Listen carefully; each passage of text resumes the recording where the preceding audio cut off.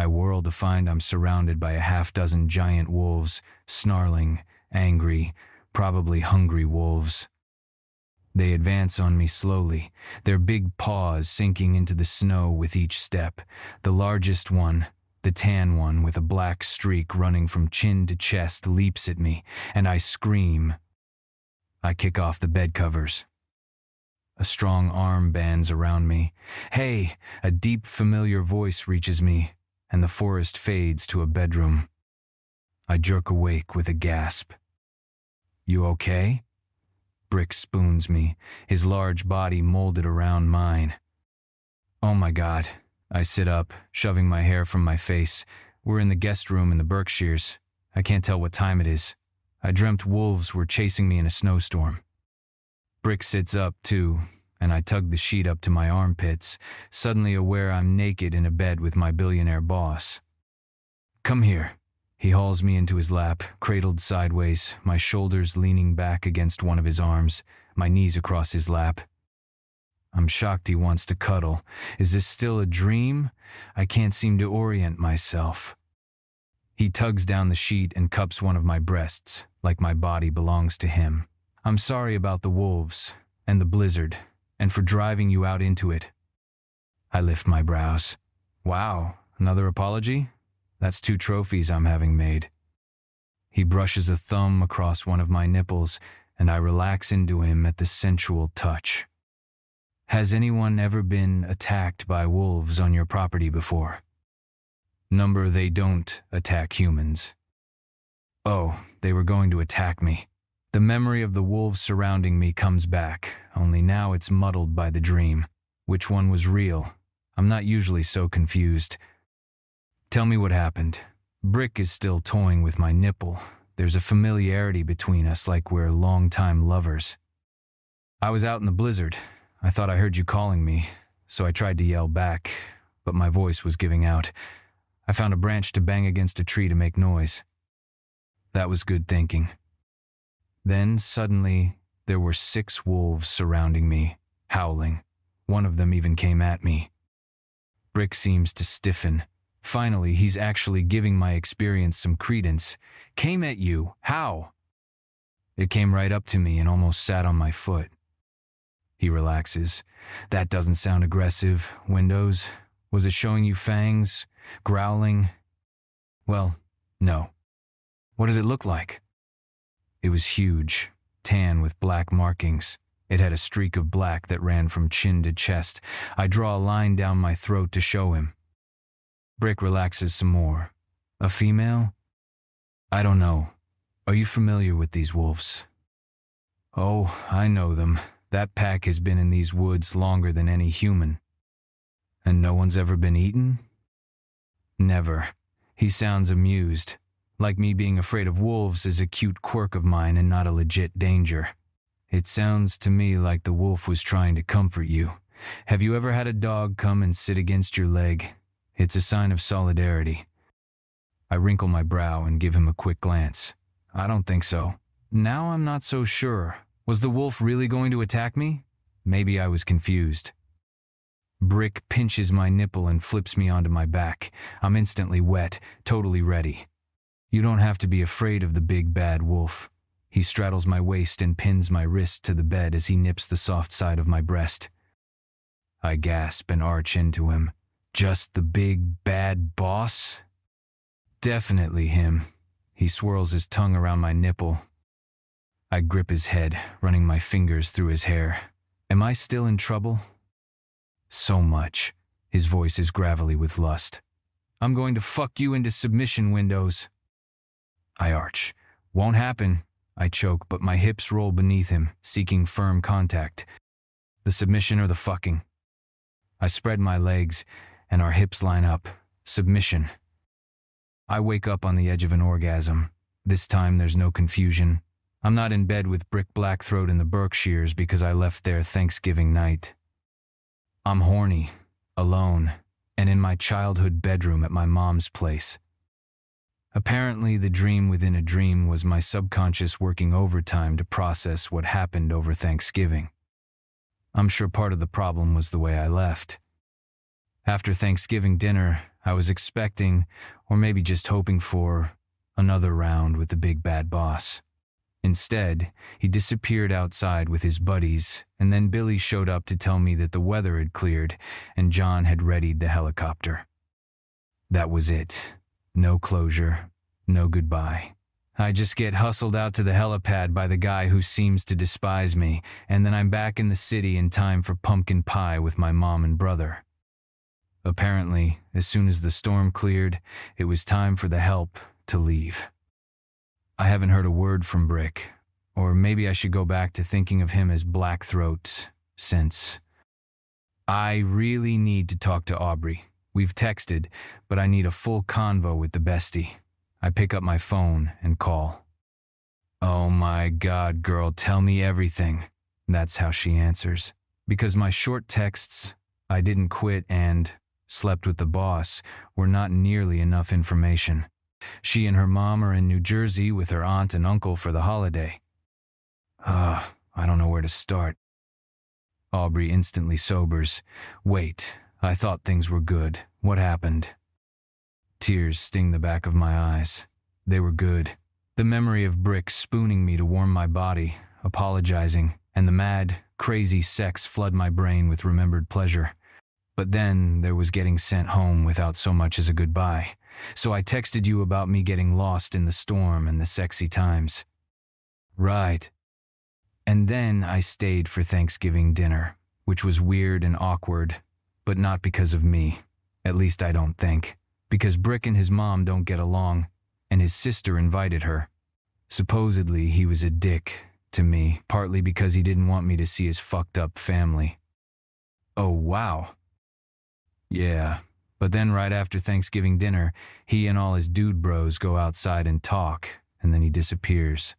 The next thing I know, Billy White comes in and says the weather cleared enough to get me home for Thanksgiving, but I had to leave right then. Okay. I asked where Brick was, but he said he'd gone for a run, which was obviously a lie, because who goes for a run in the dark with a full stomach when it's freezing out? Oh shit. I know. So what did you do? So I left. I mean, I obviously didn't belong there. Clearly they didn't want me there, or they wouldn't be rushing me off. Or maybe they just thought you wanted to spend Thanksgiving with your own family and were trying to get you there considering you'd already sacrificed most of your holiday for work. Huh. Aubrey, the voice of reason. Yeah, maybe. I know I can be touchy about the class difference thing. Did I make it all up? No, I don't think so. But now I'm not sure. So how was the sex? Aubrey puts a suggestive purr in her voice, steering me back to the good part. Amazing. Insane. Incredible. So you got something out of it. That's good. I did, but I don't think I should do it again. Why not? It feels too dangerous. I don't want to catch feelings because I already know how these things end. Wait. Whoa. What does that mean? I mean, there's no way I'm ever going to actually end up with a guy like Brick Blackthroat. People may dally outside their social strata, but that's all it is, a dalliance. So you're saying because you're not going to marry this guy, you can't enjoy some hot sex and helicopter rides? Something twists beneath my ribs. I don't want to give up any of it. But I have to. It would only end in disaster, and I'm not the type to take risks when I know they won't pay off. No more sex with the boss, I say firmly. Okay, Aubrey agrees. I say you keep torturing him, wear the dresses and withhold sex. He'll go nuts. Somehow, that doesn't feel right either. I don't want to withhold anything from Brick Blackthroat. But that is my most dangerous thought of all. I end the call with Aubrey and throw on a robe to pad out to the kitchen where my mom and Braden are demolishing the Sunday crossword. I stand over their shoulders, offering answers to the remaining clues. Bruh, it's no fun when you're around, Braden grumbles. Between you and Mom, it goes too fast. My mom, who has a PhD in literature, kicks butt at the New York Times crosswords. But Braden and I can hold our own. I guess all of us enjoy a challenge. What was the Blackthroat estate like? Braden asks between bites of leftover pecan pie. I didn't see the property because of the blizzard, but the cottage was built in the Gilded Age. It's a 44-room mansion with giant stone fireplaces and ornate carved wood trim. I got some of those details from Brick's mom, Catherine, when we chatted in the living room. My mom's lips turned down with judgment. Sometimes I forget where I get my love-hate relationship with money. My mom is one of those people, like Aubrey, who believe all rich people are greedy, environment-destroying, anti-socialist assholes who make their money by stomping on the backs of the underprivileged. I know her relationship with my biological father contributed greatly to that view. I've embraced that philosophy for the most part, except I also secretly enjoy money. I like my new 6-figure salary, although I'm regretting asking him to double it. His entire executive team now knows that I've slept with him, so getting a $100,000 raise probably won't sit well with any of them. My pride would be wounded having people think I slept my way to a raise rather than worked my ass off for it. I did like wearing a $20,000 gown to a charity ball, even though it wasn't me. It was fun to play the part for the night, to ride in the limo and the helicopter. All of it has been fun to experience, even if it's just to laugh and make fun of the rich behind their backs. I'm not bedazzled by Blackthroat's wealth, but I definitely enjoy the perks. I guess there's something inauthentic about my own relationship with money, a conflict I haven't figured out how to resolve. I try to remind myself that money isn't real. It is power, Blackthroat and the old blue bloods wield, and power can be abused or used for good. Rejecting it altogether doesn't fix or resolve social injustice or disparities between the classes. I can't believe you just ordered up his helicopter. Are you allowed to use it for other things? Number God, no. I only did it because it was an emergency. Blackthroat was definitely pissed, although I guess he was more mad about how dangerous it was with the blizzard than the liberties I took ordering it. My mom goes still and stares at me with a look of alarm. Crap on a cracker. Now she probably suspects there's something more to our relationship than assistant boss. Only because it meant I got stranded there and had to join his family for Thanksgiving, I add quickly. As I say the words that I know will reassure and redirect my mom, I realize how much her thinking influenced me in that moment when Blackthroat blew up at me. That was the conclusion I jumped to, rather than the one in which my boss secretly cared about my safety and was cranky that I put myself in danger. But maybe the latter is just a Cinderella fantasy. It's honestly hard for me to discern which statement is more true. I'm too involved in this situation to trust my own sense of deduction and logic. Yeah, how was that? Braden asks. Awkward. Super awkward. I'm glad to be home. Sort of. Obviously, Brick wanted me gone. This was nothing but a fling. Sure, we got close for 1 second, but in the end, we're from different worlds. He's a billionaire. I'm the help. We're boss employee. His family home over the holidays was no place for me to be. So, I left the Berkshires, and not because Billy White ran me out. I left because I knew it was the safest choice for my heart. Developing any expectations of Blackthroat that can be easily dashed is a recipe for disaster, and I'm far too careful a planner for foibles like that.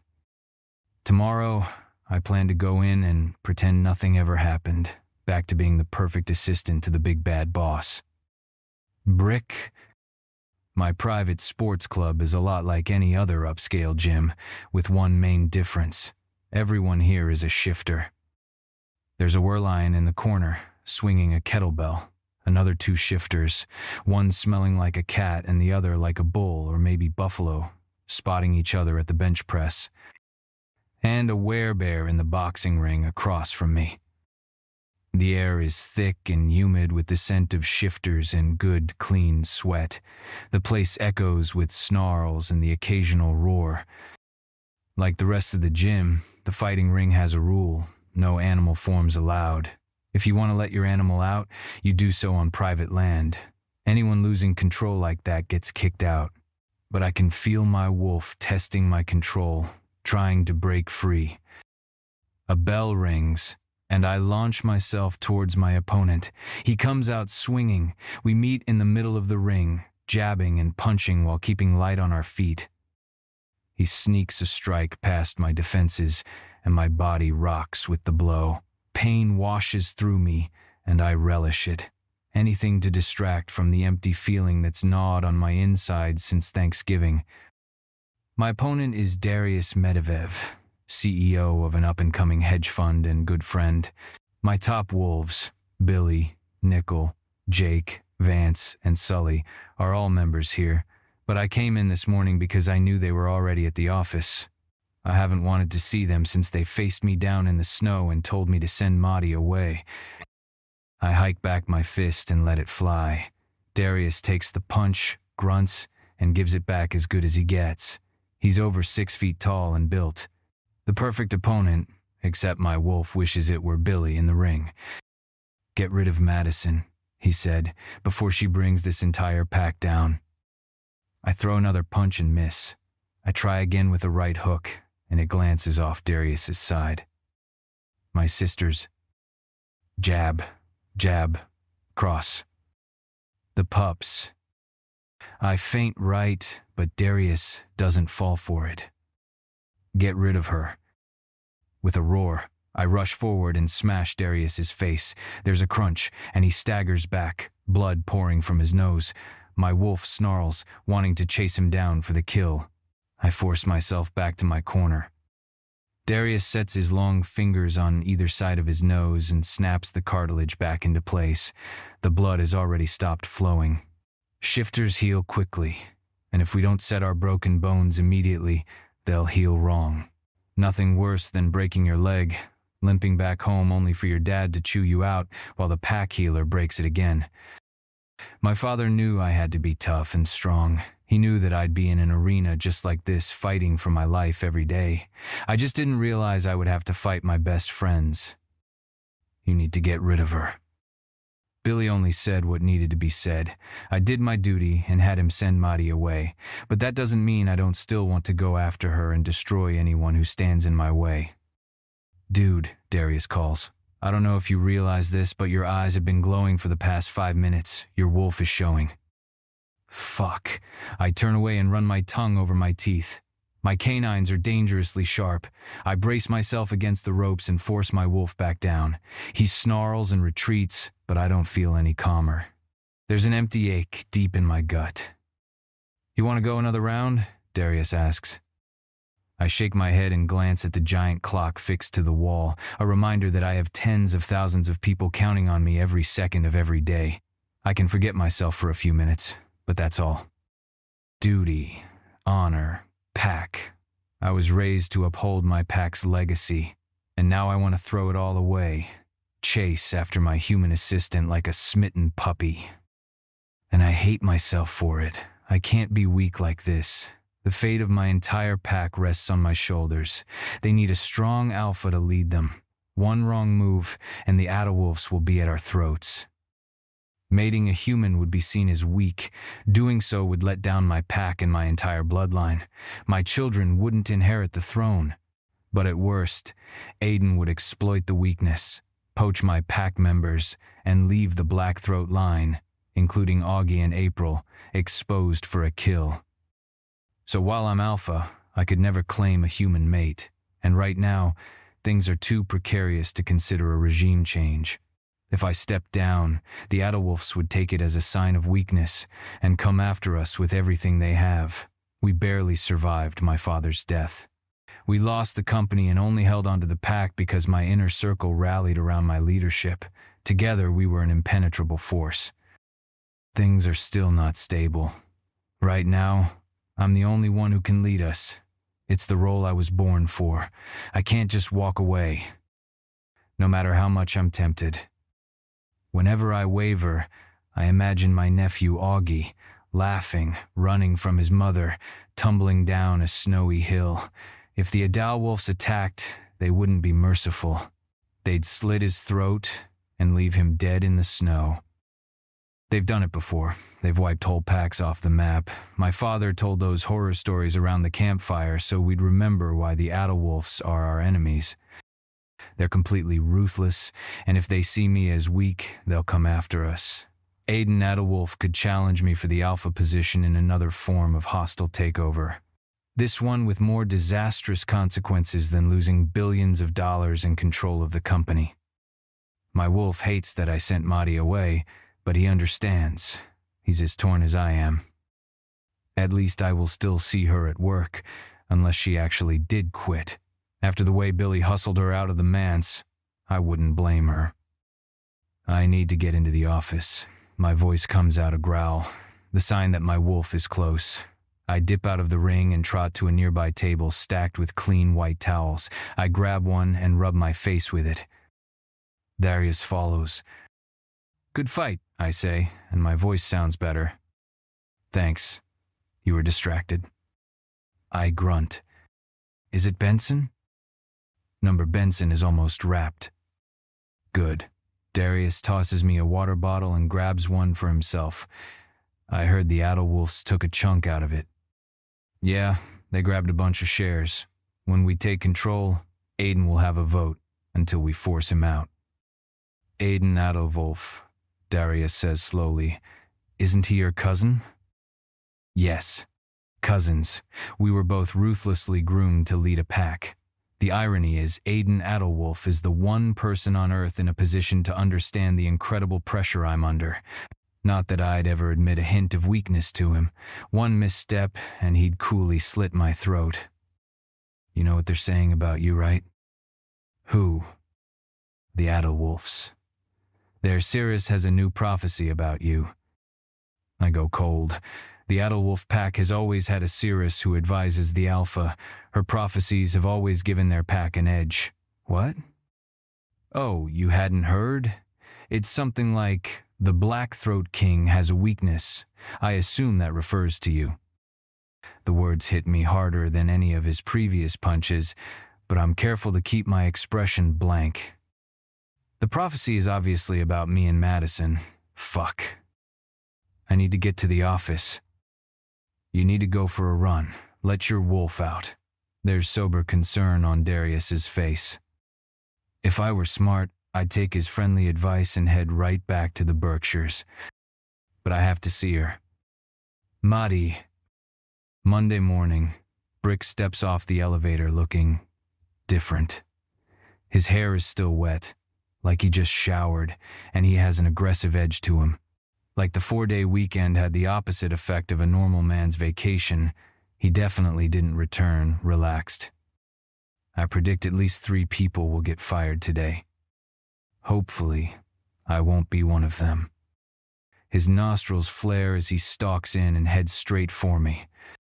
If I were an employee less confident in my work, I'd already be packing my things in a box based on his murderous look. But instead of tearing into me, he slams a Starbucks cup down on my desk. Well, as much as one can slam a paper cup. The phone is ringing, so I quickly answer it while holding Blackthroat's gaze. "Mr. Blackthroat's office, please hold." I press the hold button and drop the receiver into the cradle.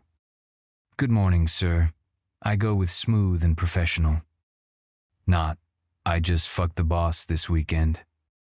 He glowers at me but seems short on words. Instead, he picks up the coffee cup and moves it closer to me. I stare up at him with shock. Did he actually buy me a coffee? I rotate the cup to read the label. It's a vanilla latte. The big bad boss brought me coffee. Color me? Shocked? "I have to smell it every day," he says dryly, like my coffee choice offends him. I had a game plan today, to play it professional. I was prepared for him to either do the same or to act overly familiar, at which point I would initiate a conversation about us returning to boss-employee relations. What I didn't plan on was this weird behavior.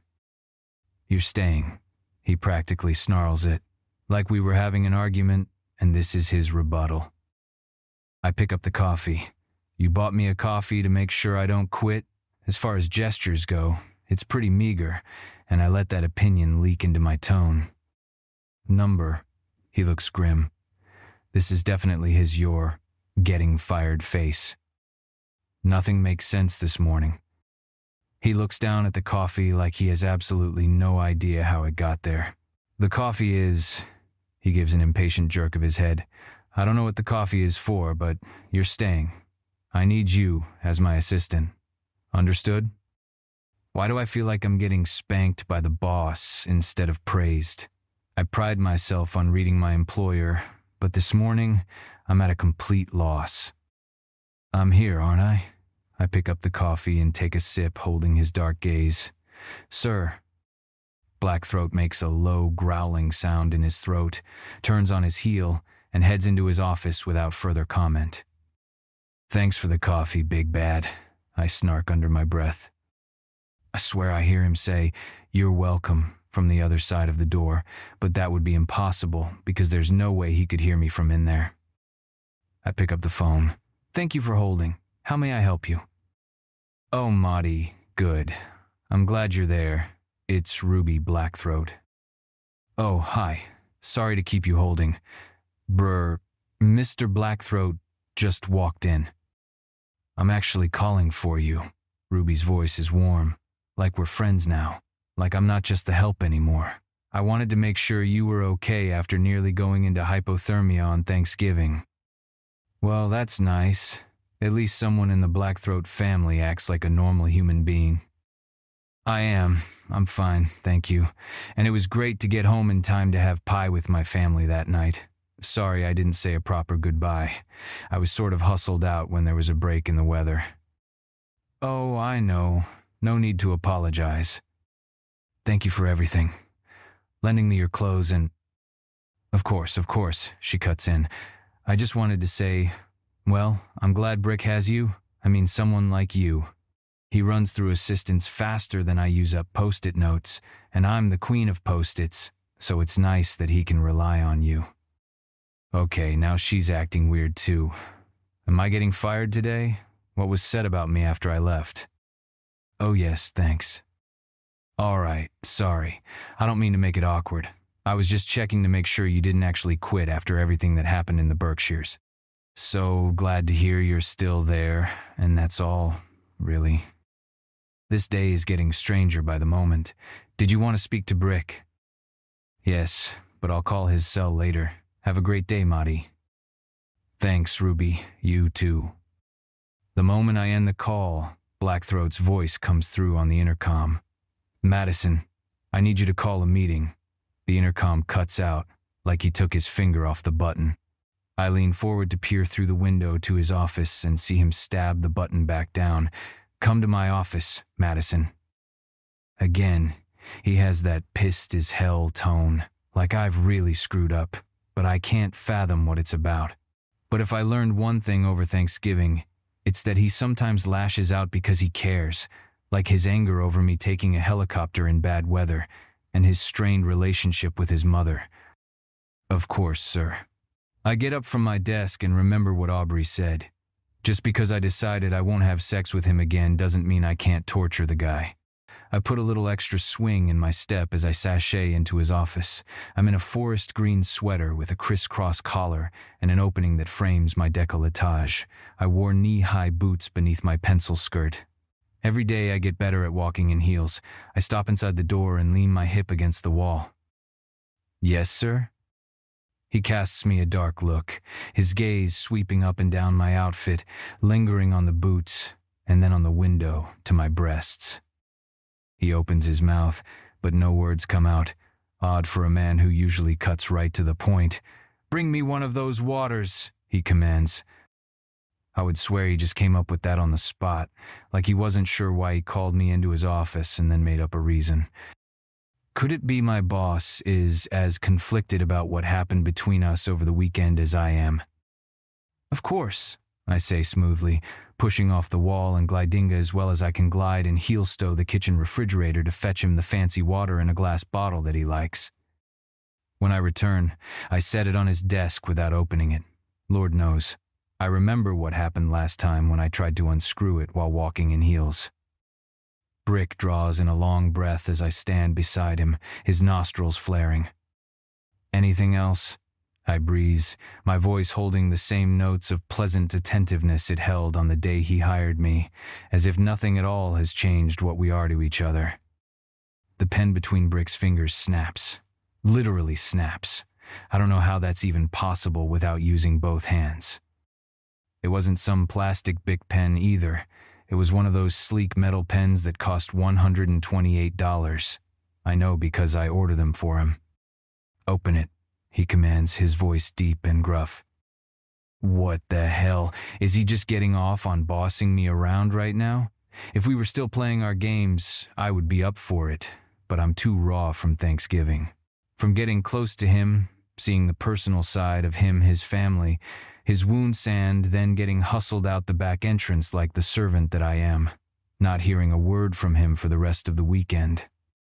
I normally pride myself on keeping it together, keeping a facade up when I'm supposed to be professional, but I finally break. After smoothing my walls up all weekend, he just cracked one down again. "Are you trying to get me to quit again?" I snap. "No," the word explodes out of him, almost as if he's alarmed. He snatches my wrist, tugging me closer before releasing it again, as if I scalded him. "No," he repeats. He clears his throat. "Never mind." His tone is back to professional. "You can go." Oh no. I can't go. Not without actually addressing what's between us. This is too weird. "Listen, about this weekend." Brick's gaze snaps to my face, and I definitely see conflict in his stormy eyes. Things are getting too confusing, or complicated. I think we should just keep it professional from here on out. Right. He looks like he bit into a rotten plum. I had, concluded the same thing. I hold my head a little higher. "Good," I point at the water bottle. "So open your own water from now on. We wouldn't want me to reenact my soak and grope from my first week." Brick chokes on a mirthless laugh. Maybe that's what I was hoping for. Suddenly, he's real again. His shoulders relax, and some of the storm leaves his face. "You got me." Okay, cool. I guess he was as conflicted as I was, and I just straightened things out. I toss him a knowing smile as I turn and strut out. We can do this. We can totally keep things professional. I feel back on solid ground. Brick just handed me the power by acknowledging he's still attracted to me. Aubrey was right. I can keep up the torture. I have the upper hand here. I'm not gonna lose my head or my heart to my billionaire boss. Score another one for the assistant. Chapter 2. Billy. I study my alpha during the executive meeting Tuesday.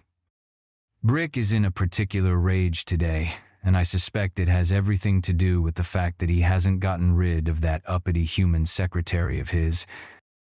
He's waited too long to find a mate, and now his wolf is hungry for any female, even a human. It's dangerous for an alpha wolf not to mate. A wolf that strong will go nuts without a female if he hasn't mated by midlife. He said he would get rid of her, but she's still here. It makes me want to howl. We're tossing the racquetball around the room high speed while we talk something. We started back at Yale as a way to keep our wolves from getting restless when we had to study for finals. We hurl the ball at each other without a pattern, testing our reflexes, trying to get someone to miss. No one ever does. This is good because at the velocity we throw, we could break a window or put a hole in a wall with it. I want to study the secretary, but every time I look her way, Brick beans the ball in the direction of my face. I never thought I'd see my alpha take his eyes off the prize, distracted by a human no less. His interest in her puts our entire pack in danger. I never trusted her. She came in here doing and saying everything right. Red fucking flag. No one can please Brick. He's a hard ass who never stops demanding from his employees and never stops working himself, except to let his wolf off leash on the weekends to keep from going moon mad. That's what made Moon Co. explode into a net worth of $89 billion in the matter of 7 years. She doesn't get ruffled, even when he's particularly dickish. She seems to anticipate exactly what he needs, and she never says anything wrong. She's too good.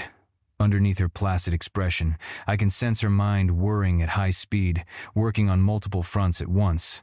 My instincts say she has more than one agenda. She has her sights on Brick. Or she's a spy sent from Adolwolf.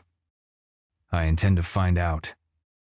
The ball whizzes around, faster than we've ever volleyed it before, and I finally figure out what is Brick on edge. The secretary leans forward, both her elbows on the table with her forearms pushing her cleavage up, which might not be a big deal, except she's wearing one of those dresses with a cutout over her cleavage, making a perfect window to the curve of her breasts. I actually hear a snarl from Brick, and he hurls the ball at Nickel without looking away from the secretary's chest. He's acting protective, out of control, like a wolf in rut. I bet the little minx loves it. Nickel hurls the ball at Vance, who sends it to me, but the secretary picks that moment to lean forward, probably to give Brick an even better view. She probably can't even see the ball flying at her head fast enough to give her a black eye, and it's too late. Except Noah, our spreadsheet guy, heroically throws himself out of his chair to catch the ball just before it smashes into her. Everyone's looking at the secretary and Noah, but I'm watching Brick, a mixture of relief and anger alternately flicker over his expression. He settles on anger.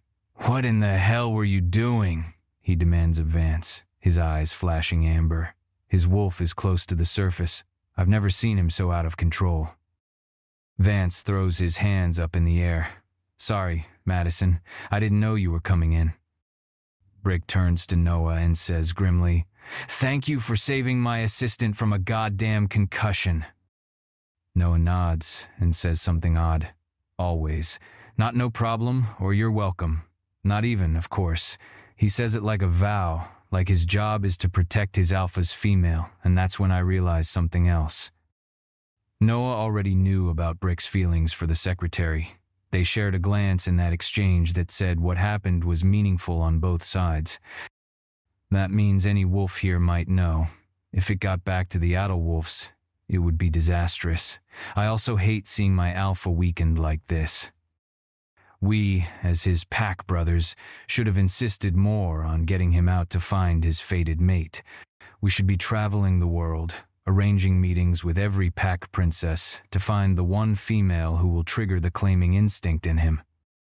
He's been too focused on growing this company since we left college, on his need and drive to surpass everything Adolwolf Associates is, everything they took from our pack when they murdered Brick's father. Now he's ensnared by his secretary, a fucking human. It's absurd and totally beneath him. Worse, he allowed her to stay overnight at his home on pack land and used her to satisfy his sexual needs. I close my laptop. It's already 3 o'clock, and we've been in here for hours. I doubt we'll get much more done with the mood Brick's in. Should we break for the day? Brick's still fuming. He glares darkly at Madison's cleavage a moment before he says, "Yes." Everyone moves at once, like he's the teacher who just released the class, the pent-up tension in the room propelling us out of our chairs and into the elevator. Once I'm inside, I text a team of private investigators I have on standby. They're already on the hunt for every bit of information there is to be had on Madison Evans. We have a few suspicious phone calls to her work phone that might have come from the Adolwolf building, but that's not enough to bring her down. I tell the team to have someone following her at all times, too. I'll prove she's up to no good. In a choice between his pack or a measly human, Brick will make the right call. And he'll get rid of her once and for all. Brick.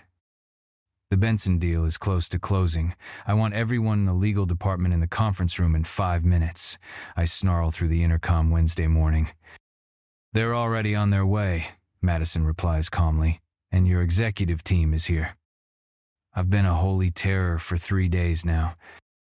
I barely sleep at night. I have to fly back to the Berkshires to run after work and go to the gym in the mornings, but nothing takes the edge off. Billy and Nickel walk into my office, and Billy surveys me with narrowed eyes. I rise to my feet, sending my rolling chair backward to hit the bookcase behind my desk. "Don't enter my office without knocking." I blast them both with enough Alpha command to make them freeze in their tracks. "Sorry, Alpha," Billy mutters. "I thought the secret Madison told you we were coming in." Neither of them say a word about the fact that Madison Evans is still in my employ, despite the fact that I said I'd get rid of her. I can't do it. It's simply not possible. I need a steady hit of her scent. Need to see the swish of those hips and the tease of her skin. Getting rid of her is the right move, the only move for my pack, but it doesn't work for me. I need her here at the office. That's what I keep telling myself. It's about business. She's the best damn assistant I've ever had. My wolf is confused and thinks she's my mate. I can control that urge. It would be easier if we hadn't decided to keep things professional, though. I'll meet you in the conference room. I've avoided a private conversation with my executive team all week. Just the sight of them makes me want to throw something. I stride past Billy and Nickel and head to the conference room with them trailing me. Eagle is already there, directing the in-house legal team. "Where are we with the updated contract draft?" I demand. "We have the..." A human starts to explain. "I wasn't talking to you. I don't even look his way. I just gave them the instructions you called in this morning." Eagle reminds me that while I may have called him at 6 this morning, it's barely past 8 still. I frown at all of them. Questions, problems. Nobody dares to speak. I want this done by the end of the day. We'll have lunch brought in. No one leaves this room until I have a completed draft. Understood? "What can we do to help?" Nickel asks. He and Billy are standing in the doorway. Billy usually relishes my tirades, but his brows are down today. He's about to become the subject of my fury. "Nothing. Why are you here? Go back to your offices until I call for you." "You did call for..." "Leave it," Nickel mutters, putting a hand on Billy's shoulder to turn him around. The two of them exit. He's right. I did tell Madison I wanted to see them. I just changed my mind the moment seeing them pissed me off again. I sweep the room with a challenging gaze, which no one dares to meet. Every employee has their head down over their laptop. Too bad. I was in the mood to fire someone. I stalk back out, and my cell phone rings. I check the screen. Seeing it's Ruby, I answer on my way back to my office. "Brick, I'm just checking in about the Adderwolf Associates board meeting." "Fuck. Like I didn't have enough of my mother with Thanksgiving." "I'm not going," I say curtly, shutting the door behind me. Ruby draws a breath. "Really? You're gonna tuck your tail and cower in front of our pack rivals?" She knows exactly how to goad me. A snarl issues from my throat, loud enough that I worry Madison heard it. Ruby's right, of course. As our mother's heirs, she, Scarlett, and I have seats on the board of Adderwolf and Associates. It was a negotiated part of our parents' mating agreement. Of course, we'll never have a real say in anything discussed there, since we don't hold a majority. So, really, there's no point at all in attending. But Ruby's right. Staying away would make me seem weak. Ruby continues as if I agreed to go. "I was hoping we could go over together. You, me, and Eagle. I can swing by to pick you two up on the way." "Fine. But only if we're finished with the Benson deal." "When is it?" "A week from Friday. It's already on your calendar. I checked with Mahdi yesterday." I grunt in reply and end the call. Now I'm really grouchy. There's no way I'm going to be able to work without taking the edge off. I stare at the wall between my office and Madison as if I could see through it. I've been calling her into my office for a myriad of inane reasons just to keep her sent here. I can't be certain if it riles me up or takes the edge off. Either way, it's like a drug that I need a constant hit from. "Madison." I hit the intercom. She doesn't answer. I slam my finger down again. "Madison." My wolf spins and snarls like a beast in a cage. He's ready to tear the building apart as if someone kidnapped her. Or, fate forbid, she quit again. Calm down. I force myself to fill my lungs with air. She's probably in the restroom. She was at her desk when I went by a moment ago. Still, I find myself stalking through the top floor to make sure. I don't catch her scent near the restrooms, nor is she in the kitchen. I have to loosen my tie because I'm too hot under my collar. I throw open the conference room door, catching the whites of every employee's eyes before I shut it again. Not in there. The elevator dings, and Madison exits in the wool coat. I bought her carrying 2 trays of coffees. "Where were you?" I demand, even though it's quite obvious. Like the proactive assistant she is, she already gathered drink orders. "You don't pick up their coffee orders." Madison blinks. "I do, though.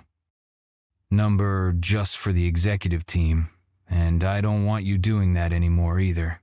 From now on, you'll get them delivered. You don't step away from that desk unless I give you leave." I point at the desk as if I'd grounded her, and she left her room without permission.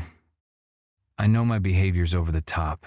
I'm not sure if I'm subconsciously trying to sabotage our tenuous relationship so she quits again because I can't take this torture, or if I am really this on edge, and I can't dial it back anymore. Fortunately, Madison keeps her cool. "I'm going to bring these coffees into the conference room, and then I'll come straight to your office." She holds my gaze with those wide, intelligent eyes. I hesitate. The stormy part of me doesn't want to be mollified, but the eye contact settles my wolf. Fine. I turn and stalk back to my office. A moment later, she's in the doorway, pulling off her coat as she enters. "Yes, sir?" "Yes, sir. Yes, sir." She thinks I want something. Damn straight I do. I want something from her right here and now. I frown at her. "Are you," she hesitates, "are you angry that I saw the inner workings of your family? Is that what's bothering you?" I give her massive points for trying to call me out on my shit. I get up from the desk and stalk toward her, taking her coat and shutting the door behind her. "Number." My answer surprises me, but it's true. I'm actually grateful Madison witnessed my family dynamic with the compassion and understanding she brought. She straightens the skirt on a black peekaboo dress with shoulder cutouts. The need to lick the bare skin there makes it hard to think straight. "Is it the Benson deal?" "Number, well, partly." I give an impatient wave of my hand and toss her coat onto my chair. I want her scent there when she leaves. I don't mean to do it. One second she's standing in front of me. The next moment, I have her pinned against the wall, one of my thighs insinuated between her legs, one hand cradling the side of her neck. Madison gasps and clings to my arms as I shove my nose into her hair and breathe in that delectable scent. "I'm not supposed to fuck you." My voice is crushed granite. Madison squirms against me, but not to get away. She rocks her pelvis down over my thigh, rubbing her damp sex against my suit pants. "You're not," she sucks in another breath. "Is that what they told you after Thanksgiving, when you were standing out in the snow together?" I don't know why I'm still surprised by her sharp intelligence. My teeth scrape along the skin of her neck. Yes. She rubs over my thigh, and I grip her ass to help. "Why? Because I work for you?" "Yes." My wolf hates the lie, but it's more of a half-truth. I find the crack of her ass from the back and slide my fingers forward until I hit the damp of her panties. She grinds harder over my thigh. Her head hits the wall behind her, and she levels another bold gaze at me. Well, in that case, I'm totally down with screwing the boss. I study her, taking in the lifted angle of her chin, the fire behind her eyes. Madison Evans doesn't shrink from a fight. She's alpha female all the way, despite her species, young age, income, and class. Let's not make it weird, though. Just tore it off as sex. She wants to keep this sex only, screwing the boss. Okay, better for me. Downright perfect, in fact. My wolf disagrees, but I ignore him. I should be glad she wants nothing more than sex. Thrilled. It's not like I can mate her. Fine. Madison has a boss fetish. I'll damn well make every fantasy she has come true. It's an ideal solution. I get what I need to keep my wolf mollified and be the one who satisfies her. And she gets, well, she gets the orgasms. Lock the door. She fumbles with the lock, then turns, breathless, eyes bright. She definitely has a power exchange fetish. I can work with that. I ignore my wolf, who is pissed that she just wants the fantasy, not me. I tap the surface of the desk with my index finger. When she arrives, I pick her up and plop her cute ass on it.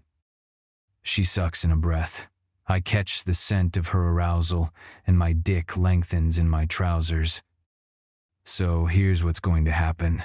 I stand in front of her, my hands lightly gripping her knees.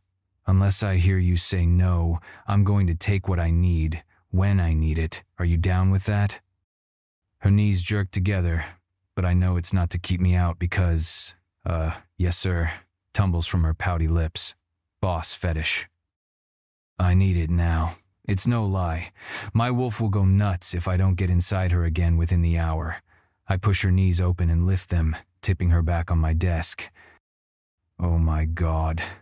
She's titillated, or maybe shocked by my behavior. I can't find it in me to regret any part of it, not when she's spread out on my desk, her head nearly hanging off the other end, looking so damn appetizing. Next time I put you in this position, I'm going to walk around to the other side and use that smart mouth of yours. Her hardened nipples show through the fabric of her bra and dress. I slide the pad of my thumb across the satin gusset of her panties. They're already damp, and she makes a needy sound, her inner thighs jerking. Despite the forcefulness of my initiation, I take my time now, simply stroking over her panties, making sure she warms up. You want my mouth here? I meet her gaze. She's holding her breath, watching me. She nods. I go slowly, lifting her knees up as I lower my head between them. I pull her panties to the side with my teeth, then lick into her. She gasps, her inner thighs slapping my shoulders. I screw one finger inside her as I flick her clit with my tongue. Yes, please, she whispers. It's cute as hell. I shouldn't be so enamored with this girl, but everything she does, everything she says, everything she is seems to affect me. The need to satisfy her overrides my need to claim her. I pull her panties off and work a second finger into her tight channel, then use both fingers to stroke her inner wall. She thrashes her legs, her high heels kicking my back and ribs as I make her squirm. I rise, resting my thumb over her clit and pumping the two fingers in and out while I study her face.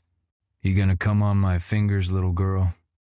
She's breathing hard, that open window on her dress showing her chest heaving. I don't answer to that. I find her G-spot and fuck it, my fingertips nailing it every time I stroke in. Her hips grind and buck beneath me. I don't stop. I go still. Well, I stop finger-fucking her.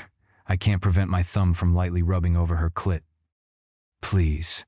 She sounds so unlike herself, but then she's on the edge of an orgasm. At least, I thought she was. I slide my fingers out. What do you need, Windows? My voice is as rough as sandpaper. Her lids droop. Not your fingers. A blush spreads over her face and across the open window to the skin at her chest. A smug smile twists my lips.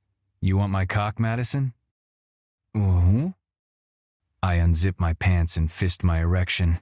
You say a lot of things with that sassy mouth of yours. Don't tell me you can't ask for what you need. I reach in my pocket for a condom and frown when I find none. I toss them when I committed to keeping my hands off my sexy secretary. She sees my frown and interprets it correctly. It's okay, she calls. I'm on the pill. My cock jumps in my fist. She wants me inside her. Bear? My control's about to shatter, but I force myself to check. You're sure? She nods slowly, staring at my dick. Her tongue touches her perfect lips, and my cock swells to an impossible size. Say it. Of course, my little alpha female assistant can never back down from a challenge. She pushes up on her forearms and meets my gaze squarely. "Give me your cock." I laugh. An actual laugh. I love her getting sexually aggressive with me. "My pleasure." I drag the head of my cock through her juices, teasing her before I part her sweet flesh and feed her my length. She watches the place where our bodies connect. I watch her lovely face. I've never been so fascinated by a female in my life. Her every expression, every nuance captivates me. I thought fucking the assistant would get her out of my system, but it seems to be the opposite. The more times I have her, the more I need her. She's becoming an addiction, and I'm afraid I'll never satisfy the craving. I'm careful, giving her time to get used to my size. I was too rough last time, and I have to remember she's human. But as her scent curls around me, as her hot, sweet flesh engulfs my cock, I grip her thighs tighter, push in with more force. Her soft moan of approval drives me insane. Before I know it, I'm pounding into her, shaking the desk with the force of my thrusts, making her cover her mouth to muffle her cries. I bring my thumb back to that sensitive nubbin at the apex of her sex and give it a rough rub as I jackhammer into her. She screams behind her palm, hips jacking up off the desk. Even though I want to go on forever like this with her, I can't, not when her hot flesh seizes around my cock. I growl, eyes rolling up to my brows as my climax comes on like a bullet train. I slap against her ass with my loins driving to the finish. Heat makes me want to shred out of my suit like a werewolf caught in a shift before he can undress. I slam in deep and come, my thighs jerking against the desk, my thumb still rubbing her swollen clit. She comes some more, even harder this time, her internal muscles spasming around my dick, dragging me halfway to heaven. I take a moment to breathe, let the tilting floor right itself. My vision returns to normal. I grab a couple tissues from the box on my desk and use them to clean us both. Madison sits, a lovely flush, making her skin glow. I purposely play the part of the dick, since that's what she seems to want. I need the paperwork from the Adirondack purchase on my desk in 5. Tell Noah I need to see him at 9:30 and let HR know about your salary increase. Her eyes flick down in an uncharacteristic gesture before they return to my face. Actually, I've reconsidered my salary request. Her voice is polite and businesslike as always. It was excessive and made in a moment of anger. I study her, trying to understand her change of heart on this one.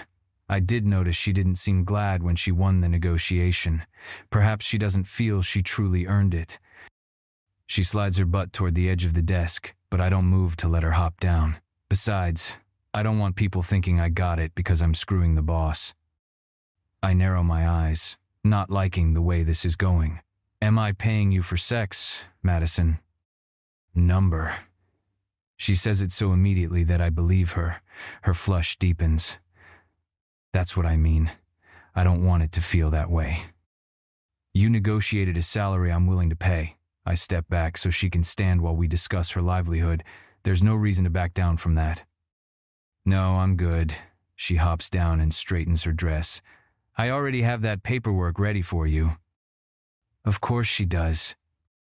I walk around to sit behind my desk, glorying in the fact that it's now covered in her scent, that she's covered in mine. I didn't like that hint of defeat around her with the salary thing, though. Madison is the type of person who likes to win. For whatever reason, I enjoy watching her win, even against me. So her backing down doesn't feel right. But I understand her concern. Genevieve, my HR director, would have shit a brick at the new salary, which is close to her own. I pick up the office phone and call Genevieve. She answers smoothly. "Good morning, Mr. Blackthroat. What can I do for you?" "Send a $50,000 bonus to my assistant Madison, payable today." Genevieve chokes and sputters a little. "Absolutely, sir." I ordinarily wouldn't bother to explain myself, but since Madison is sensitive to people thinking she got a raise because I got into her panties, I say, She gave up her Thanksgiving holiday and risked her life to make sure an important deal closed, and I want her properly rewarded. That's, okay. Yes, absolutely. I'm sorry I couldn't give her your executive team's personal phone numbers on Wednesday, but I did try to reach them personally. Part of me wants to rip her a new one for blocking Madison from getting things done, but Genevieve was just doing her job. Protecting the personal information of my team is important. You did the right thing. Madison just went above and beyond. I hang up so I don't have to hear whatever simpering reply she has. Madison taps on the door and walks in with a sheaf of papers. Here are the closing documents. Noah will be here, as requested. Thank you, Madison. Our eyes meet as I take the papers and she sucks in a breath as if the contact shocked her. Or maybe it was just my thanks. It's hard not to be grateful after she just offered her hot little body up to me like that. Even if she is a hard-to-decode human with a smart mouth and a reluctance to get personal. Not that I was trying to get personal. Not at all. Our just sex arrangement is going to work out perfectly for me. My wolf will stay calm, and I won't have to figure out what to do about her, beyond being her boss with benefits. Even so, something about it doesn't sit right with me, but maybe that's just my ego. I'm used to women throwing themselves at me, trying to entrap me in a permanent relationship. Maybe my pride can't take it when the first one I can stand for longer than one night doesn't show any interest in snaring me. Marty. Good night, Jerry. I call to the janitor as I leave for the day. He's wearing earbuds, but he must not listen to his music too loudly because he always seems to hear me. He lifts a hand. Have a good night, Matty. Blackthroat offered me a ride home when he left a half an hour ago, but I refused. Things are already weird enough.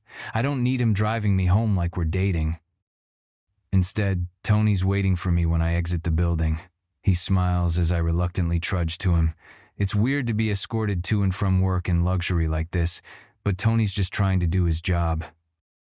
I have him drop me off a block away from my apartment so I can pick up an order of gluten-free eggplant lasagna from my favorite Italian restaurant.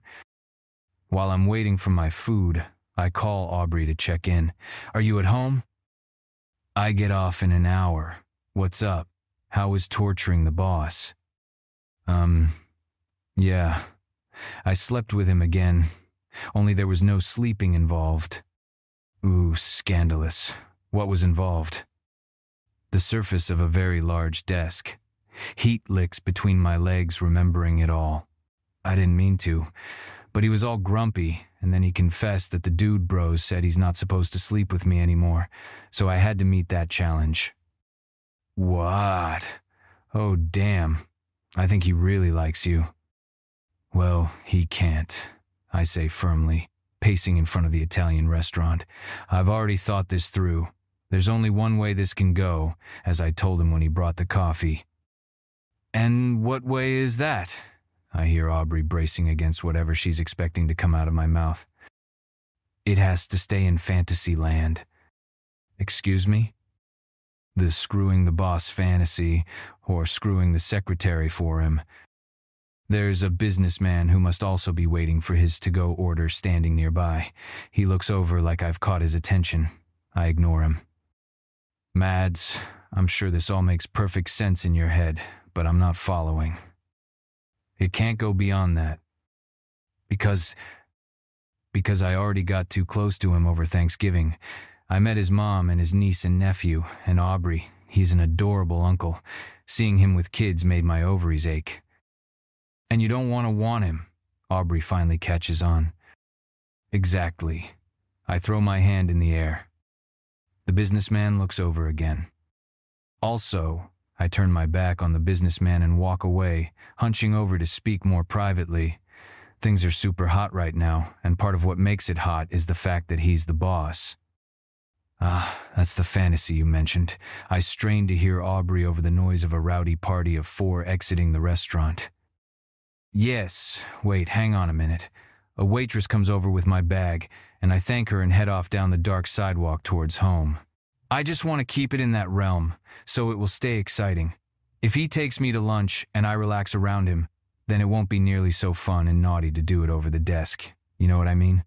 I mumble the words, do it over the desk, so people walking near me won't be subjected to my sexcapades without consent. So basically, you're into the power dynamic. You know you can keep a power exchange in a relationship as an agreed-upon thing. I don't know. What's the real hang-up here? I just want to keep it low-key. I'm afraid if I'm actually his girlfriend, I might lose interest. Is that it? Or are you afraid you're going to fall for a billionaire who will knock you up and bail, just like your dad did? Well, I'm on the pill. You know what I mean. Aubrey's giving me the straight talk right now, and I sort of hate her for it. Do you think I'm just letting myself be used? I changed tack again. I'm admittedly all over the place with this situation. Am I disrespecting myself by screwing the boss? Now you're just being absurd. That is the most sex-negative, slut-shaming, stupid thing you've ever said. Do you love the sex? My knees go weak, remembering Blackthroat's large hands picking me up by the waist and sitting me on his desk. From now on, I'll take what I need, when I need it, and I need it now. Who says that? And how interesting that he chose the word need and not want. Yes. But sex is just for his enjoyment, right? And women should withhold it from men to be respectable? Sarcasm drips from her voice. I laugh when I hear how absurd it is. What, are you catering to the patriarchy now that you work with them? Okay, you're right. That was the dumbest thing I've ever said. Literally. You got lasagna again, right? You know it. Extra garlic bread for you. You're the best. I know. I'll see you soon. I end the call and hustle up the stairs to our apartment. I still don't know where I am with all this. Aubrey couldn't have been encouraging me to have a real relationship with Blackthroat, could she? No, she was just calling me on my shit, so I couldn't lie to myself about my real hang-ups. That doesn't mean those hang-ups aren't legit. Chapter 3. Brick. Where are we with the contract? I demand. It's Sunday evening, and I'm ready to shred the walls of my office. I've kept the legal and analyst teams in my conference room for 5 days, which means working through the weekend. Closing on the Benson deal isn't just a $440 million benefit to Moonco, it's a victory over the Adderwolfs. 3 hours more, Max, Eagle says. He looks as haggard as everyone in the room. None of us have had more than a few hours sleep in days. I'll order in more food, Marty says in that smooth, capable voice that gets my dick harder than stone. I have to lock my jaw to keep the growl of desire from issuing from my throat. The punishing hours I inflicted on my employees have been even worse for me. Not getting out to run my wolf in the Berkshires or even to spar with Darius at the gym has left me even more out of control than I was going into this week. Even if I was the kind of dick to leave his team working late hours while out enjoying myself, I'm now incapable of leaving the building while Madi is still in it. And she refuses to leave until I've dismissed the team each night. The only thing that takes the edge off is ordering her into my office and locking the door, getting her on my desk or against a wall. My executive team is pissed at me for not getting rid of her. I don't give a fuck. She is necessary to the Moonco operations. That's what I keep telling myself. It's not like I'm going to mate her. Even if I wanted to, I can't. The destruction that would bring on the pack, the danger that would put all of us in, make it impossible. 45 minutes later, Madison enters the conference room pushing a catering cart. Thank God it's not more pizza or sandwiches, one of the analysts mutters. Madison sets out the aluminum catering trays. Smells delicious. What is it? Another one gets up to help her, which makes me want to tear out his throat. Thank you. I thought since we're so close, you deserved a real dinner tonight. She uncovers 2 of the trays at once. Eagle chokes on the Perrier he was drinking. It's trays of steak and lobster. My naughty assistant. Is she trying to earn a reprimand? Thank you, Noah says, and I have to rip my collar open. Did she order this banquet for him? Madison smiles at him and signs something. My wolf goes apeshit. He chuckles, signing in return, but when he darts a look at me and sees my murderous expression, his smile vanishes and his gaze snaps to his laptop. I force myself to wait until Maddie finishes unloading the cart, then I walk out of the room. In my office, I say in a low voice as I pass by her. Of course, Mr. Blackthroat, she intones. I'm almost blinded by jealousy, but I somehow make it to my office. The moment she enters, I lock the door and pin her against it. What did you say to him? I growl. Her eyes widen with genuine surprise. What? To Noah, what did you say? Two bright spots of color appear on her cheeks, and her brows drop, but characteristically, she smooths her face and adopts a professional tone. I said we may as well eat well if the big bad boss is keeping us here all weekend. It was a joke. I'm sorry. You don't sign to him again. I don't want you flirting. Flirting? Are you nuts? She breaks character, her real irritation showing through now. New rule. Don't talk to him again. You work for me. Was that food for him? I'm being irrational. I'm totally out of control, but I can't seem to dial back my possessiveness.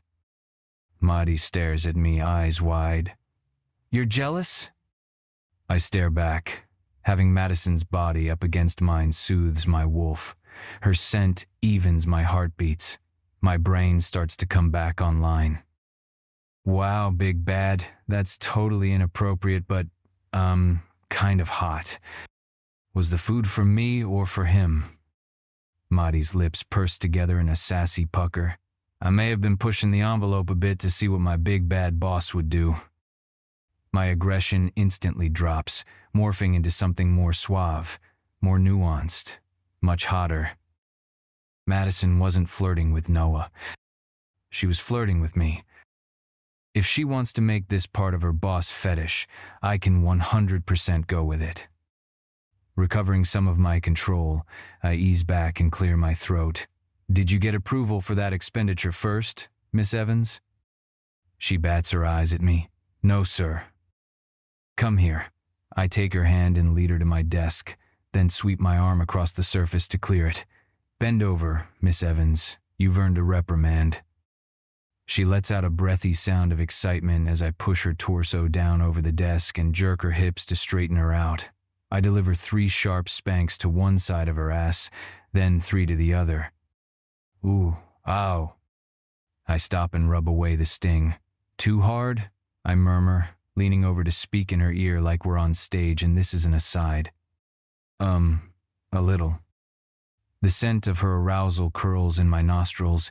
I keep rubbing out the sting, dragging the skirt of her peekaboo dress higher with each glorious stroke. I think I need to spank you with your panties down tonight, I tell her, my balls drawing up with the excitement of seeing her bare ass. She's wearing black thigh highs and a lacy black thong that I instantly decide I'm going to keep. For now, though, I slide it down to just above the thigh highs, making a pretty frame out of my target. My handprints stand out on her pale skin. Yes, more. Mark her, Miv Wolf growls. I don't slap her again, though. Not right away. Instead, I slide my fingers between her legs. She's slick, her flesh plumped with blood flow, her opening parted for me. I slip 2 fingers inside her, and she moans, loudly. Quiet, I order. It may be more exciting to get nailed by the boss when there is a conference room full of employees down the hall, but there's no way in hell I'd actually let any of them know what's going on in here. Nickel and Noah will probably catch the scent of it, but they both already know something's going on between us. Madison claps a hand over her own mouth. That's right. I want all those moans muffled, Miss Evans. Show me you can obey orders. She soaks my fingers. I slide them out and suck her juices from my skin. Satisfaction starts to seep in through the cracks in my sanity. These moments make it all worth it. Keeping Madison in my employ, torturing myself on a daily basis, it's all for this. Now hold still for your spanking. I give her a slap lighter this time. When you use the company credit card, I deliver a spank to her other cheek. For a $5,000 meal, another spank. It was less than 2,000, Madison interjects. My lips tug, but I deliver a harder spank. For any extravagant meal, 2 more spanks. I require prior approval. She reaches back to cover her ass, so I pin her wrists to her lower back and rub her reddened cheeks. Good girl. You took your punishment well. Time for a reward. I tug her panties off over her heels and tuck them in my pocket. I forget to modulate my strength when I lift her hips straight in the air to drop her to her hands and knees on my giant walnut desk. She gasps, startled by the move. I hook my thumbs at the base of her ass cheeks where they meet her thigh and pull her open to reveal her glistening sex. Go down on your forearms, I order. She obeys, lifting her pretty pink core to me further. I take full advantage of the position, licking into her. I suck and nibble at her labia, trace inside with the tip of my tongue. Her muffled moans grow more frantic. I find her clit with my fingertip while I penetrate her with my tongue, then use my fingers inside her for more oomph. I alternate fucking her with my fingers and sliding up to rub her clit, driving her into a dripping frenzy. Come for me, Maddie, I order, my voice rough with need. She reaches back and rubs her own clit as she comes around my fingers. I leave them inside her, slowly circling the raised, stiffened tissue of her G-spot with my fingertips. Oh my God, she moans. Oh, I'm not finished with you yet, Miss Evans. Maddie. Brick eases his fingers from my channel and lifts me off the desk. Damn. That man is strong. Those muscles built from all that running and working out at the gym apparently aren't just for show. He holds me up by the elbow when I wobble on my feet. My limbs aren't working yet. I'm still dizzy from the incredible orgasm, still drunk on my boss's pheromones and commanding touch. Show me your best work, he says in that gruff, demanding voice, lowering his gaze to the floor and unbuckling his belt. Understanding his meaning, I drop to my knees and unbutton his pants. His erection springs out, thick and long. The tip is already weeping. This looks painful, sir. I flick my tongue over the slit to taste his essence. Let me take care of it for you. I never thought of myself as a sex kitten, but Brick Blackthroat has turned me into one. For the first time in my life, I'm not just the nerdy kid trying to pretend she isn't lower middle class. I'm someone highly desirable, someone who incites extreme levels of jealousy and desire. It's hard to believe, but here we are, having crazy, frantic sex while the rest of the company works on the most important merger of the decade. I slide my mouth over his length, loving the way he sucks in his breath over his teeth. That's it, Miss Evans. His large hand cups the back of my head, guiding me forward and back. I expect the utmost professionalism from you. My lips quirk around his cock, but he cuts in with a sharp reprimand. Number. This is serious. I need this cock sucked hard right now, Miss Evans. I hollow my cheeks and suck hard as I pull away. That's right. Now lick my balls. I fist his cock and hold it to the side to bring my tongue to his balls. I trace between them with my tongue, then suck one into my mouth. Good girl, Brick chokes. Very good, Madison. I suck the other ball, then bring the head of his cock into my mouth, keeping my fist around the base. I bob my head over his length, pulling my fist at the same time to simulate the feeling of me taking his entire cock into my mouth, which would be impossible. As I suck, I cradle his balls in my hand, lightly stroking the textured skin with my thumb. Brick's belly shudders in and out. His balls lift. I suck faster, lifting my gaze to his face. Oh, that's so hot, Maddie. This undoes me when he calls me Maddie, when the pretense of boss, employee gets dropped for a moment, and it's like we're something more. It scares the hell out of me. I'm in danger of falling head over heels in love with this man, and I don't want to lose control like that. I know it would end in disaster. I pop off and put things back into roleplay. Is this how you like it, Mr. Blackthroat? Brick's eyes gleam unnaturally bright as he catches me under the armpits and lifts me all the way off the floor and onto his desk. Take notes, Marty, he growls as he spreads my knees wide. This is how I like it done, he shoves into me. I cry out, and he covers my mouth. There's no more foreplay, no more finesse. Brick Blackthroat is an animal now, going at it with a feral need. I start to quake with an impending orgasm immediately. The level of passion between us is beyond what I ever believed possible. Blackthroat fucks me, like his company depends on it, like his life depends on it. Like this is a race he not only intends to finish, he intends to dominate, to win. And he has won. It's hard for me to imagine I could ever have sex this good with anyone else. It's hard to imagine ever willingly walking away from anything this man offers, even if it's just the scraps of a torrid office affair. Come for me, matey. His voice is pure gravel. He thrusts in hard, holding the fronts of my thighs to keep me from sliding away. Come for me, right now. He thrusts in, his face contorting with his release. I wrap my legs behind his waist and hold him in against me, coming and coming right along with him. For a long moment, we just pant together, our breath synchronized like a heartbeat. Then Brick eases out. Did you get all that, Miss Evans? His lips quirk up in an uncharacteristic smile that makes my heart flop helplessly in my chest. Yes, sir. I sound breathless. He hands me a few tissues as he disposes of the condom. I hop off the desk, but he picks me up and places me back there. I didn't say I was through with you. His voice is softer now, the strain of the grueling week absent after the release. He brushes my hair out of my face and kisses my forehead. Go get yourself some steak and lobster, and then go home, he murmurs. They're almost done. I try not to melt. I'm not leaving until the project is done. I'm part of the team. My stomach growls. But I won't pass on dinner. Shall I bring you a plate? His expression softens even more. I'll come with you. I absolutely hate the way my heart flip-flops in my chest as we walk out of his office together. Chapter 4. Brick. By Monday night, I'm back from California, with the deal closed, and my nose in the snow. I race at full speed in the darkness, narrowly dodging trees like I'm in some kind of competition. Letting my wolf off-leash in the Berkshires after being pent up half the week is a relief, as is having the Benson deal closed.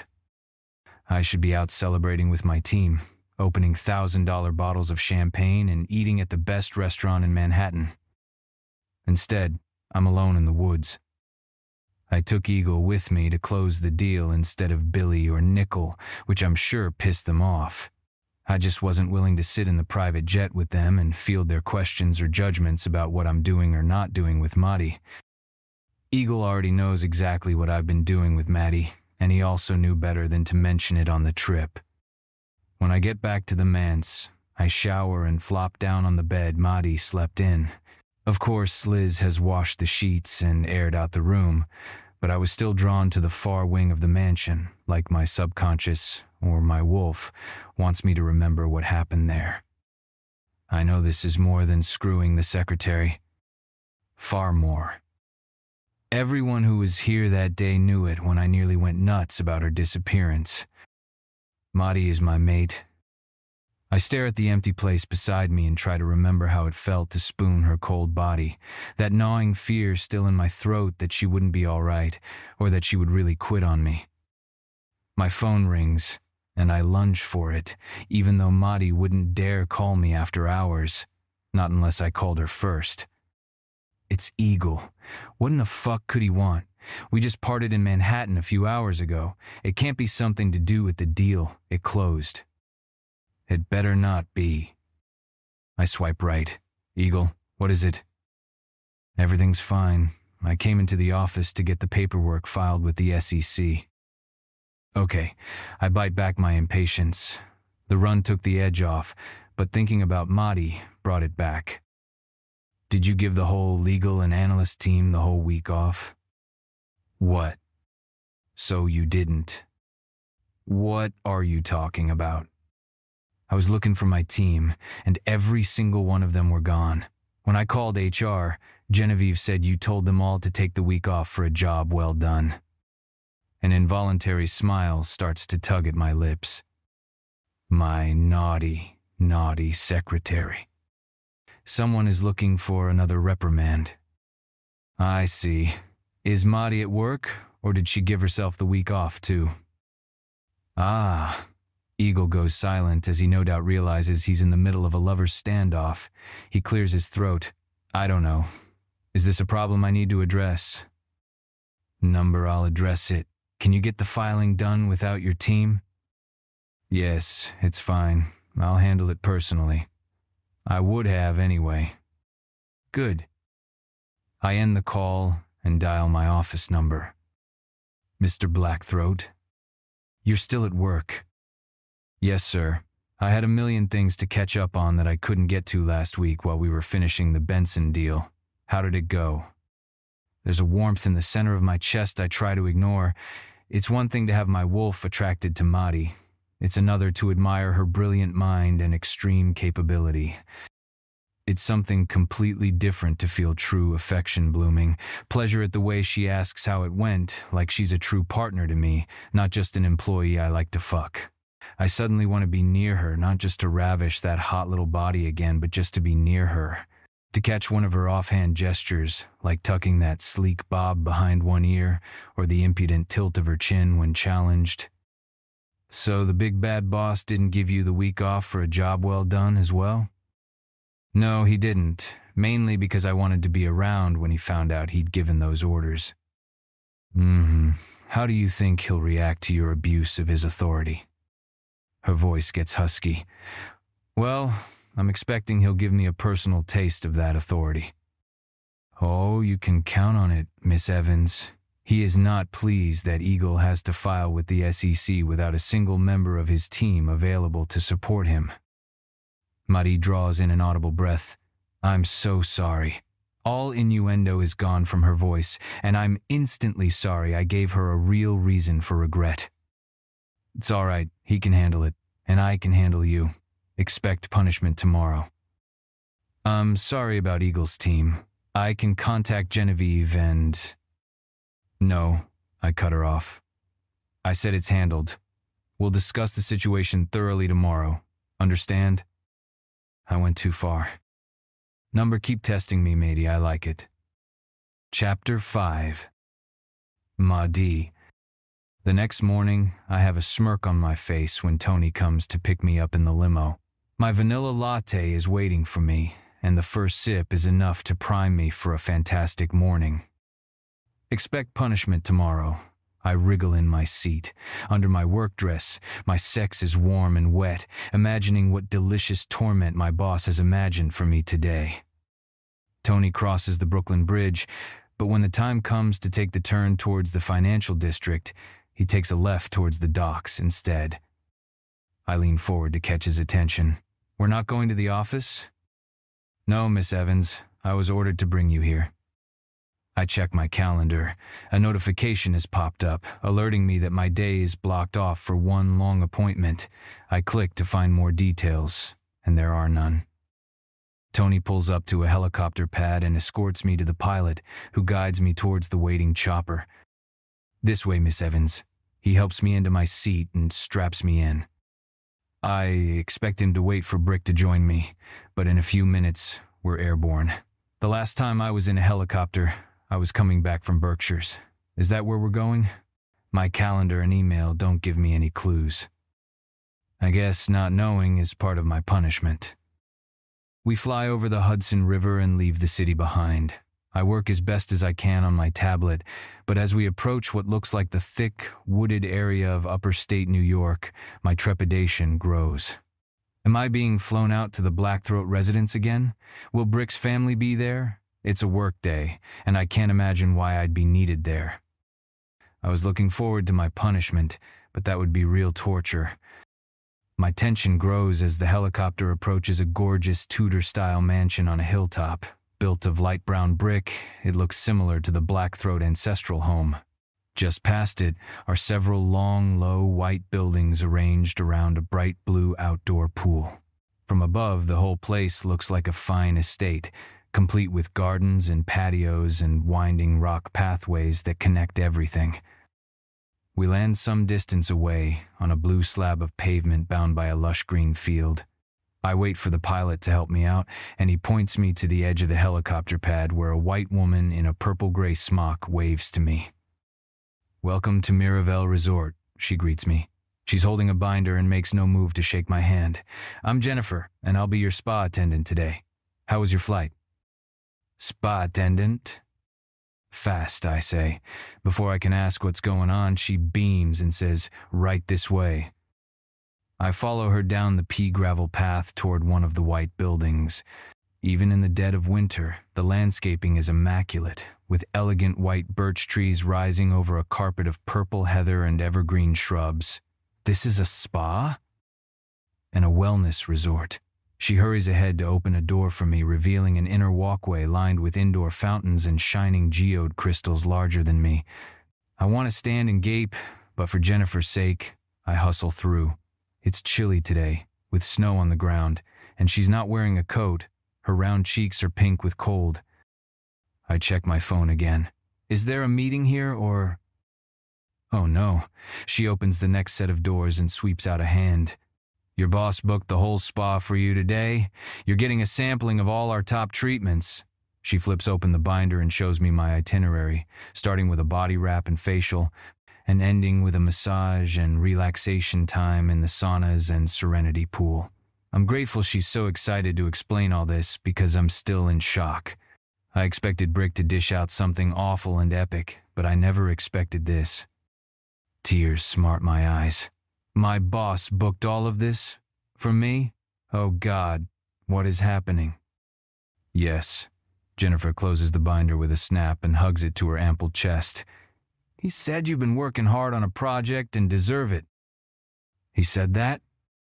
Well, it was implied. Her eyes take a dreamy cast. "You're so lucky to work for him. He sounds like the greatest boss ever. So generous." "He's something. All right." My chest is unaccountably tight. My eyes are still smarting. I don't understand what's happening right now. I push the envelope by giving everyone the week off, recklessly testing my boss. The moment I heard my actions had caused a real dilemma, I regretted them. It's completely unlike me to make a rash or impractical decision, especially one that would result in my punishment. Clearly, I'm losing sight of what's at all within the bounds of appropriateness at work. But I expected more punishment or funishment at best. Maybe I was testing my unfireability. Possibly, I was subconsciously trying to get fired to end this relationship before it destroys me. I never expected a lavish reward like this. I expected more tit for tat. I misbehaved. I thought there might be a sexy reprimand. This feels too much like a reward. Or worse, unthinkable, too much like a relationship. Things are definitely getting out of hand. Jennifer takes my coat and gets me a cup of tea to enjoy while she gives me a tour of the spa amenities. In the empty dressing room, she lays out a spa robe and flip-flops for me to change into. A few hours later, I'm buffed and polished and limp. A massage therapist has squeezed all the tension from my neck and shoulders. I'm drifting on a purple-gray lounger in the relaxation room when Jennifer reappears with another cup of herbal tea. "How was the massage?" "Blissful." I stretch like I've just woken up. "You're welcome to nap here or try the pool. We have a few bathing suits in our shop, if you'd like to try them. Or we have this selection of loungewear if you prefer." She holds up a hanger holding a soft-looking pair of flowy white pants, paired with a silky gown covered in a gorgeous print of flowers and peacocks. A tag flutters out of the sleeve, and my eyes pop at the price. "Oh, it's all complimentary," she says, reading my expression correctly. "You have a shop credit as well." I have to hand it to Brick. When he does something, he goes all in. Well, in that case, I'll take that outfit. And a bathing suit. The indoor-outdoor pool area is just as luxurious as the rest of the spa. I float in the heated water, even venturing a brief swim outside to watch the steam shimmer between me and the snowbanks. I end up back in the dimly lit relaxation room, dozing to the sound of running water. There are loungers for 30 people, but I'm the only one here. My phone is silenced in my locker, but I'm tempted to text Brick and tease him about finally taking the time to show his employees he appreciates them. Except I shouldn't be here. I can't encourage this sort of behavior. It's above and beyond what a big bad boss would do. I told myself I wouldn't catch feelings for Brick. I'm just using him. As soon as I curl up under the fluffy spa blanket and close my eyes for a nap, my brain conjures up a fantasy of Brick. He's been using me for sex every day, and my body is primed for it. I can smell his woodsy cologne and imagine him leaning over me. Dark and handsome, he'd glower at everything in this room as if it offended him. And he'd turn that delicious glare on me. Dreaming of me? He growls above me. I smile, still caught in my fantasy, when a large hand clamps on my foot where it slipped from the blanket. Instead of freaking out, I inhale more of his wild scent and open my eyes. Brick looms over me, his face in shadow. I knew it was him. Mr. Blackthroat, I smile. Are you here for a massage? Even in the dark room, I can see his flat expression, but he settles on the edge of my lounger, still holding my foot captive, so I decide to tease him. Or are you here to order me to relax? If I did, would you obey? Depends on what mood I'm in. You've been particularly impertinent these last few weeks. Oh, here it is. The Punish the Naughty Secretary game he promised. My favorite game. This is safe territory for us. You love it. You rewarded me with a whole spa day. I wave at the trickling fountain. If this is punishment, I'd like more. A lot more. Oh, you'll get more. He leans closer, sliding his hand up my bare leg. This is more like it. But really, this was too much. Well, I need my assistant in top shape so I can work her harder. My sex clenches. You do work me hard. So hard. I stretch out, still feeling languid from my day of relaxation. The blanket flops to the ground, giving him a full view of me in my new bathing suit. The bikini is a little smaller than what I'd normally wear, and when I move, the thin strip of fabric between my legs slips, giving him a peek of my pussy. His eyes gleam in the dark. I move my foot so it's propped on his thigh. I can't believe I'm being so bold. Lemongrass tea must make me shameless. Maybe you need a day of relaxation. Lying around isn't my style. I prefer something more vigorous. And he reaches out and tugs the string of my bikini top, making my breasts pop out of the triangles. My nipples harden as they're exposed to the air. My abs tighten, and my core begins to throb. Why, Mr. Blackthroat? I make my voice high and breathy. Whatever do you mean? Let me show you. With his hands on my calves, he slides me down, so I'm flat on my back. He climbs over me, planting his hands by my shoulders and moving so his big body hovers over mine. Up close, I can see his hair is tousled, unruly. I reach up to smooth it, and he catches my wrist, pinning it beside my head. Now I'm panting. His fingers are rough on my bare skin as he skims his free hand down my side, leaving a trail of goosebumps in its wake. He's drinking in the sight of me half naked. This is hardly appropriate work attire, Miss Evans. No, I kinda like it. I wriggle my hips, and the bikini bottoms slide over my slick labia. You better not wear it in front of anyone but me. His possessive stare takes my breath away. Or else. Or else? What? His growl makes me shiver. He reaches down and fists the bikini bottoms, tugging them so they're tight between my pussy lips. He pulls harder, flossing the fabric against my clit. I writhe, and he drops his chest, pinning my upper torso while still keeping his full weight off me. He watches my face closely as he works the bathing suit like a rope between my legs. It's perfect and painful, and he knows just how to twist the cloth to torture me. In the dim light, his eyes seem to glow. The stimulation makes me writhe under him. I rock from side to side, but there's no escape, just the friction of my bare breasts against the expensive Italian cotton of his shirt. Oh, fuck. My orgasm is there, just out of reach. My chest is flushing, my breasts growing hot and tight. I don't know if you deserve to come, he taunts. You've been so bad. If I don't come soon, I'll die. Oh my God, please. Light flares in his eyes, and he rips the bathing suit off. I cry out, wanting more, and then his mouth is on me. His beard is rough on my sensitive skin, and the discomfort combined with his lush tongue pushes me over. My orgasm wrenches me in half, but I don't have time to recover before he's on me, wrenching open his pants so he can thrust inside me. The stretch makes me gasp. He's so big, it takes me a moment to adjust, but I'm sopping wet, and in no time, he's driving into me, rooting so deep I can feel him in my throat. Orgasm after orgasm rips through me, one rolling into the next until I'm shuddering nonstop, and still Brick rocks into me. The lounger cushions slide sideways off the frame, and we both go with it. We land on the floor, and he just flips me over to hands and knees and keeps fucking me senseless. I push back against him until I'm too limp to hold myself up. He pulls me up by my hair and grinds against my bottom, filling me with his cum. I'm out of breath, like I've run up 10 flights of stairs. My throat is hoarse, my cries ringing in my ears, and I'm boneless in a way a million massages couldn't achieve.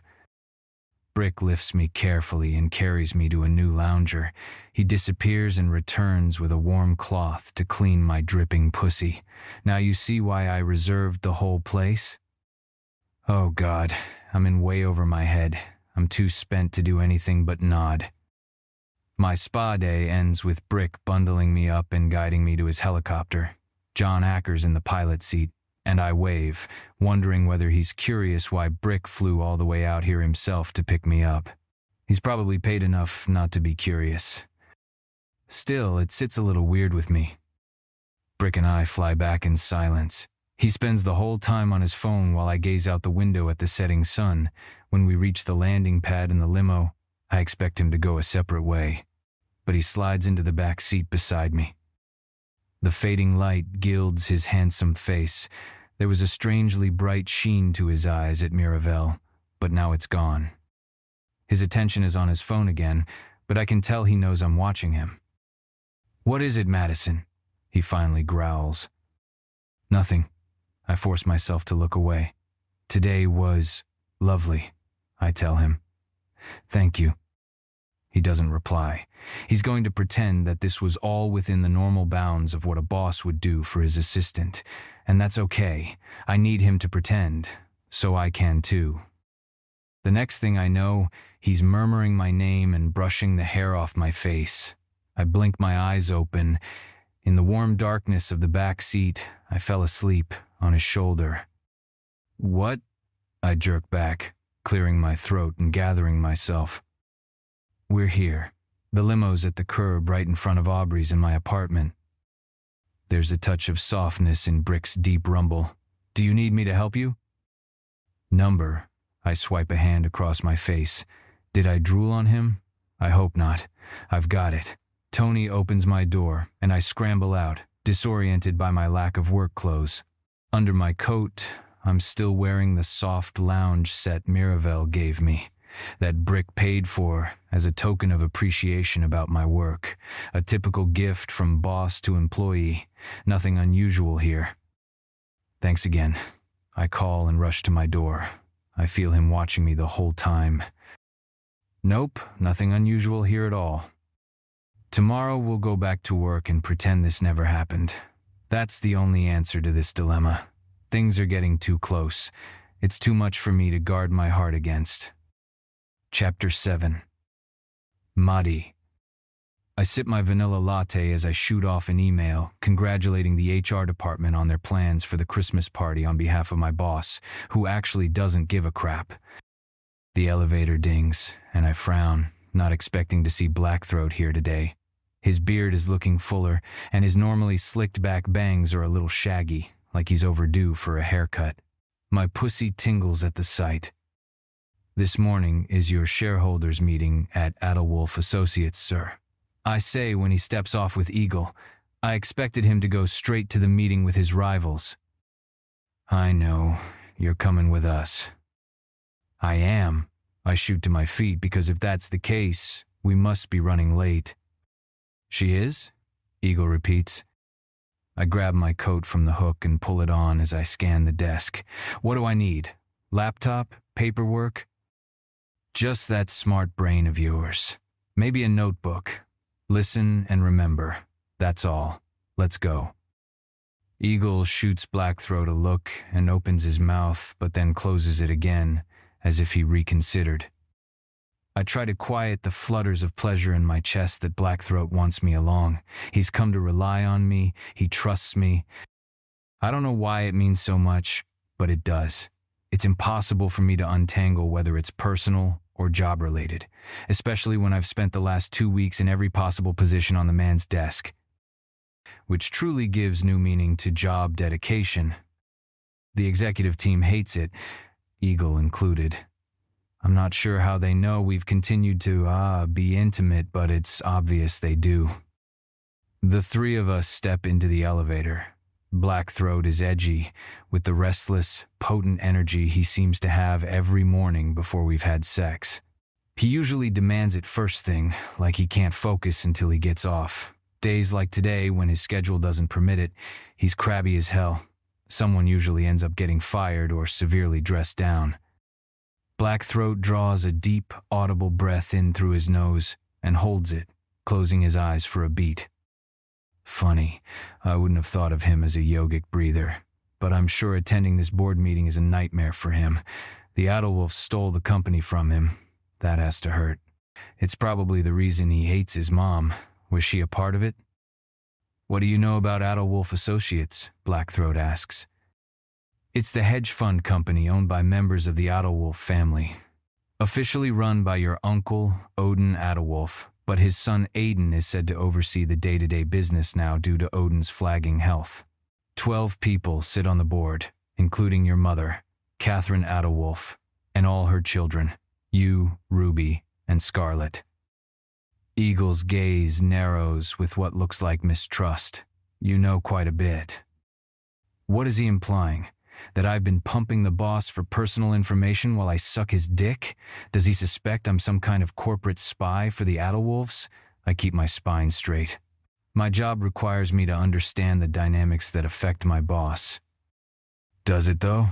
Skepticism leaks into Eagle's voice. "Don't," one word from Blackthroat, and Eagle's expression goes blank. The guard dog heeds his master's command. My stomach flip-flops. I'm not even sure why. Because Blackthroat protected me? I can't decide if it excites me or makes me nervous. A little of both, I think.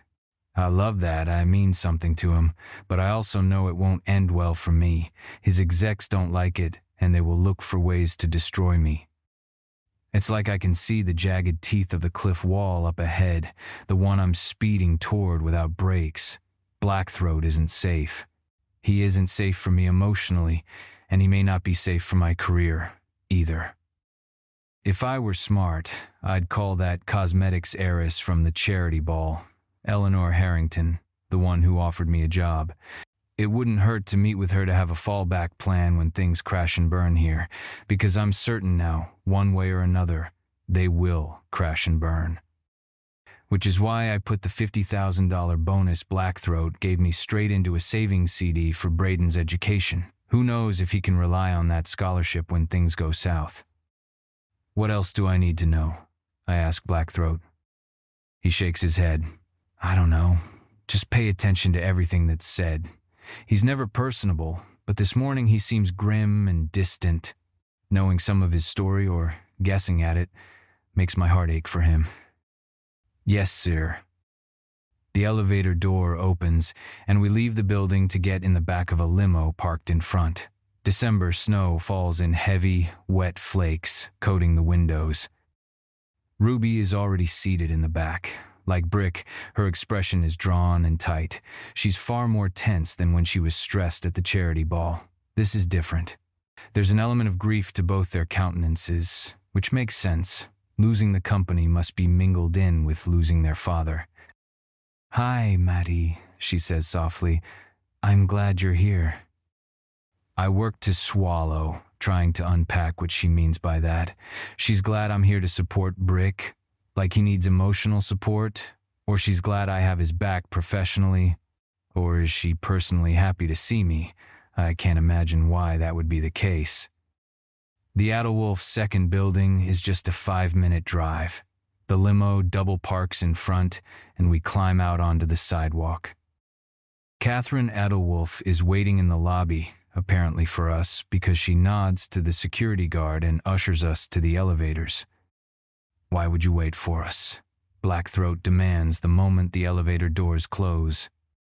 "Because you're my children," she says simply, ignoring the confrontation in his tone.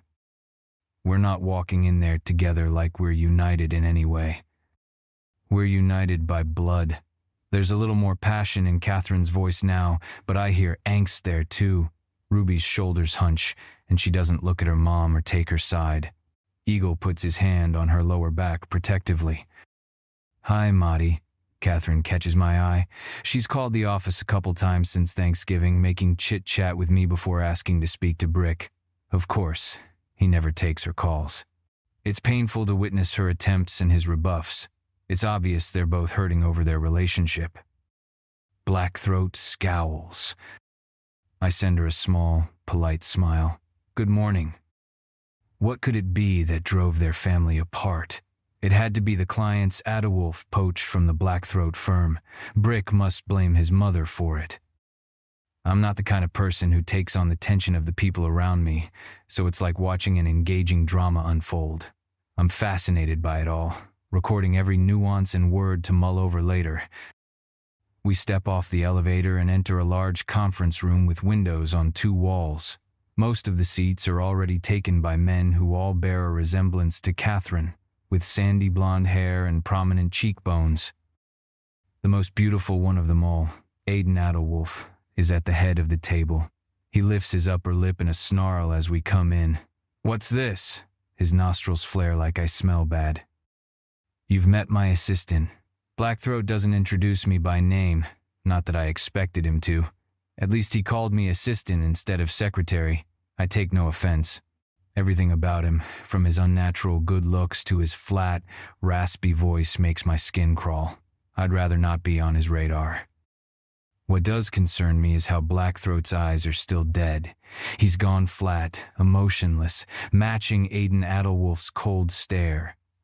But unlike Aiden, I can feel the emotions raging in Brick. He's not unfeeling. He's holding himself in check, like barely contained rage simmers beneath the surface, and he's stepped back emotionally to keep it from erupting. "She can wait outside," Aiden says. It's not loud, but there's something in the timbre of Blackthroat's voice that makes everyone at the table except for Aiden draw back. Aiden stands. "This is a confidential meeting." "She's signed an NDA," Blackthroat says. "Not for us, she hasn't." She stays. Blackthroat is in a pissing match with his cousin. Even though we're on their turf and Adewolf's objections are valid, I get the feeling he's going to win. The power behind his demand, his sheer force of will, is enough to shatter glass. Aiden stares at him for a long beat, then sits with a sour look on his narrow face. Fine, there's nothing to be discussed that won't be made public anyway. Ruby rolls her eyes. There isn't a seat for me at the table, but Blackthroat orders the Adewolf associate's assistant, who is pouring water into glasses, to find me one. She looks to Aiden first and only leaves after he nods. When she returns, she places the chair in the far corner near the door. Okie dokie. Servants are relegated to corners. I already know this routine from Moon Company. I sit and pull out the notebook and pen, studying everyone at the table. Nobody else has greeted Brick or Ruby or Eagle. It's clear the animosity between the two families is thicker than any blood they share. Aiden calls the meeting to order. As far as I can tell, it's an ordinary board meeting. Minutes are read and approved, finances reviewed. Ruby and Brick abstain from all votes. In fact, they do nothing but sit and glare at the other board members. For the life of me, I can't figure out why I'm here, but I stay sharp and take everything in. The meeting is over in a couple hours, and we all stand to leave. I wait for Blackthroat before heading to the door. One of the older men drops a sheaf of papers on the floor as he's walking out the door. Aiden jerks back, ramming into me. In a flash, Blackthroat inserts himself between me and Aiden. "Don't touch her." His growl sounds 10 times deeper than his normal voice. Everyone in the room freezes, turning to take in the spectacle. Jesus. It was an accident, I say quickly, trying to de-escalate things. What on earth is wrong with Blackthroat? Did he really think his cousin did it on purpose? He looks 2 seconds away from going for Aiden's throat. His eyes have a strange glow to them. There's also something strange about Adolwolf's expression. He stares at Blackthroat with what can only be characterized as evil glee. "I see," he murmurs. "Interesting." Slowly, deliberately, Blackthroat puts his back to Aiden and steers me past him and out the door. When we get to the elevator, Blackthroat blocks his mother from getting on, only stepping aside for Eagle and Ruby. As soon as the elevator doors close, Eagle mutters, "For fuck's sake, Brick." Ruby touches her husband's arm, as if to warn him to stop, but he goes on. "Why did you bring her?" Blackthroat scrubs a hand across his face. "I don't know." "You just gave Aiden power, and I don't doubt he's out for blood with you closing Benson despite everything he did to block it." Ruby nods her agreement, but Blackthroat isn't looking at her or any of us. He's staring into the distance with a haunted expression.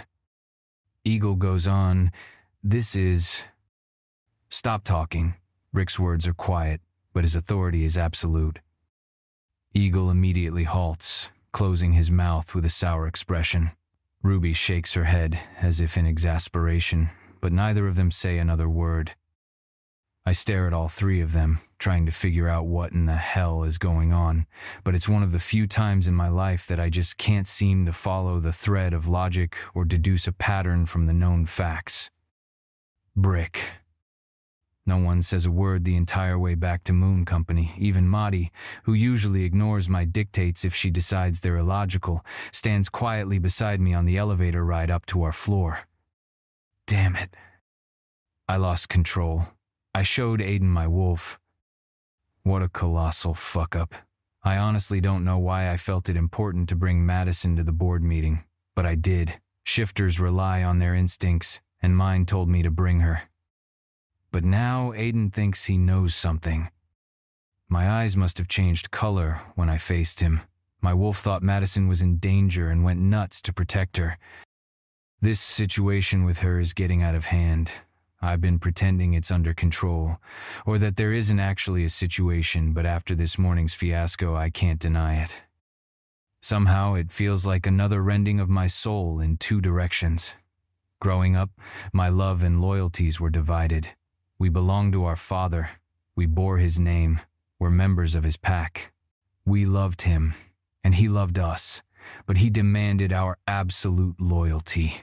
Drilled into us the weight of the mantle we must wear as his heirs, me as his only son and the future alpha of the pack, especially. But once a week, our mother was allowed to visit. We adored her. She was beautiful, loving, kind, soft and sweet. She brought us gifts and made us laugh. That one day a week, she showered us with love and attention, except for the hour or so when my father took her upstairs and claimed her. They hated each other, but the sex kept my father alive. It was part of the bargain struck between the 2 packs when it became apparent they were fated mates. He kept the young she bore. They kept her. It's not the same with Maddie.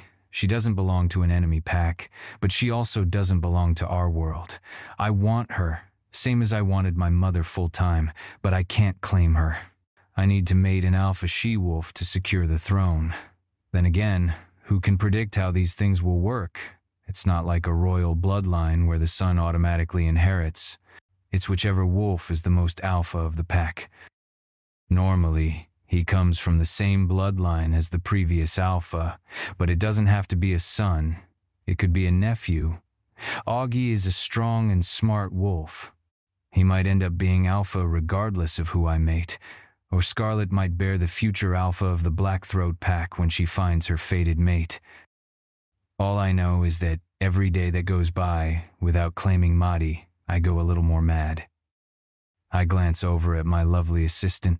This is the first time I've even allowed my thinking to go this far.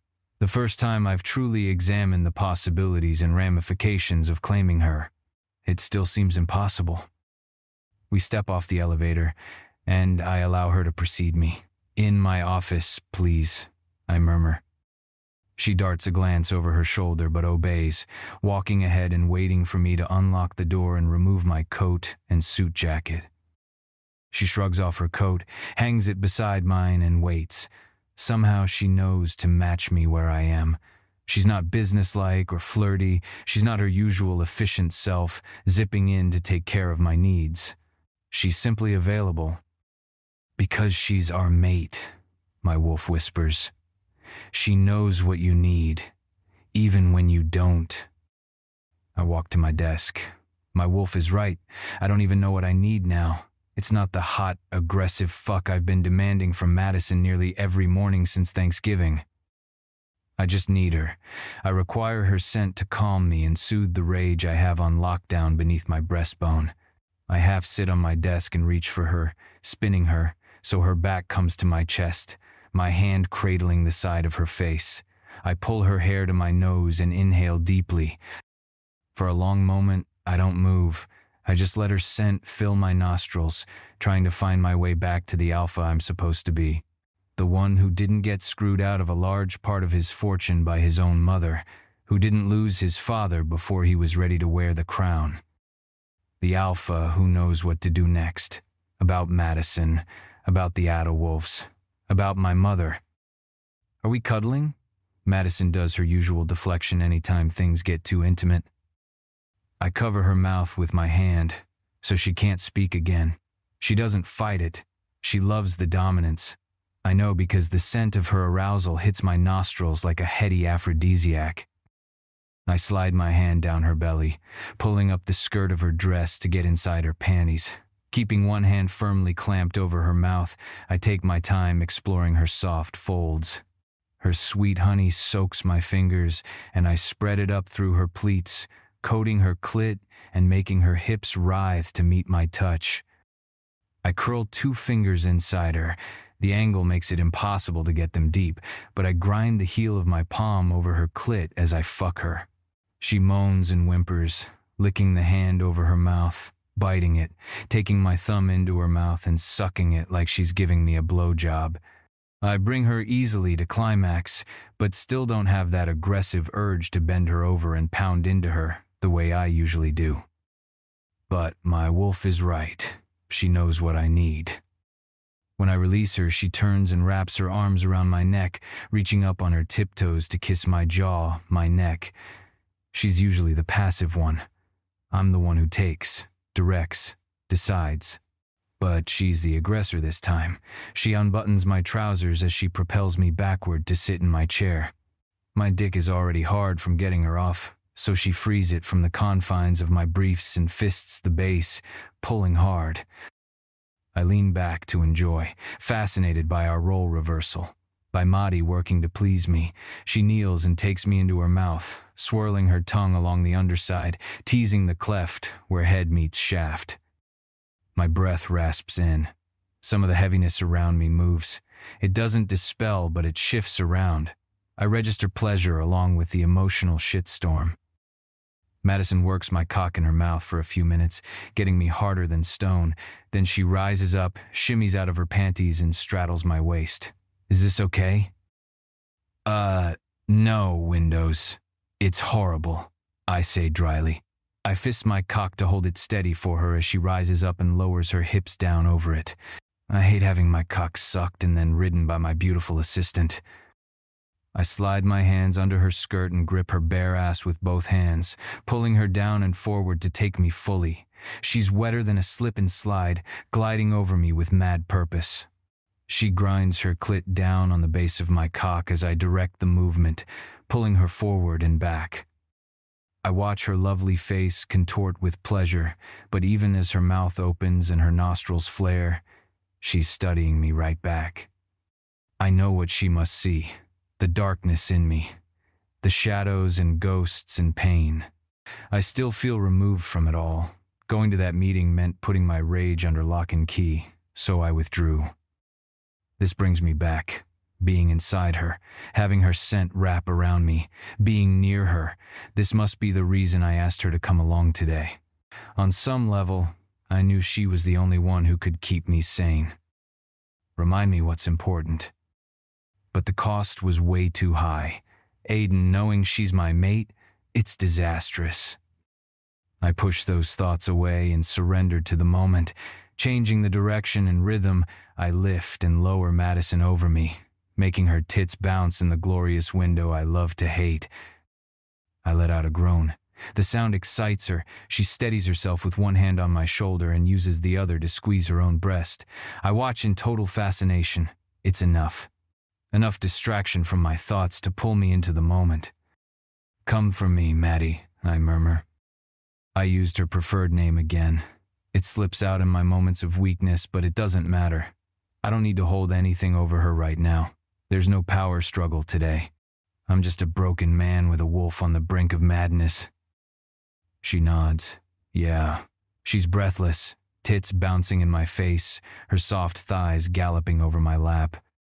I grip her ass harder and propel her up and down with more momentum until I find my peak. Now, Windows.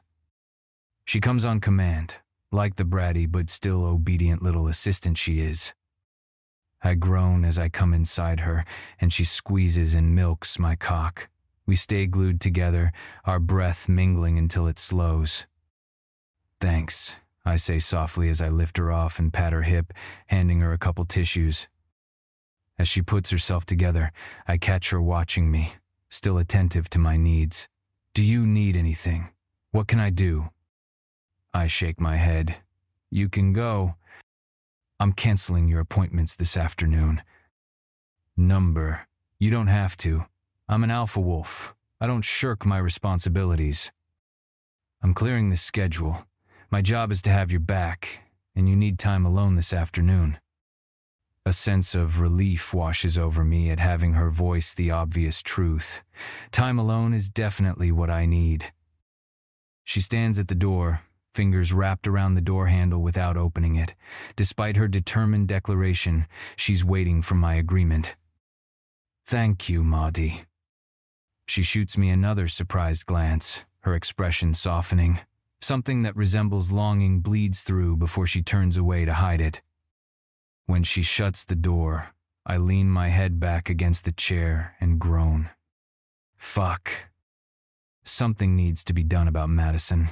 I can't go on like this much longer, especially now that Aiden knows. He could turn my pack against me by the weekend if I don't take command of the situation and act like a fucking alpha. I'm just not sure I can do what it would take to be that leader. To get rid of Maudie. Made a suitable alpha she-wolf. Prove I'm worthy of my father's legacy. I'm not sure I even want to keep the pack if it means letting go of the female I'm starting to love. Maudie. I leave Blackthroat's office on trembling legs. Whatever I thought of the man, it all changed today. He's so much more than the hardened, heartless asshole I once believed him to be, and today I glimpsed what made him that way. The grief and destruction he's faced, the ghosts that haunt him. No man without a heart would suffer as deeply as I saw him suffer today, and despite my reluctance to get close to the man, this did it. There's nothing I wouldn't do to take that pain from him if I could. I cancel all his calls and clear his schedule for the rest of the day.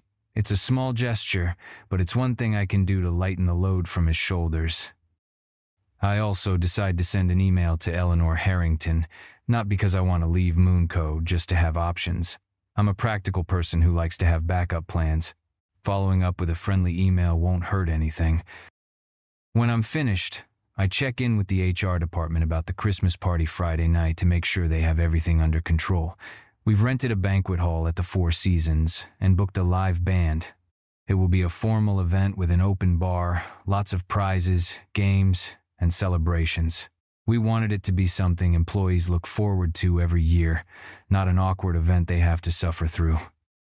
My phone rings with a number I immediately recognize. I pick up. "Hi, sweetheart. It's Catherine Adelwolf. Do you have a few minutes to chat?" I glance toward Brick's shut door. "Actually, yes. This is a good time for me." "Is Brick there?" I don't answer her question because it would be inappropriate for me to share any personal information related to my boss with anyone who calls, even his mother. "What can I do for you?" I ask politely instead. "Maddie, I'll be frank with you. You saw today how awful things are between my side of the family and my children." "Yes." Brick blames me for the takeover, and I've never had a chance to explain what really happened. He won't take my calls. He won't meet with me. He wouldn't speak to me at Thanksgiving. I've tried writing letters, but they go unanswered. I have to assume he doesn't read them. I'm just wondering, sweetheart, I want to make things right with him. I want to have a chance to heal this wound between us so we can hopefully find forgiveness and form some kind of relationship together going forward. I'm not out to hurt him. I hope you believe that.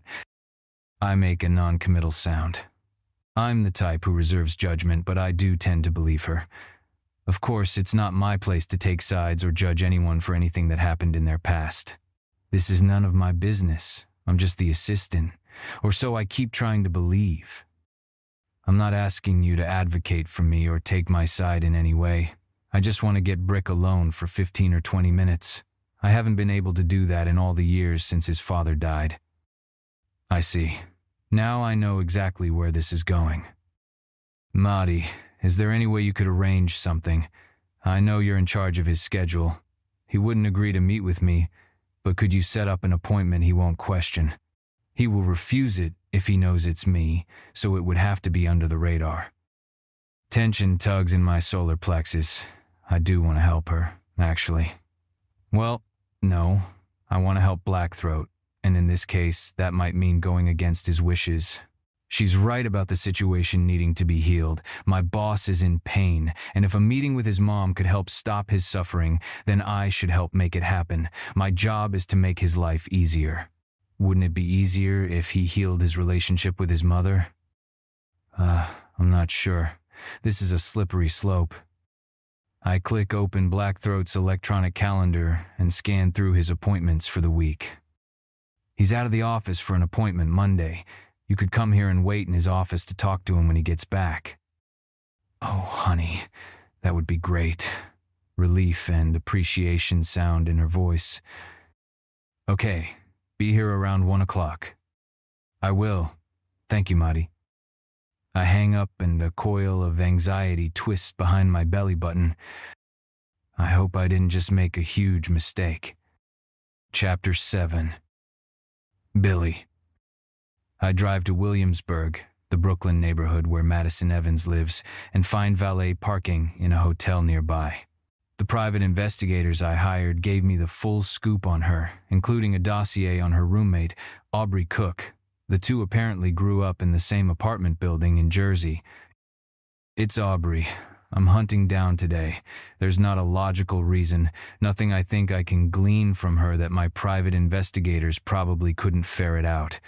But my instincts told me to visit her in person, and a wolf trusts his instincts.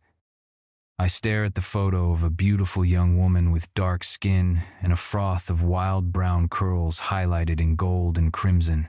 Her skin is smooth, her cheekbones high, and her pierced nose is adorned with a thin gold hoop. She's pleasing to the eye, but I hate everything about her. I can just tell she's a screaming liberal. She has a wild and carefree look that puts my teeth on edge. The photo was taken from her social media, and in it, she's wearing a pair of cut-off jean shorts and a crop top that reads, "Eat the rich," as if by rejecting money, she might actually hold some kind of power, when of course, the opposite is always true. I leave the folder with her information in the car, along with my necktie, and walk to La Resistance, the cafe where she'll be working this evening. Why a cafe would be open at night is beyond me. Shouldn't coffee places close after dark? It speaks of a business that doesn't really know who or what it is. My opinion is confirmed when I arrive at the establishment. The wall outside is painted with a giant mural depicting an Occupy Wall Street protest. Inside, I find an arty, activist sort of place with a bulletin board covered in flyers advertising everything from social protest events to art openings and open mics. I see my prey behind the counter. Her hair is in braids now that cascade over her shoulders and swing and shift with each movement. She wears a tight, cinnamon-colored crop top with a heart cut out above her breasts in the style her roommate Mahdi likes to wear to torment Brick. The curves of her ass are clearly delineated in a tight pair of jeans. I gnash my teeth, already wanting to wring her smug little neck for being as big a cocktease as her friend. Unlike Madison, Aubrey doesn't play act at fitting within a business world where she doesn't belong. She seems very clearly at home in this wild, chaotic environment of the cafe. According to her file, she's majoring in women's studies on the 5 or 6 year plan because she's putting herself through school with loans and her job here. My PI believes she may be angling for pre-law eventually based on her extracurricular activities and social activism, but it's hard to tell. The mere fact that this person is Madison Evans' best friend speaks volumes. I'd suspected Madison was faking who she was, and this seems to confirm it. She watches me survey the place, unwrapping a blow pop and sticking it in her mouth as I saunter forward. Unlike Mahdi, she makes no polite pretense at being helpful. She doesn't snap to attention when I walk to the counter. She doesn't even take the damn blow pop from between those pillowed lips, just leans on her forearms, giving me an admittedly glorious view of her cleavage.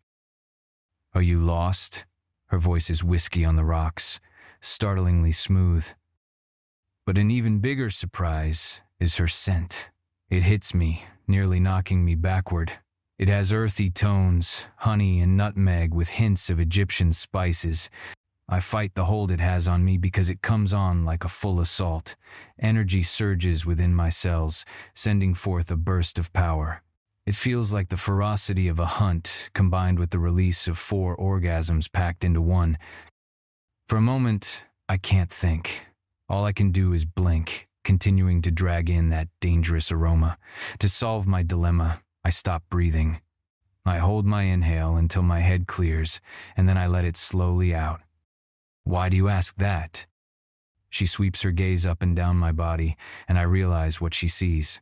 Even without the tie, I'm far too well dressed for this place in my $2,000 Armani suit and $900 shoes. I shake my cuff down over my Rolex. She takes a long suck on the blow pop, and my dick jerks in my trousers. Apparently jealous, she removes it with a popping sound. "You look lost." "I'll take an espresso." She lifts up off her forearms but doesn't scurry to make my drink, like she thinks I have all the time in the world to stare at her staring at me. She gives a slow nod. "You look like an espresso man." My upper lip curls. "What does that mean?" She lifts an elegant shoulder, turning away like she has better things to do. I can't tell whether she's making my drink or not. She moves around behind the counter, still in no apparent rush. I try to control my rage, at least that's what I think it is, except it's so tinged with sexual tension, it almost renders me helpless. It's absurd to let a human scent affect me. She's attractive, sure, but the farthest thing from my type. So far, I wouldn't even fuck her as a one-off. I'm not sure my dick agrees, though, so I drag my gaze away from her ass to scan the bulletin board behind the counter. This one isn't covered in flyers. It's packed with photos. Lots of them feature the lovely barista Aubrey. Apparently she's been working here for years because in some of them she appears young, still a teen. And then my gaze snags on something interesting. My wolf snarls with satisfaction. This is why my instincts told me to come here, not because the human has a scent that makes me forget every woman I've ever had writhing beneath me. Not because she makes me want to break my hard rule of never, ever dallying with a human. Number, it's exactly what I came here seeking.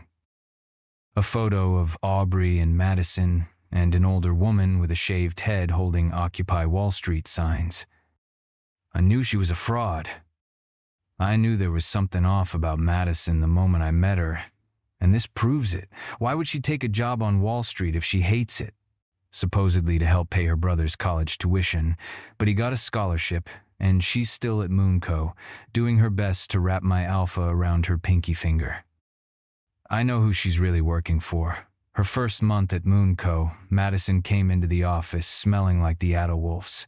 She claimed she went into their building accidentally, but I don't believe it. And then, there was the way Aiden Adolfuck showed interest in her. He pretended to want to order her from the room, but it was a test to see what Brick would do. He knows the human is Brick's weakness. Worse are the rumors the Autowolves are circulating. I have spies embedded in their pack, and they report the Cirrus has a new prophecy. The Blackthroat King has a weakness. She will destroy all he desires. It might be bogus. The crone has been right before, but it would be Machiavellian to plant a human near Brick to tempt him and then spread a fake rumor of a prophecy. Whether or not the prophecy is true doesn't matter. If the Blackthroat Pack hears about the prophecy and learns about Brick's obsession with his secretary, they'll put two and two together. They'll fear for their alpha. The stronger will question his ability to lead us. The weaker might defect. Energized by a crack in our foundation, the Adderwolves will rally to destroy us. And if the prophecy is true, it could mean the beginning of the end. I have to stop it. Madison Evans is part of a plot to bring Brick down. I know it. I just need proof. Behind me, someone drops a dish and breaks it. "Sorry," the guy yells as Aubrey's head whips around. He stoops to pick up the pieces. "Don't worry about it. I'll get it." She finishes brewing my espresso and hands me the tiny, steaming cup, then abandons her post behind the counter to disappear in the back. I down the shot of coffee, then walk around the counter, pretending to look for a napkin in case anyone sees me, and grab the photo off the board. I pocket it as I walk out of the cafe. "Madison Evans, the jig is up. I'm on to you, and as soon as I figure out exactly what your game is and when the Adderwolves hired you to play it, you're going down." Chapter 8. Brick. Monday. I walk out of the elevator after getting my hair cut, and I catch a scent of a female that instantly puts me on edge. My mother. Like everything about her, it inspires conflict within me. The scent activates all the pleasure of my childhood memories, of the female who loved me, doted on me, was my entire world one day a week. I've had to deregulate that response to remind myself she's a traitor. She killed my father and can't be forgiven or trusted again. Ever. I look around but don't see her. Did she just visit, or is she still here? Damn it, I knew she was going to use Madison to get to me. "Where is she?" I snarl at Madison, who keeps her composure as always. "In the conference room." "Get rid of her." Madison hesitates, sliding a hand up the back of her neck like she's considering. Damn it. I don't know what there is to consider. I give an order, and I expect it to be obeyed. I'm completely out of temper, as I always am when it comes to my mother. Rather than deal with Madison's insubordination, I march to the conference room to take care of the situation myself. I stand in the doorway. My mother is already on her feet, wringing her hands. Out. I make it easy for both of us and use the alpha command in my voice. Her feet move her toward the door even as her mouth starts up. "Brick, I want to tell you about the night your father died. I didn't know—" Silence. Again, Alpha's command renders her speechless. I step back to let her pass, but as soon as she's out the door, that spontaneous impulse to obey me wears off, and she reaches for my arm. "Brick, please, can we just hash this out?" Out of the building. This time, I make sure I use enough force in the wavelength of my voice to make it last. She stumbles toward the elevators. Damn it. If I don't reach for her elbow to steady her, she's still my mother. The knife she stabbed me with the night she killed my father twists in my chest, delivering fresh pain, especially when I catch the scent of her tears. Trapped in her blue gaze, I find myself offering the only explanation I have. I can't. A tear tracks down her face, and she nods, squeezing my hand at her elbow before walking away. I don't move until she's in the elevator, and it's moving down, and then I round on Madison. Who do you work for?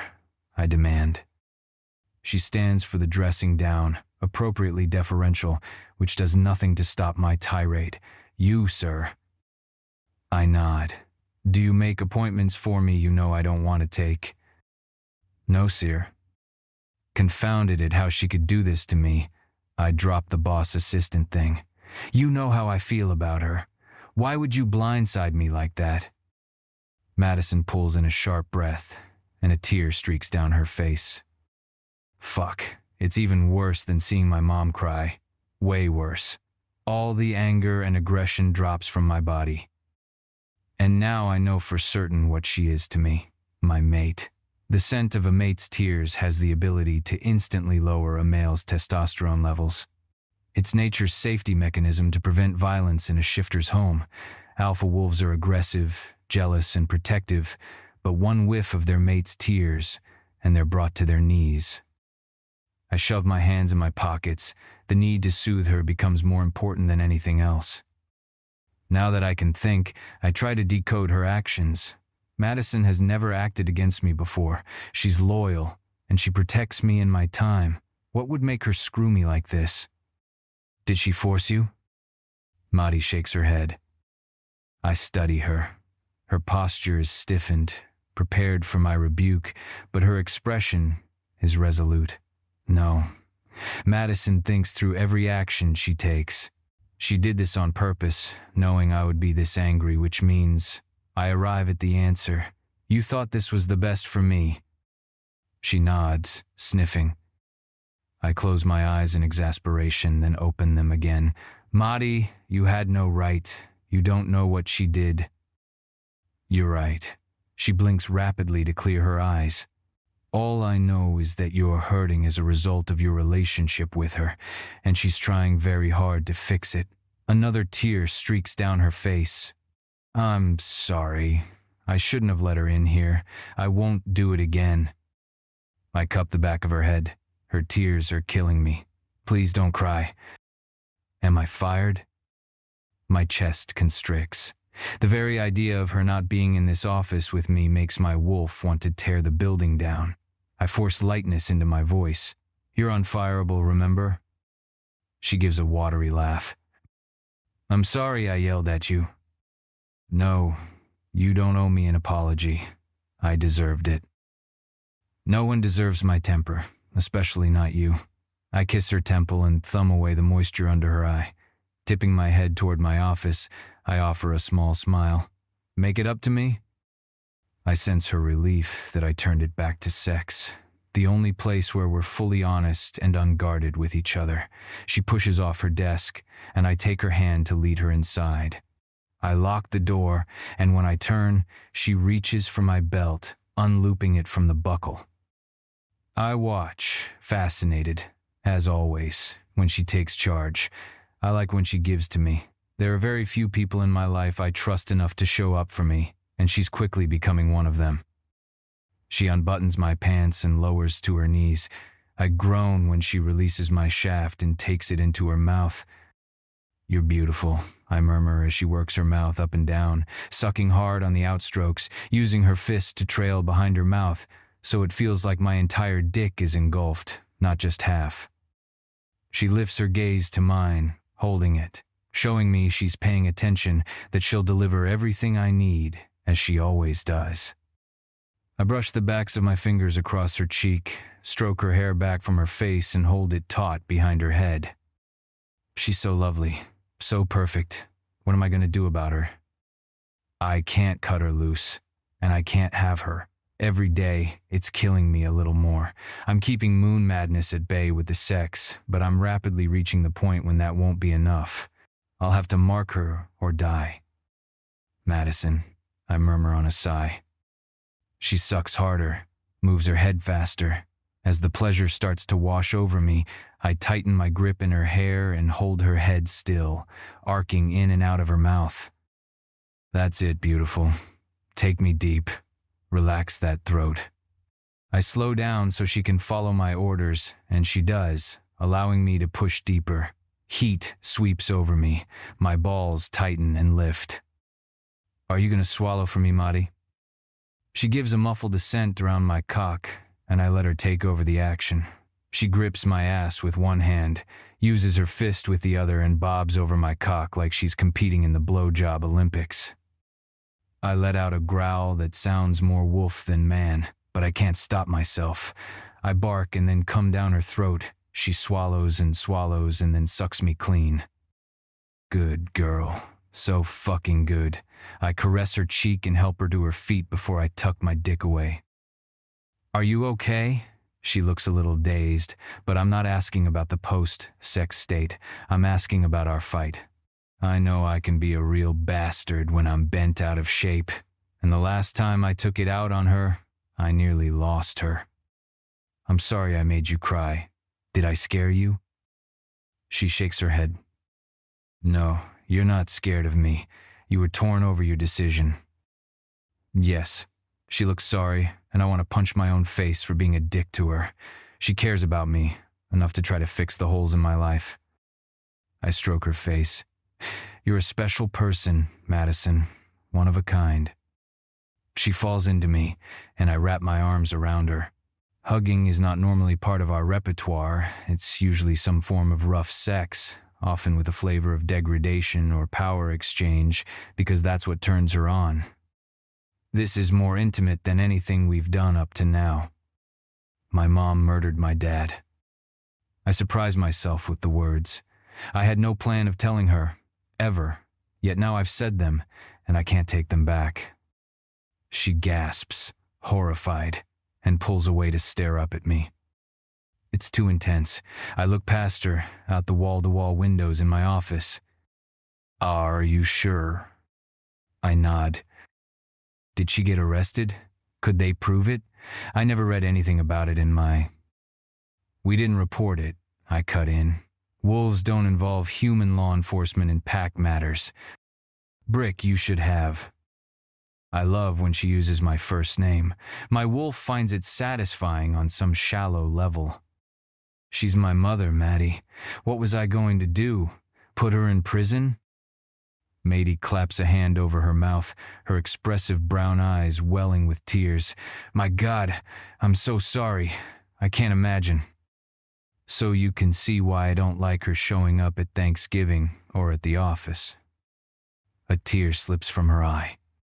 Don't. I thumb it away. It kills me when you cry. Please don't. She sniffs and shakes her head. I won't.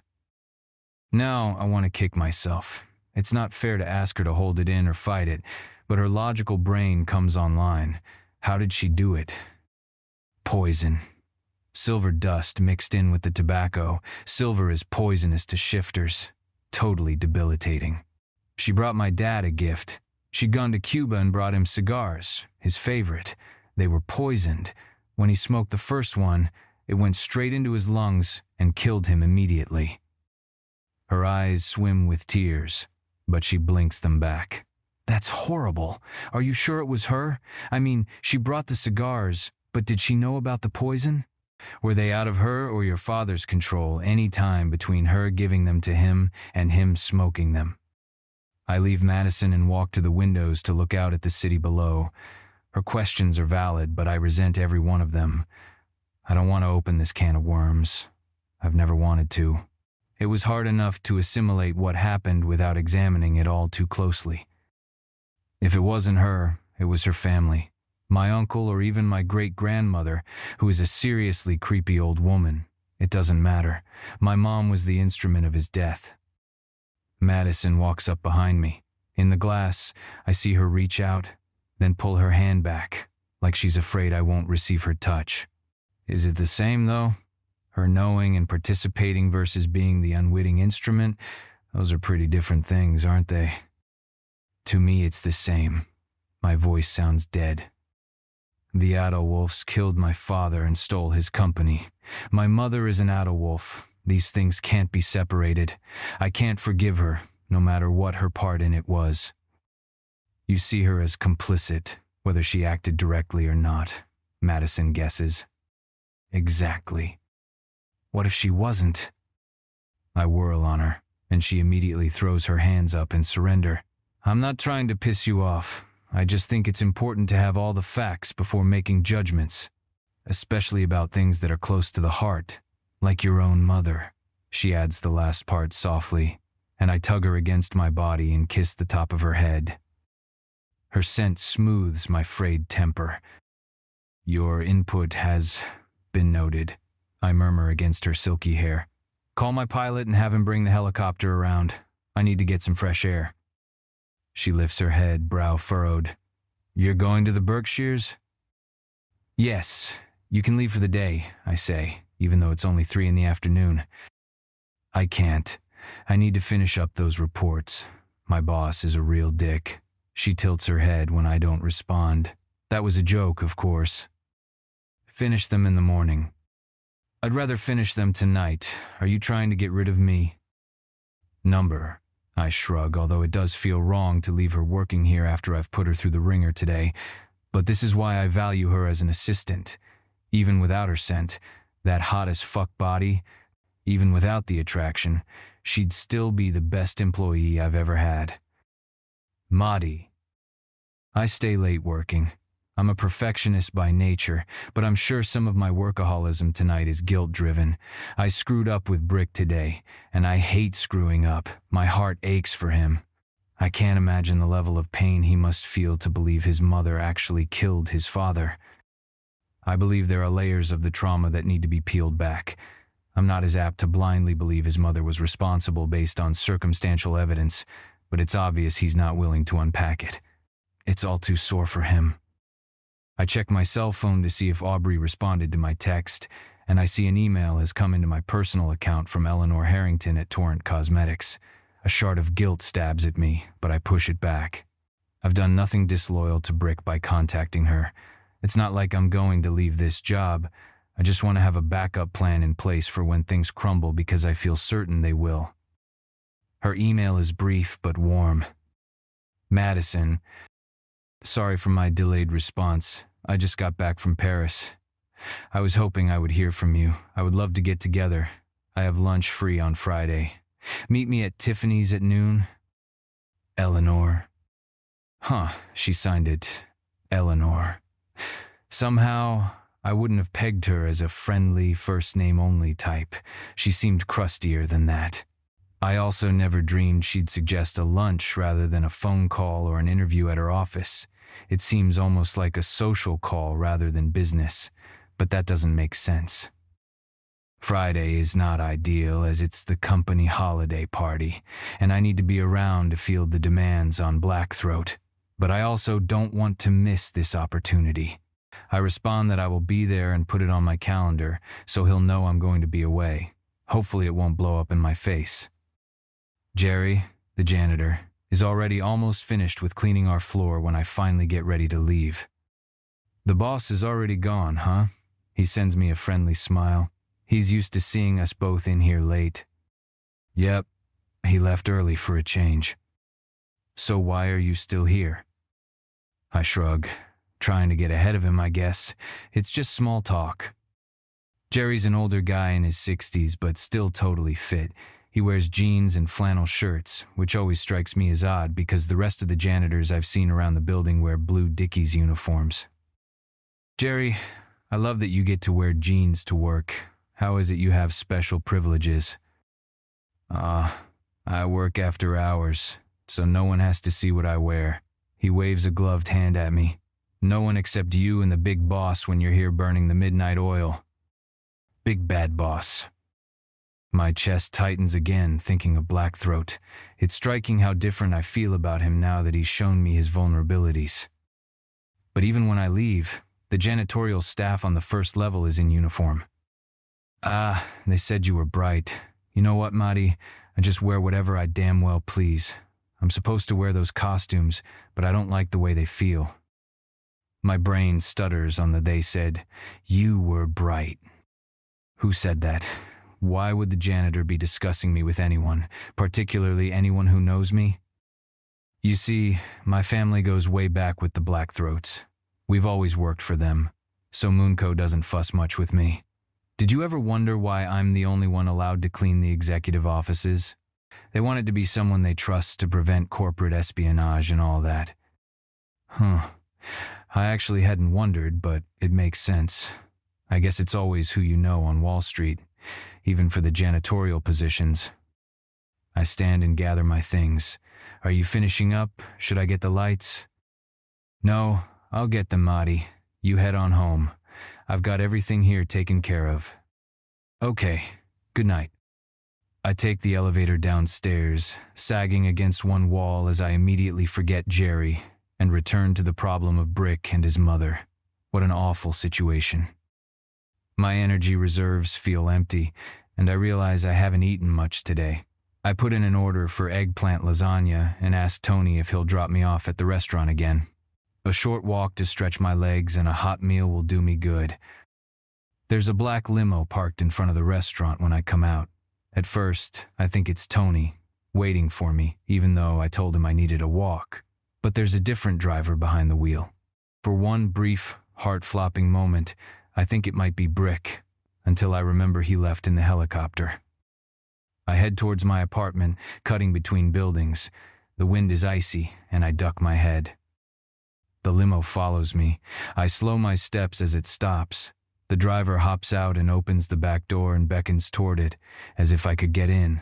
"Miss Evans," he says, as if we know each other. Which we don't. He's not Tony or Blackthroat's driver. I don't know what's going on. I walk a little closer, eyeing the darkened interior of the limo. I'm not dumb enough to get in a strange car, not even when it's a limo, but I'm curious. Madison. I recognize the creepy, rasping voice before the fair-haired man in a long, dark coat climbs out of the limo. Aiden Adelwolf. I back away slowly. I'm in a quiet alleyway between brick buildings. The narrow street is a shortcut, and it's well lit but typically empty. Not tonight. Up ahead, a big guy strolls towards me, his sleek suit doing nothing to narrow the bulk of his arms and shoulders. He looks like one of the bodyguards who flanked Aiden when he accosted me at the coffee shop. Behind me, just past the limo, his twin closes in. They're both huge, taking up more than their fair share of the alley, strolling slowly like they don't have a care in the world. I know without a doubt that they're here to stop me from escaping before I talk to their boss. On a scale of 1 to swiping right on Patrick Bateman, how much trouble am I in? Aiden is a respectable businessman. Sure, he's cutthroat, but what Wall Street executive isn't? And yes, he gives off serial killer vibes, but he wouldn't literally cut my throat. At least not here, in the middle of a bustling neighborhood. Shops and restaurants full of people are only a block away. Aiden wouldn't do it himself. He wouldn't risk blood staining his $10,000 suit. Better to not flinch. Rule number 1. The more confident I act, the more power I hold on to. I face him. Yes? I'd like to offer you a job. I stifle my first instinct, which is to scream no and run away. I clench my jaw and wait for him to expound. Assistant to the CEO, he continues in that evil robot voice. Double whatever pay and benefits Blackthroat is giving you now. I raise my brows. Double? I echo. I once took a negotiating class, and the teacher drilled 2 basic skills into us over and over. Either keep silent or repeat the last thing the person on the other side of the table says. To start, you obviously have valuable skills and experience. It would take very little training for you to get up to speed. On the Benson deal, for example. I nod slowly, pretending to think things over. Thank you for your offer. I'm flattered that you took the time to corner me in a dark alley to give it to me, but I must respectfully decline. There, just enough sarcasm to get the point across. I pivot away and continue walking as fast as I can without spilling my dinner.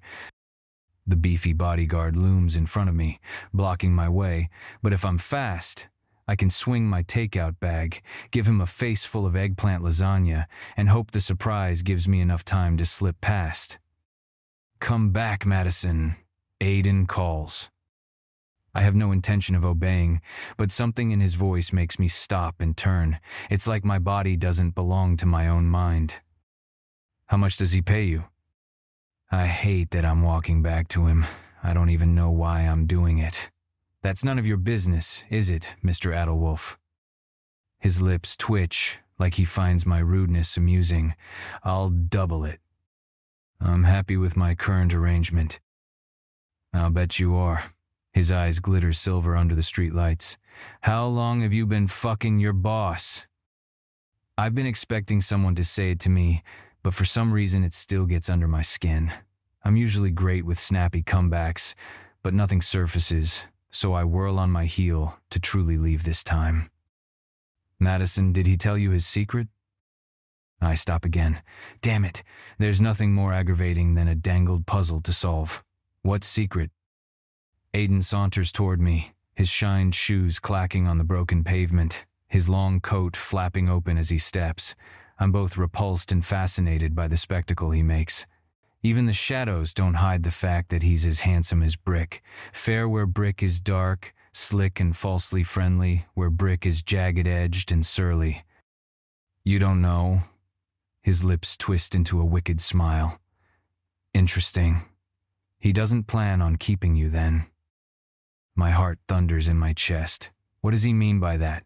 I know this guy is fucking with me, but I can't stand when I don't understand what's going on. "Nobody's keeping anybody," I snap. "We're human beings with free will." Aiden snorts. "Oh, sweetheart, you really have no clue." He gives me a mock sympathetic look, reaching out to touch my cheek with his gloved fingers. I frown, trembling, although I'm not sure what has me so riled up. Goosebumps raise on my arms. "Why are you here?"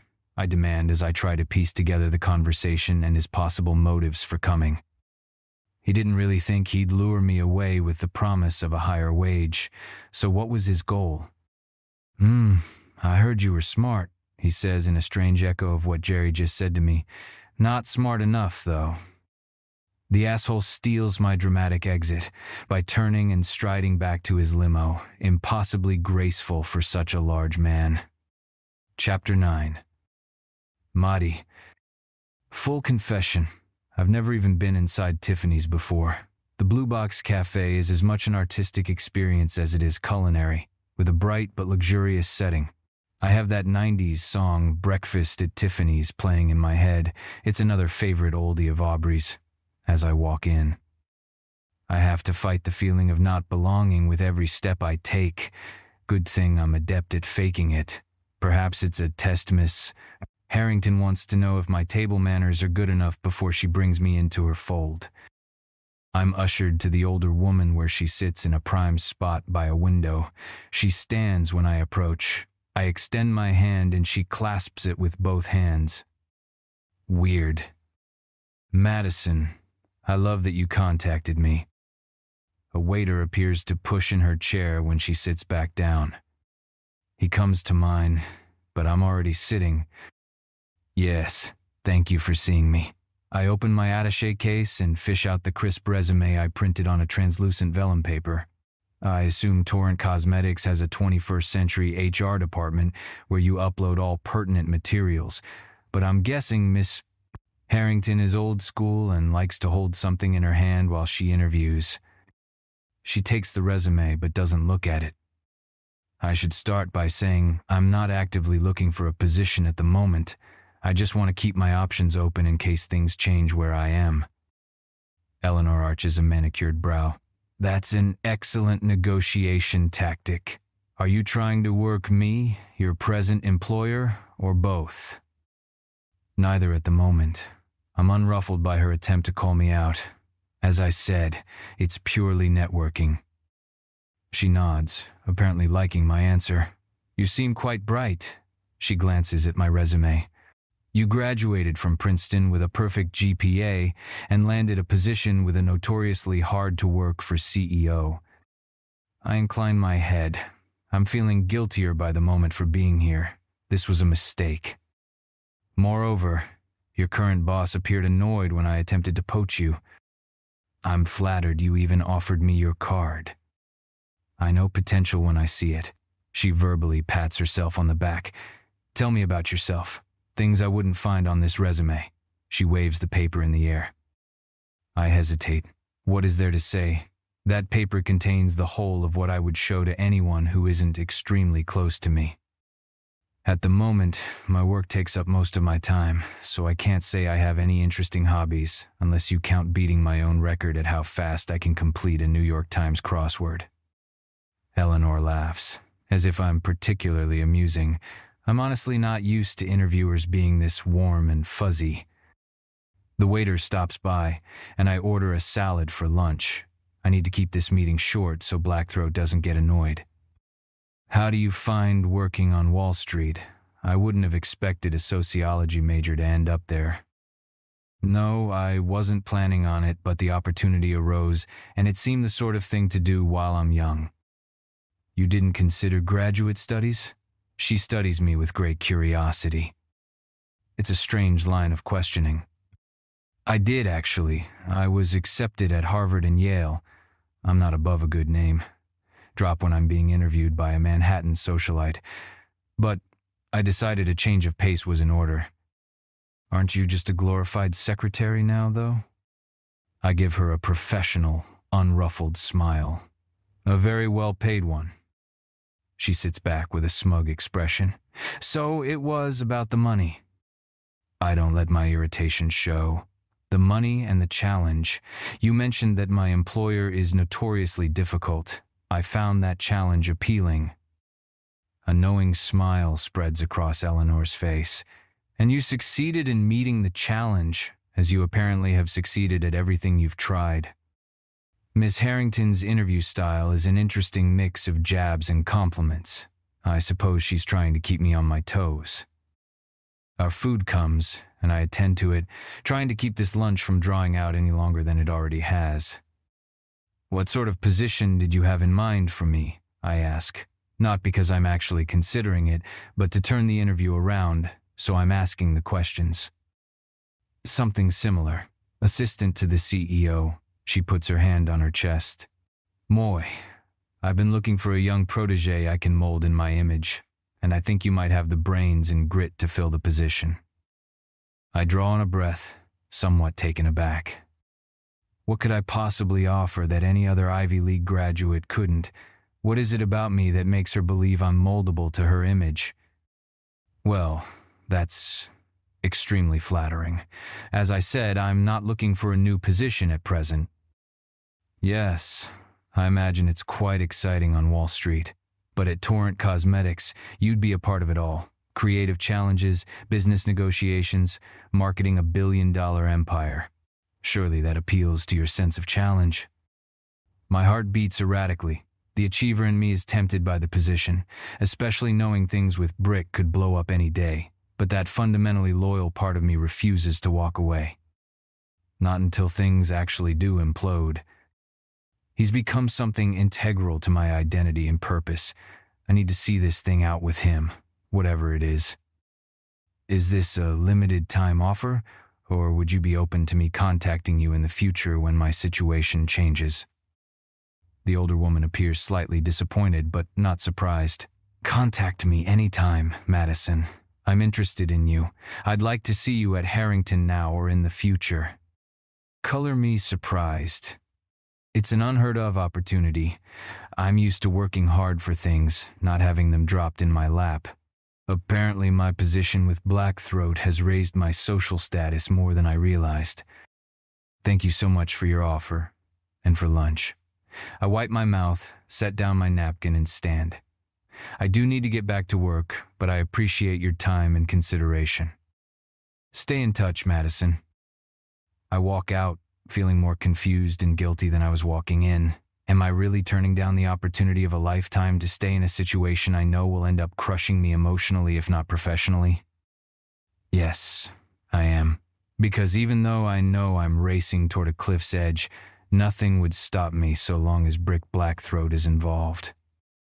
Brick. Madison left the building for a lunch appointment. I'm already edgy as hell because she seemed cagey about where she was going, but when she comes into my office smelling like Eleanor Harrington, my wolf rages. Those damn high society humans. We mix with people like the Harringtons at our charity events. We'll take their money, we'll manage their investments, but they are nothing like us. I'm not pissed at Madison. Scratch that. I definitely am. But my wolf isn't. My wolf wants to protect her. Sully believes she is, most likely, the unacknowledged daughter of Brett Harrington, Eleanor's son. It's not clear whether he knows he has a daughter and wants nothing to do with her, or whether he's been in the dark the entire time. What is clear is that Eleanor anonymously paid for Madison's prep school education and made phone calls that ensured her entry into Princeton with a generous financial aid package. I gauge Madison's mood. She doesn't seem shaken up or disturbed now, not like she would if she'd just learned the old lady's secret. I'm sure you remember the company holiday ball is tonight. She's in a sweater dress with cutout shoulders and a peekaboo chest. I already had her up against the window this morning, but I'm feeling territorial, and that makes me desperate to get inside her again. Yes, I purposely direct my attention at my computer because I'm not fully in control at the moment. My wolf needs to tone it the fuck down. I have to be there early, but we need you there by 7 or 8 to formally greet everyone. We'll drive over together, I clip, still not looking her way. I have to be there by 5:30 to make sure everything is running smoothly. Now I give her my full attention, and it's with the air of a reprimand. When I gave you the task of liaising with HR for the party, it was not for you to run it. It was for you to represent me and my interests. You're not their staff, you're mine, so you'll go when I go. My wolf is disgruntled by the lie. She's not mine, not the way he needs her to be. She hesitates for a beat. You're the boss. Big bad boss, I mutter as she turns to sail away. Madison. I catch her before she reaches the door, my tone businesslike. She pivots. Yes, sir. She still plays subordinate seamlessly, which tells me what I always suspected, that it's been an act and a game from the very start. I never had her respect, nor her fear. Why do I love that so much? With whom did you have lunch? She hesitates a second before tossing back. Why do you ask? Answer the question. She must hear I'm not fooling around, but she still cocks a hip. Am I not allowed to take a lunch break? I don't answer. Don't release her from my gaze. But I should remember that Madison has negotiation skills that far exceed her age or station. She simply lifts a brow, staring right back. Are you looking for a new job? My voice is deadly now because the thought of losing her makes my wolf surge to the surface. He's jealous, possessive. Very, very dangerous.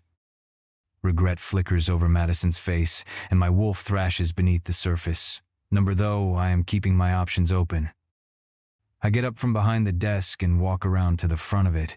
I don't trust myself to get close to her for fear I'll snatch her up and never let go. Instead, I lean back on my desk and fold my arms. Why? She lifts her shoulders, and the scent of her regret agitates me. Or is it pain? Either way, I can't stand it. I want to do everything in the world to change it. I'm screwing the boss. She sounds sorry, like something sad but inevitable has happened. This probably won't end well for me. I narrow my eyes, not liking any of this. That's pretty fatalistic, isn't it? I beckon her to me, desperate to touch her, to have her sent closer, but still not trusting myself not to throw her over my shoulder and carry her home to Mansion Row, to tie her to my bed, mark her with my scent, and keep her forever. She comes as bidden, arms wrapped around her middle. I force myself to move slowly when I settle my hands on her waist, dislodging her hold of it. I don't want to lose you. She blinks those long, curled lashes at me.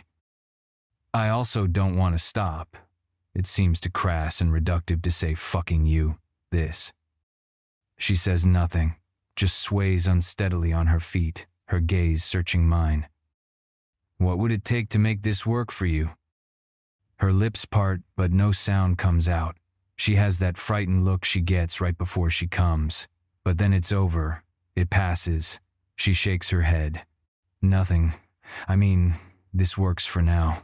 She drops her gaze. I'm just exploring options in case that changes. Fuck.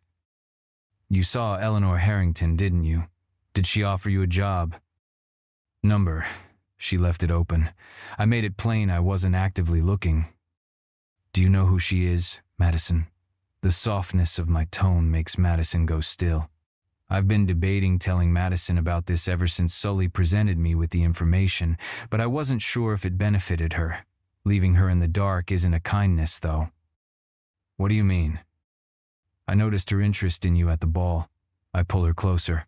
I also observed what I thought was a family resemblance. It's only a half-lie. I smelled the resemblance. Maddie's brows drop. What? I asked Sully to look into it, and it seems I was right. She's most likely your paternal grandmother. She secretly got your mother the job at Landauer Prep and funded your education there. She also ensured your admission to Princeton and… Number. Madison cuts me off. Wait, what are you talking about? You hired a PI? What is this? Her son, Brett Harrington, was in college with your mother. They dated briefly, breaking up 8 months before you were born. Christ. Maddie's face goes pale. I think I'm going to be sick. Tears brighten her eyes. Come here, beautiful. I pull her against my body in an embrace. I'm sorry it's a shock. I was debating how to tell you. I sense her belly shudder like she's holding in a sob. I drop my lips to her silky hair and cradle the side of her head to press it against my chest. I hate that, she sputters in typical Maddie fashion, pushing away. When I release her, she merely repositions herself to lean against my body sideways, crossing her arms. I hate everything about it. You mad at me? No, I'm just… She paces away from me. I just hate it. She whirls and spreads her hands. Why in the hell did she wait until now to make contact? Ugh, she grimaces. Don't answer that. I'm sure I know. I cock my head, not certain what she thinks she knows. She was waiting to see how I turned out, whether I was worthy to claim, or something sick like that. The tears never fell, and Maddie's already composed herself in that surprising way she has of quickly mastering her emotions. And what about my dad? She shakes her head. I guess he's the real asshole here. She stares at me for a moment, then visibly gathers herself. I'm sorry. This isn't your problem. Thanks for the information. I'll give you the file my PI put together. I walk around my desk to pull the manila envelope from a drawer. She takes it and spins on her high heel for the door. So you're not quitting me for her? I ask mildly as she reaches it. She sends me a look over her shoulder that probably isn't meant to look sexy but goes straight to my cock. Not in this lifetime. Good, I mutter, but she's already out the door, her spine straight, shoulders back as she departs. My female may be human, but she's as strong and resilient as they come. Of course, she's not my female. As I walk around my desk, my wolf growls at that mental pronouncement. He wants her. 24 hours a day he's driving me in her direction, to mark her, to claim her, to keep her. As impossible as it may be, it's hard for me to deny the pull. The attraction isn't just sexual either. I can't blame it on pheromones in my wolf. I find everything about Madison Evans fascinating. She has all the qualities of an alpha female. If only she were a wolf. She's capability porn in motion. Brilliant. Well-spoken but sassy. She's not dramatic or particularly manipulative, but she does manage to get her way. When she doesn't, she handles it with more grace than anyone I've ever seen. I'm falling in love with her. I drop into my chair. It's already in motion. My heart's in play. My executive team is right. This problem with the assistant has gotten out of hand. Way out of hand. Yet, I can't find it in me to pull back. Every cell in my body screams for me to just move forward. Claim the girl with her inferior genes. Make her mine, even though it could mean losing everything. My position as alpha, even my pack. Mahdi. I compartmentalize for a few hours, focusing on the fires that need to be put out around the office. Then I pick up the phone to call my mom. Her last class ends at 4, so she should be available to pick up. "Hi, sweetheart," she exclaims, like she's shocked that I called. A stab of guilt hits me for being so engulfed in my job that I haven't called her at school in weeks. "What's going on?" "Well, I'm still at work. I had lunch with Eleanor Harrington today." "What?" The shock in my mom's voice is all I need to confirm Brick's suspicions. "I'm sorry, who did you say?" "Eleanor Harrington. Do you know her?" Well, I've met her once or twice. She's one of the donors at Landhauer." "Yes, I understand she was the donor who funded my education there." "Did she tell you that?" I sense a note of hysteria in my mom's voice. "Number. I don't say anymore. I know from all the books I've read on interrogation and negotiation, the less you say, the more power you hold." "What did she tell you?" "Who is she, Mom?" There's a pause. "What do you mean?" "Who is Brett Harrington? What do I need to know here?" "Maybe you should come over for dinner tonight." My mom sounds defeated. "I can answer all your questions." "I can't come tonight," I snap. "I have the company holiday party. I need the answers now, Mom. Please. I really hate when I don't have a full picture, especially when it comes to my own life." "It sounds like you already know, Mahdi. What do you want me to say?" I fling my free hand in the air in exasperation. Give me the abridged version. Just some concrete facts. "Okay." She draws in an audible breath. "Brett Harrington is your dad. I met him at Oxford when I was there for my PhD. When I told him I was pregnant, he asked me to get an abortion. I refused, and we broke up. Eleanor flew out and paid me a visit. She offered me a large sum of money if I would end the pregnancy. I told her to go fuck herself. She got nasty, threatened to get me thrown out of Oxford through her contacts there. I decided if the Harringtons were so eager not to be associated with us, I didn't want any part of them. I called Brett, your sperm donor, and told him I'd miscarried, and he didn't need to worry about the baby. He never followed up, but his mom wasn't so easy to get rid of, so we came to an agreement." Nausea rolls over me again. What was the agreement? "She paid off my student loans and gave me a lump sum in exchange for my signature on papers relinquishing all rights to any Harrington inheritance or paternity suits. I don't know if it would actually hold up in a court of law, but I wanted nothing to do with that vile family after that. I figured we were better off without them." I blink back tears. "Yeah, agreed. But you let her pay for my education?" "I didn't realize she was the one pulling strings at first. By the time I did, you were already a sophomore. You didn't like it socially, but you were excelling so much academically I couldn't bear to pull you out. I talked to you about it, remember? You wanted to stay because you could take 6 AP classes a semester there. You loved the challenge." She's right. I did. Academic success was a new game for me then. I loved pushing myself to see how far and fast I could go. I remember. I've debated telling you, but I wasn't sure it would do anything but hurt you. Yeah, I get that. Knowing does hurt. I'm sorry, baby. I really am. They're classist assholes. She has no right to contact you now. What? She waited to see how you turned out, and now that you're a Princeton grad working on Wall Street, you're good enough? That's a steaming pile of bullshit as far as I'm concerned.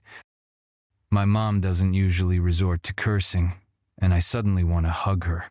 The Harringtons' assholery affected her far more than it has me.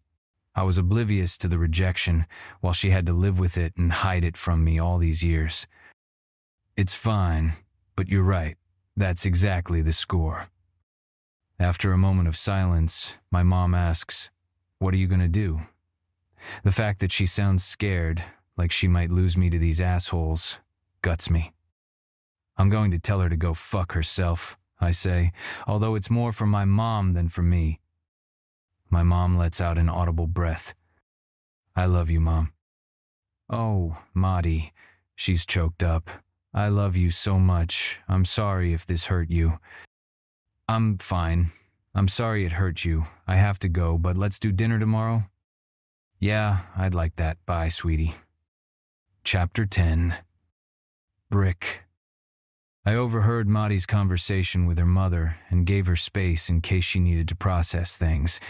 At 6, I summoned her to bring my tux in from the closet.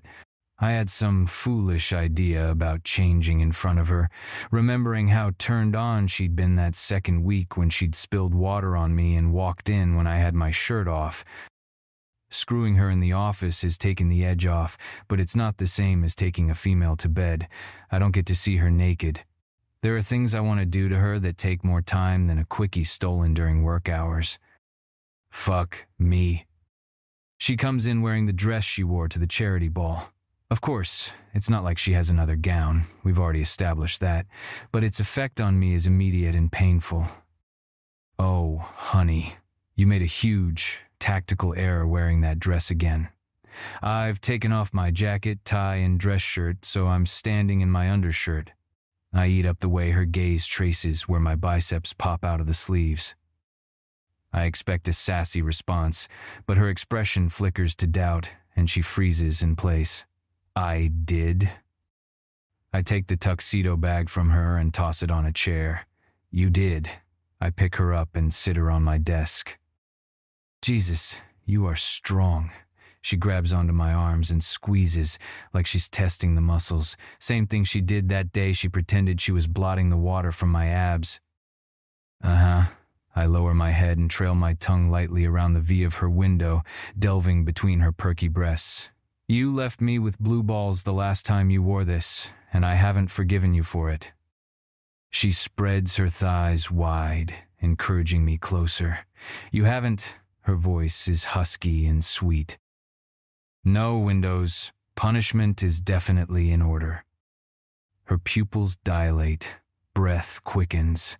The scent of her arousal drugs me. I drop my hands to her hips. "I don't appreciate being teased, little girl. Not at all. So now you're going to feel the sting of your boss's ruler." "Oh," she sits up taller like she just squeezed her ass. She's adorably aroused, and I'm already desperate to satisfy her, my wolf starting to run the show. I lean down to murmur the next order right against the shell of her ear. "Go and get it from my desk drawer." When I step back, she slides off the desk and wobbles to the other side of the desk to open my drawer. Her hand trembles a little when she hands it to me, but I read far more excitement than nerves in her. "Come back over here." I tap the surface of the desk. She toddles back, and I push her face down over it.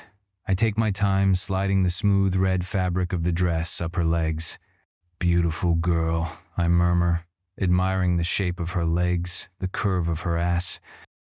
She's in one of her G-strings, the one I already acquainted myself with this morning. I peel it off her, kissing down the back of one leg when I squat to detangle it from her ankles.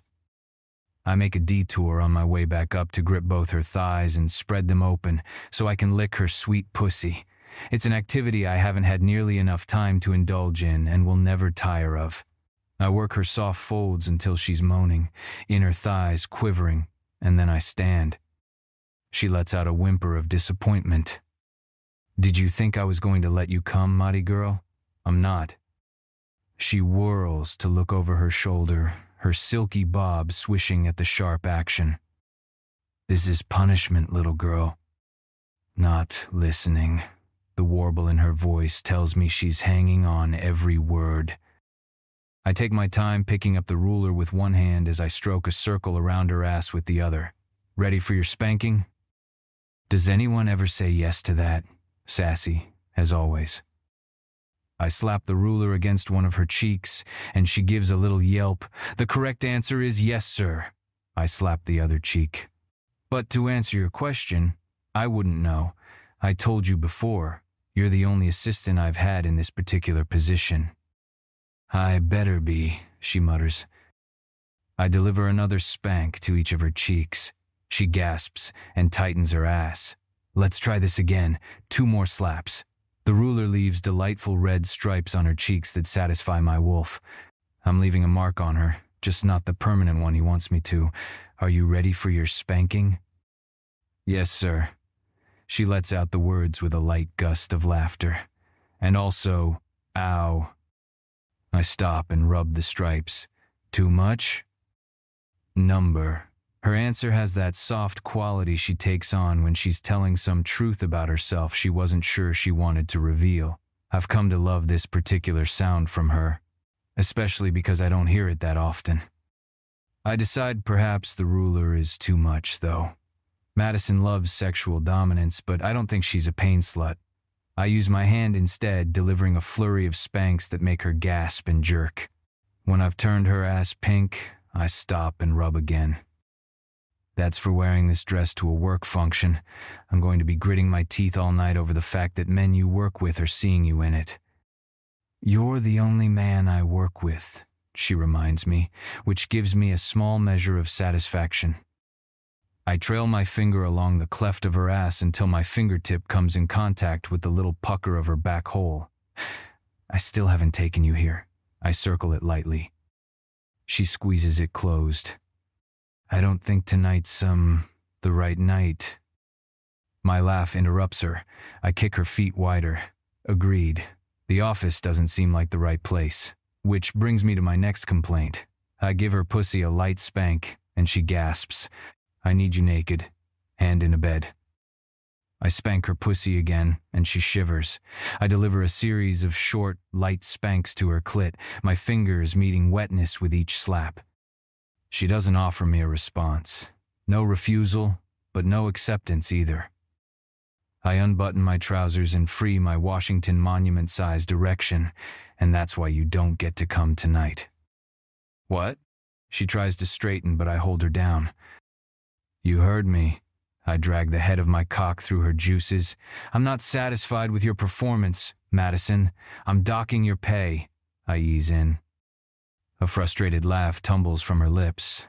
Are you paying me in orgasms? Not tonight. I feed every inch into her tight channel, then ease back and press forward again. Brick! I chuckle at her shocked protest because she doesn't use my first name often. It's sweet to hear it now. When I start to move inside her, my eyes roll back in my head at the relief, the ecstasy. This is exactly where I need to be. Right now. Every day. Every moment of every day. This is the only time I get a break from the constant pressure my wolf applies. I take my time, savoring every stroke, closing my eyes and breathing in her frankincense and orange scent. I register every sensation acutely, the sound of her panting breaths, the squeeze of her internal muscles around my dick, the slide of her body across my desk. Soon the sensations overwhelm me. It's too much. I can't wait any longer. I wrap an arm around her waist so I don't bruise her hips against the wood and buck hard against her soft ass, thrusting deep.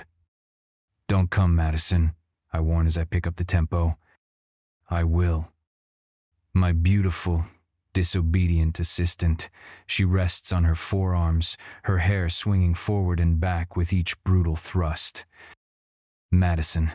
I use my stern boss voice.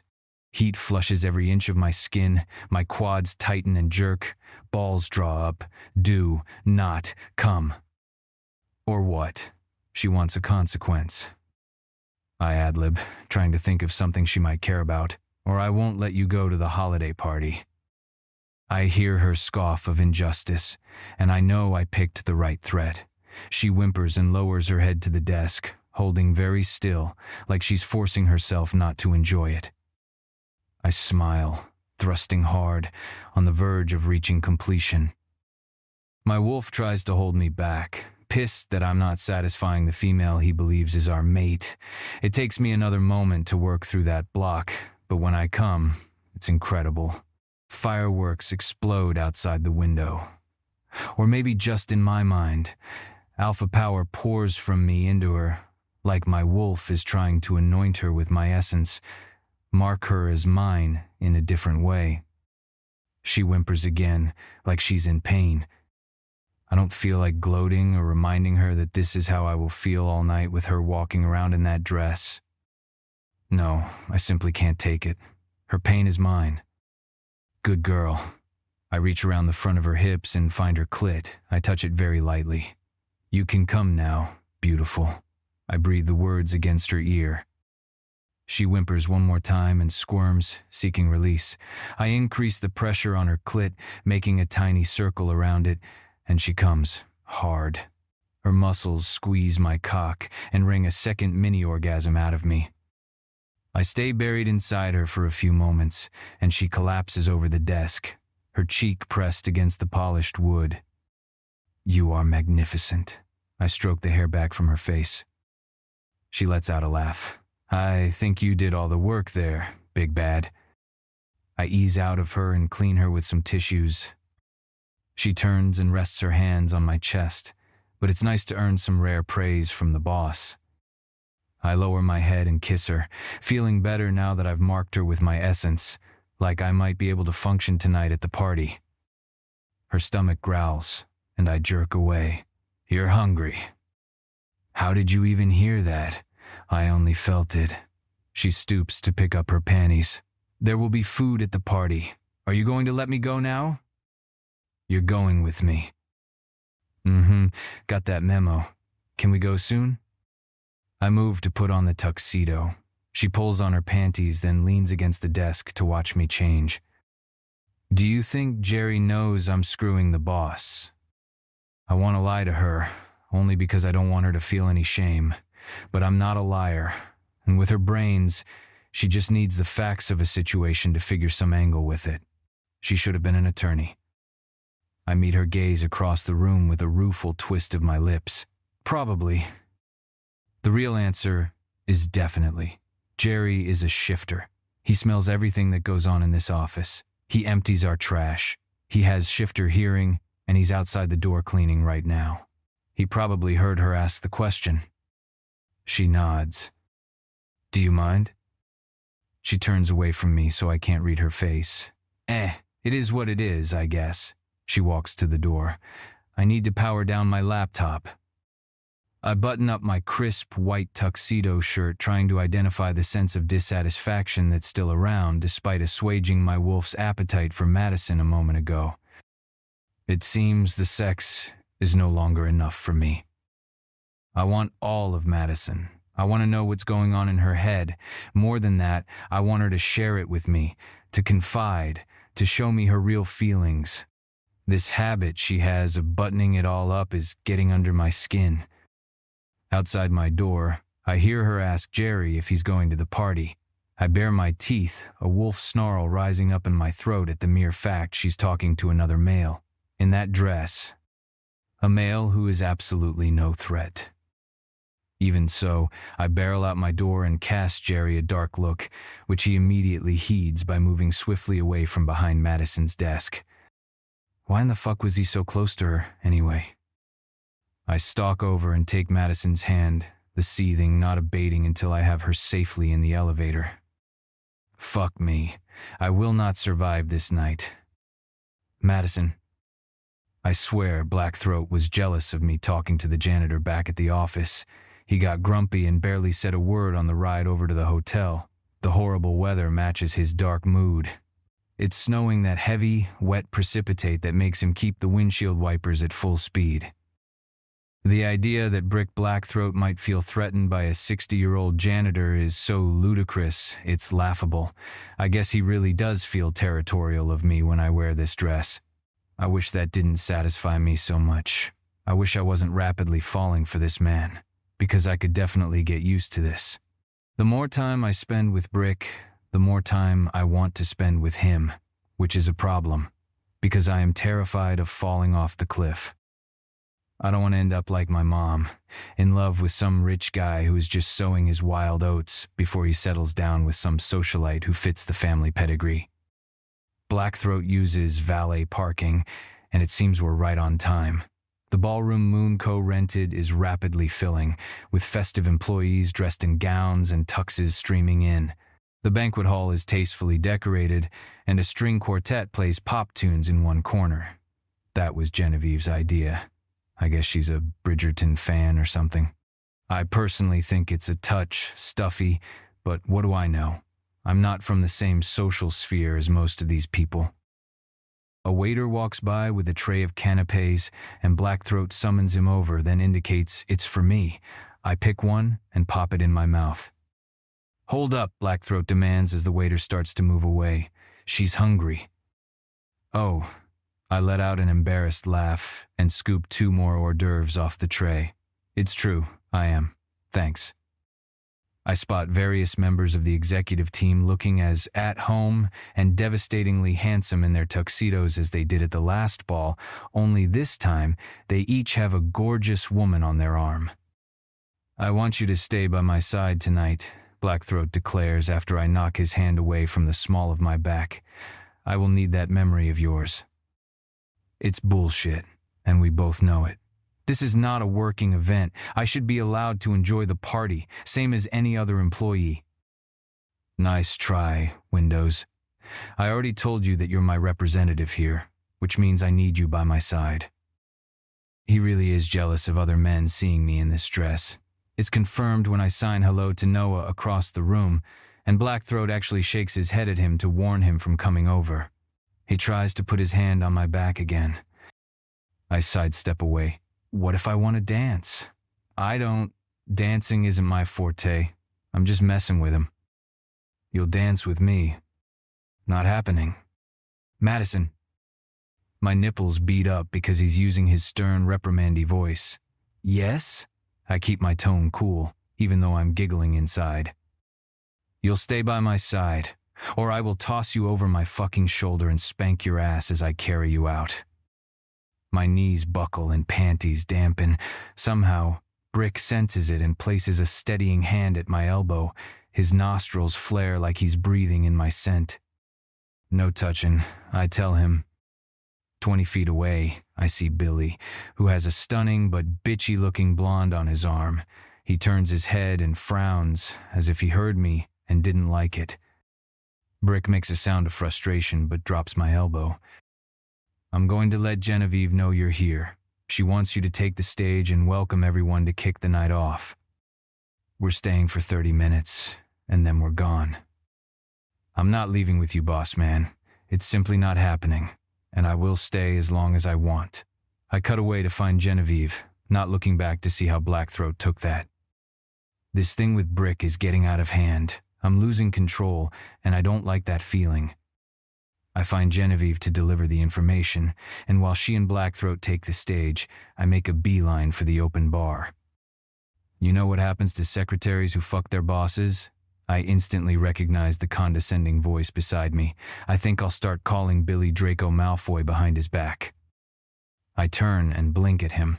"What?" I ask with my business-polite voice. "Nothing good." I snort. "Inventive. Did you stay up all night thinking of that zinger?" The glower he gives me is so hateful it unnerves me, and I have nerves of steel. God, what did I ever do to this guy to earn such spite? He leans into my personal space.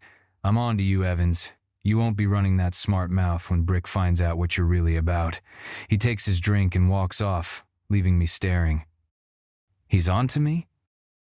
What the hell does that mean? That he knows I'm having sex with Brick, or does he mean something else? A sense of misgiving moves through me. I knew when I took this job it would be a hard one to keep. Still, things are different now. Getting fired would mean something went awry between Brick and me. And that makes my stomach churn. But I haven't done anything harmful to Moon Company. In fact, I've worked my ass off to make sure its CEO can function at top performance level, unless you count the time when he's busy making us both come. I look up to drink in the sight of my boss on the stage. Blackthroat stands beside Genevieve with his hands in his pockets, glowering in my direction. Just the sight of him in that tuxedo, exuding his unique brand of scornful power, weakens my knees. Brick Blackthroat, my big bad boss. the man dangerously close to luring me in. He takes the microphone from Genevieve, and I have the sudden urge to run. Very fast. Away from this event. It's been too much, finding out about my parentage, getting sniped at by Billy, beginning to want more from Brick. I need to gather my head. As my sexy boss offers a curt greeting to his employees, I duck out the door, pick up my coat from the coat check, and get in an elevator. I don't owe him my presence here tonight. Well, I suppose I technically do, but he's not going to fire me over it. My job is now too entwined with sex, with our non-relationship relationship. When we blow up, it all blows up, and I doubt it will be over this, although it's possible I'm trying to move that date forward every time I rebel against him. I step out of the elevator and debate how to get home. Considering the weather and my attire, I probably need a cab. The doorman holds the door for me, and I step out. Taxi? She's going with me, Brick snarls from behind us. I whirl to see his eyes flashing a strange shade of amber in the light. He reaches a hand for my hip in a possessive gesture as he thrusts his valet ticket at the attendant. For some reason, none of my usual snappy responses come to mind. I'm too tired. My brain is churning too much on the Harringtons and my mom and the fact that everyone at Moonco knows I'm screwing the boss. I'm in limbo. I need to make a decision about this job and Blackthroat, but I keep putting it off because of this. The way I feel every time he demonstrates his interest in me. I'm hungry for his attention, his affection, his constant approval. I don't want to give up hearing him growl, "Good girl," or ordering me around in that bossy way of his and watching as I perform for him. I don't want to end the game we play because it's so damn satisfying. I expect a dressing down about leaving the party, but instead, he modulates his temper for once. Even though I see frustration in the set of his mouth, his voice is a mild rumble. "I'll take you home, Windows." "I can take a cab." "It's snowing. I'm taking you home." I muster a retort. "Newsflash, big bad outside of the office. You're not the boss of me." My words lack my usual snappy delivery, and he must see it because his often flinty gaze is soft on my face. "Keep telling yourself that, Madison," he murmurs. Brick. Something's off with Madison, and it kills me. Was she running from me, or was it something Billy said to her? I will tear him apart if he hurts her, literally, with my wolf fangs. Or maybe this is about that bitch, Eleanor Harrington. I know Madison has issues with money and social class that likely stem from the situation with her father. This probably poked all those wounds. She ends up getting into my car without a fuss, but she's miles away. "Did Billy say something to you?" I ask as we drive. Her gaze slides my way. "I'm not afraid of Billy." I reach out and cup the back of her head, massaging her scalp lightly there. "You're not afraid of anyone, are you, Windows?" She steals another glance at me, as if surprised by the praise. "Tell me what he said." She shrugs. "He just said nothing good happens to secretaries who fuck the boss." I grind my teeth, trying to hold in the growl that rockets up my throat. He's definitely going to feel my wrath. "He will apologize to you on Monday," I grit. "Don't," she says. "I'm a big girl. I can face the consequences of my actions." "Nobody speaks to you that way," I snarl, then catch the reflection of my gaze in the side mirror and realize my eyes are glowing yellow. I draw in a deep breath to calm myself. "You'll just make it worse. I don't need you to defend me. I'm fine." "Talk to me, matey. Why did you leave the party?" "It's just been a day, you know?" Her voice catches, and she turns to me. I reach for her hand and squeeze it. "Yeah, I'm sorry. What can I do?" "Nothing." I hate how immediate and final her response is. I hate everything about the way this night is going. Instead of dropping her off at her apartment, I drive around the block to find a place to park. "You don't have to walk me to the door," she says when I miraculously nab a spot a half a block away. Invite me up. To my apartment? She lets out an incredulous laugh. Number? Then come to my place.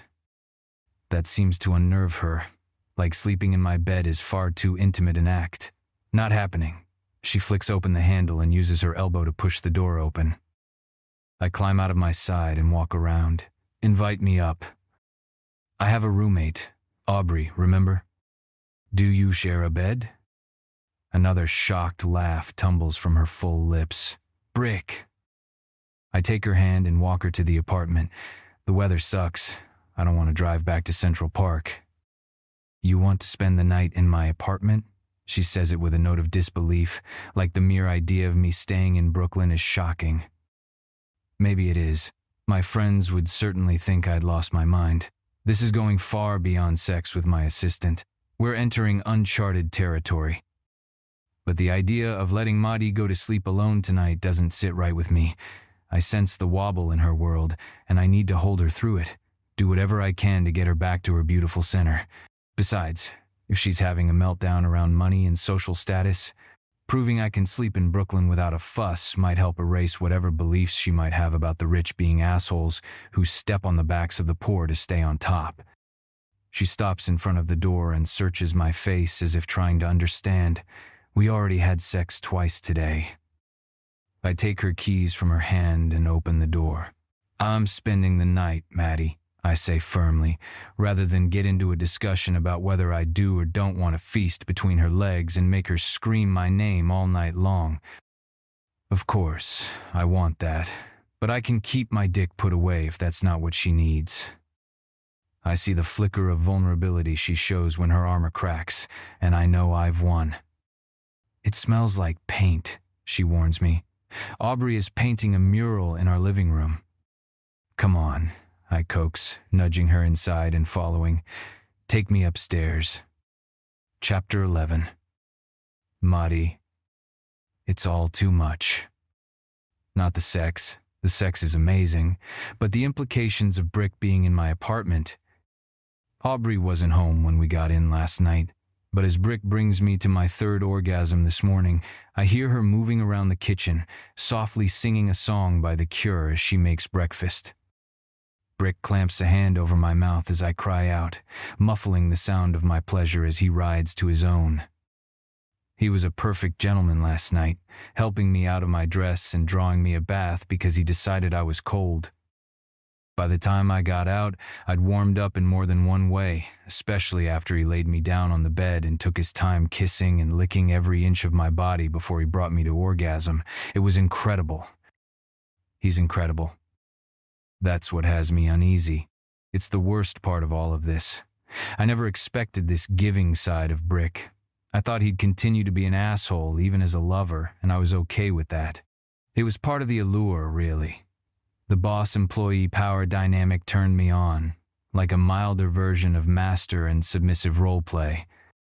But Blackthroat is attentive, warm, even.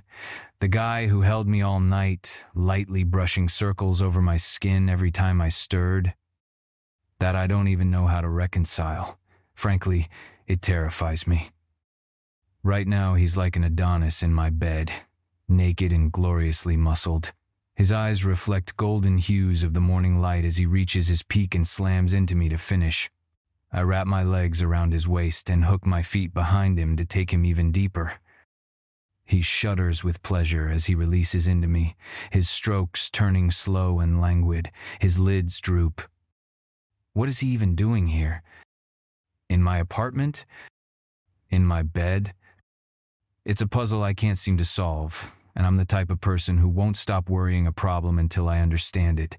Give me an unfinished crossword, and I can't walk away until every box is filled. But no matter what it is that draws him to me, it won't change the fact that I know he won't stay. Which wouldn't be a problem if it was only about the sex, but it's not that neat and clean. I could really fall for this guy, fall hard. And I know there'd be no cushion to land on when I fall. The billionaire Brick Blackthroat isn't going to put a ring on my finger and walk me down the aisle. Not that I think the institution of marriage is the end-all or anything. But regardless, this isn't Cinderella. I don't get the prince.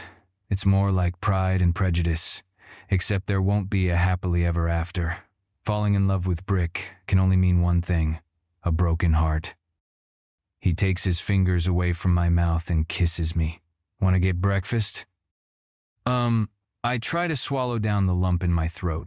While spending the entire weekend with Brick like he's an actual boyfriend has huge appeal, I just can't.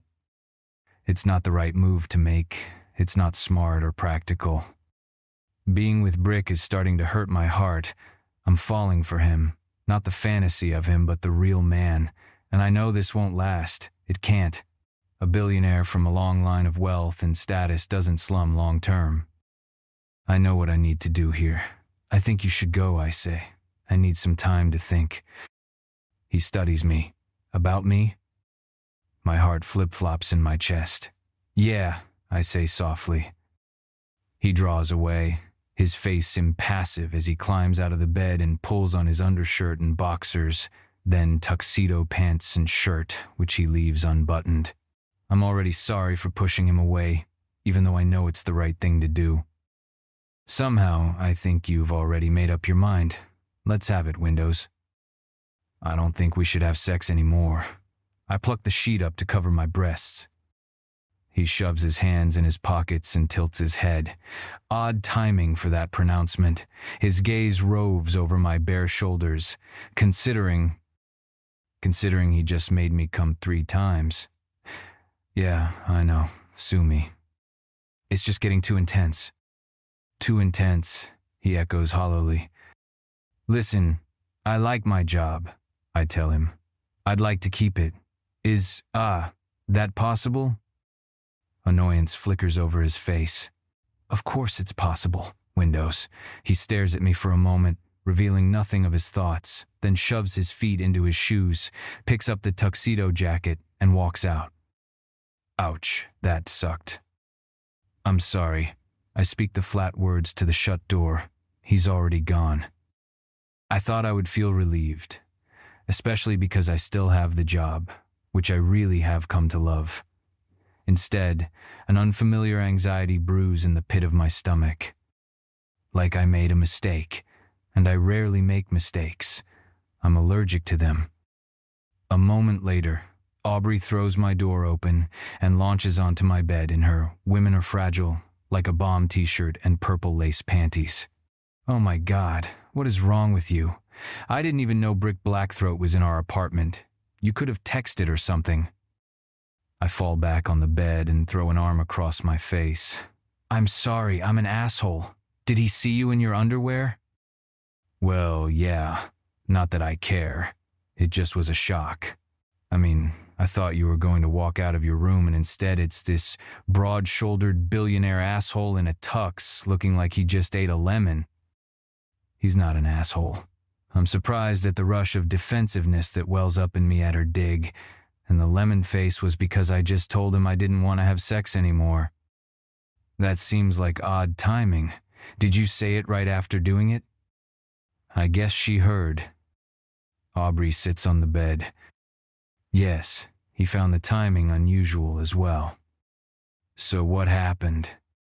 Nothing. I mean, it was just getting to be too much, you know. Him coming over here and asking me to invite him up. He's not what I thought. He's really not a dick. I mean, he certainly can be, but not to the people he cares about. Like his sister and niece and nephew and... Aubrey's dark head pops up from the pillow. And? I try to fight back the irrational sensation of panic rising in my chest. I don't know. I throw my hands in the air. Maybe me. Aubrey gives me an exaggerated jaw drop with an extended gasp. Stop it. You just broke it off because you're afraid he cares about you? Well, no. I mean, yes. I try to organize my thoughts. No. I broke it off because I care whether he cares, and that's a real problem. You know, there are no guarantees in love. Aubrey props her cheek on her hand. Please don't. She laughs. I'm just saying, you're trying so hard to protect yourself, but is it worth it? There was no love. This was my winter fling, remember? And now it's over.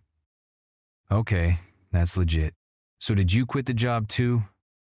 No, he said I can keep the job. Well, of course, he'd better say that, or he'd have a lawsuit on his hands. You can't require a woman to have sex to keep a job, which I know you know. Right. I throw off the sense that I made a mistake along with the covers and climb out of bed, grabbing a shirt to pull over my head, so Aubrey doesn't have to look at me stark naked. So it's all good. I had some great boss sex, and now I'm taking a break. End of story. And you could probably always hit that again anytime you wanted to. You know, just for sex sake. Sex sake, she repeats. I just made up a new word. She grins at me, and a bit of my dark mood lifts. Not at the prospect of renewing things with Brick. That would be a bad idea. But it's nice to know I could choose it if I really wanted to, that it's still an option, because Aubrey's right. It's not like I just broke Brick's heart. He didn't even argue with me. He knew it had to end at some point, too. This was just about sex. Things were getting out of that realm, so we needed to take a break. Once the distance is built back up between us, maybe we can indulge again. Not often, just once in a while. My heart picks up speed at the idea of it not being completely over, further sign that I really am in too deep and can't manage what we had. I need to take a breather, maybe date some other men. Remind myself that Brick is not the kind of guy you dream about keeping. Not even close. Chapter 12. Brick. Bloody Prince Mar, the snowpack all around the Berkshire cottage. I've run until my paws bled for the last 2 days trying to keep my wolf at bay. He wants blood, although it's unclear who I should attack. Myself for not fighting for Madison. But how would that work? I can't offer her more. I'm not human. I can't buy a diamond engagement ring for the first woman I've slept with who feels like my equal. Because Madison's not my equal. She's a terrible match for me simply because she's a different species. We come from different worlds. She thinks it's because of money and station, but it's far deeper than that. It's biology. Culture. And to be with her, I'd have to forsake my entire family and pack, something I'm not willing to do. This termination of our sexual arrangement was inevitable. Probably better it came sooner than later. My phone rings for the 100th time. The guys have been blowing it up. Me leaving the party early wasn't a shocker to them, but not answering their texts, asking where I went is out of character. Now it's Sunday night, and they haven't heard from me, so I suspect they're starting to worry. Enough that Ruby called Liz this afternoon to make sure I'm here. This time it's Billy. Since my wolf wants his blood, I pick up. What? Is everything okay? I nearly crushed my phone. No, you asshat. I'm going to snap your neck when I see you. Okay, he says carefully. Is this about the secretary? The outer case of the phone cracks. I told you not to call her that. Madison, he amends. I'm sorry, Alpha. Don't alpha me. You obviously have no shred of respect for me or my position, or you wouldn't interfere in my personal fucking business. Billy's smart enough to keep his mouth shut. He's lucky we're having this conversation over the phone, or he'd be under my paws right now, bleeding from my fangs. It gives me a moment to get my wolf's rage back under control. You ever speak disrespectfully to her again, and I will cut off your fucking ears. I mean it. Of course they would grow right back. Shifters have instant healing properties, another trait that makes us far superior to humans. Understood. I will apologize. He says the last word like his mouth is full of thistles. You won't go near her again. There's no need. You succeeded in humiliating her, and she ended it. I'm giving Billy too much credit. She didn't end things because of him, but it gives me a cheap satisfaction to have someone besides myself to blame for it. Madison has been well defended from the beginning, and I've done nothing to knock down those walls, given her nothing, made her no promises. Of course, she broke it off when we started to experience real affection for each other, but what could I offer her? Arrange the trip to Sweden for the Winter Pack Games. Consider it done. Billy wisely keeps the chortle of glee out of his voice, but I can imagine his triumphant expression. Cocksucker. It only adds to my piss-off that he was probably right all along. I need to stop wasting my attention on my beautiful assistant and expend every effort to find an alpha she-wolf to mate. If I don't, I will be consumed by moon madness. Chapter 13. Mahdi. Windows. Blackthroat stands in the doorway of his office instead of calling me on the intercom. He's shadow-eyed again today, his expression stamped in a deep scowl. It appears he forgot to shave this morning, or he slept at the office because his jaw is stubbled with more than a 5 o'clock shadow. He's truly been on a rampage, firing 10 people in the 2 days he's been back since the weekend. I've heard him slamming and throwing things in his office, pacing, raising his voice on the phone, barking at nearly everyone, including his executive team. Unbelievably, none of his anger has been directed toward me. It's almost like he's purposely walking on eggshells. With me, he's been totally civil, bordering on polite. I can't quite decipher it. Surely he doesn't believe I would ever file a sexual harassment suit against him. I know I tossed out the notion of me being unfireable after that first time we had sex, but I would never use that against him. Yes, sir? Aiden Audiobook sent me an offer for the Adirondack property. Call him and set up a meeting. My brows shoot up. You're selling the property you just bought, sir? He tugs at the blue striped tie like it's too tight, even though it's already much looser than he usually wears it. Tell him this is his one and only chance to buy it. If he brings me a certified check in the mid-8 figures this afternoon, I won't sell it to the other bidder. Is there another bidder, sir? 3 months ago, I wouldn't dare ask questions about his business. 3 months ago, he would have shredded me like confetti for doing so. Now, though, he simply shakes his head. There is not. I'm sweating him for sport. He seems to be sweating everyone for sport this week. My beautiful, sadistic boss. This version of Blackthroat informed my first impression of the man when I came to work at Moon Company, the heartless, callous, pompous Wall Street CEO out for blood, all as a form of entertainment. Is it weird that in addition to finding it sexy in an anti-hero sort of way, I now find him completely relatable? That's frightening.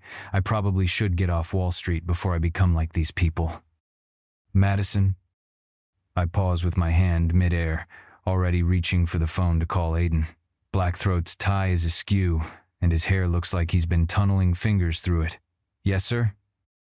Don't wear those dresses anymore. He doesn't use his boss man voice with me. The words ring as more of an appeal. Friend to friend. Please. I truly can't take it. It's an absurd pronouncement, but for some reason, I believe him. For whatever reason, my billionaire boss seems to actually find me, a young woman barely out of college with mediocre sex appeal and a strong dose of nerd, to be irresistible. I can't fully digest that information. It makes my head swim. I touch the window cutout of today's dress. I didn't wear it to taunt him. The dresses have become part of my identity here. Blackthroat offers a grim smile. Expense a new wardrobe. Fly to Paris on my dime to shop. Just please stop with the torture. I can't seem to think of a single response, so I settle for a wobbly nod and understood. He appears almost pained as he turns away. Thank you. I draw a breath and pick up the phone to call Adelwolf's office. His assistant seems to recognize my name. Yes, Miss Evans. What can I do for you? I'm calling on behalf of Mr. Blackthroat. He has an 8-figure offer on the Adirondack property, but he's willing to entertain a competing offer from Mr. Adelwolf this afternoon, provided he brings a certified check. The assistant is silent for a half beat. Then she draws a quick breath. Will you hold for just a moment, Miss Evans? Yes. I wait on hold a full 3 minutes before she returns and says, Mr. Adelwolf will send a courier over with an offer this afternoon. Oh, I'm afraid Mr. Blackthroat insists that Mr. Adelwolf deliver it personally. I'm not sure if that's true, but Blackthroat wanted to sweat Adalwolf, and I don't care for the guy, so I'm going to represent my boss's interests here. Please hold. Another 3 minutes passes. Mr. Adalwolf will bring it personally to Mr. Blackthroat this afternoon. May I tell him what time to expect Mr. Adalwolf? I will call when he leaves the office. Thank you so much.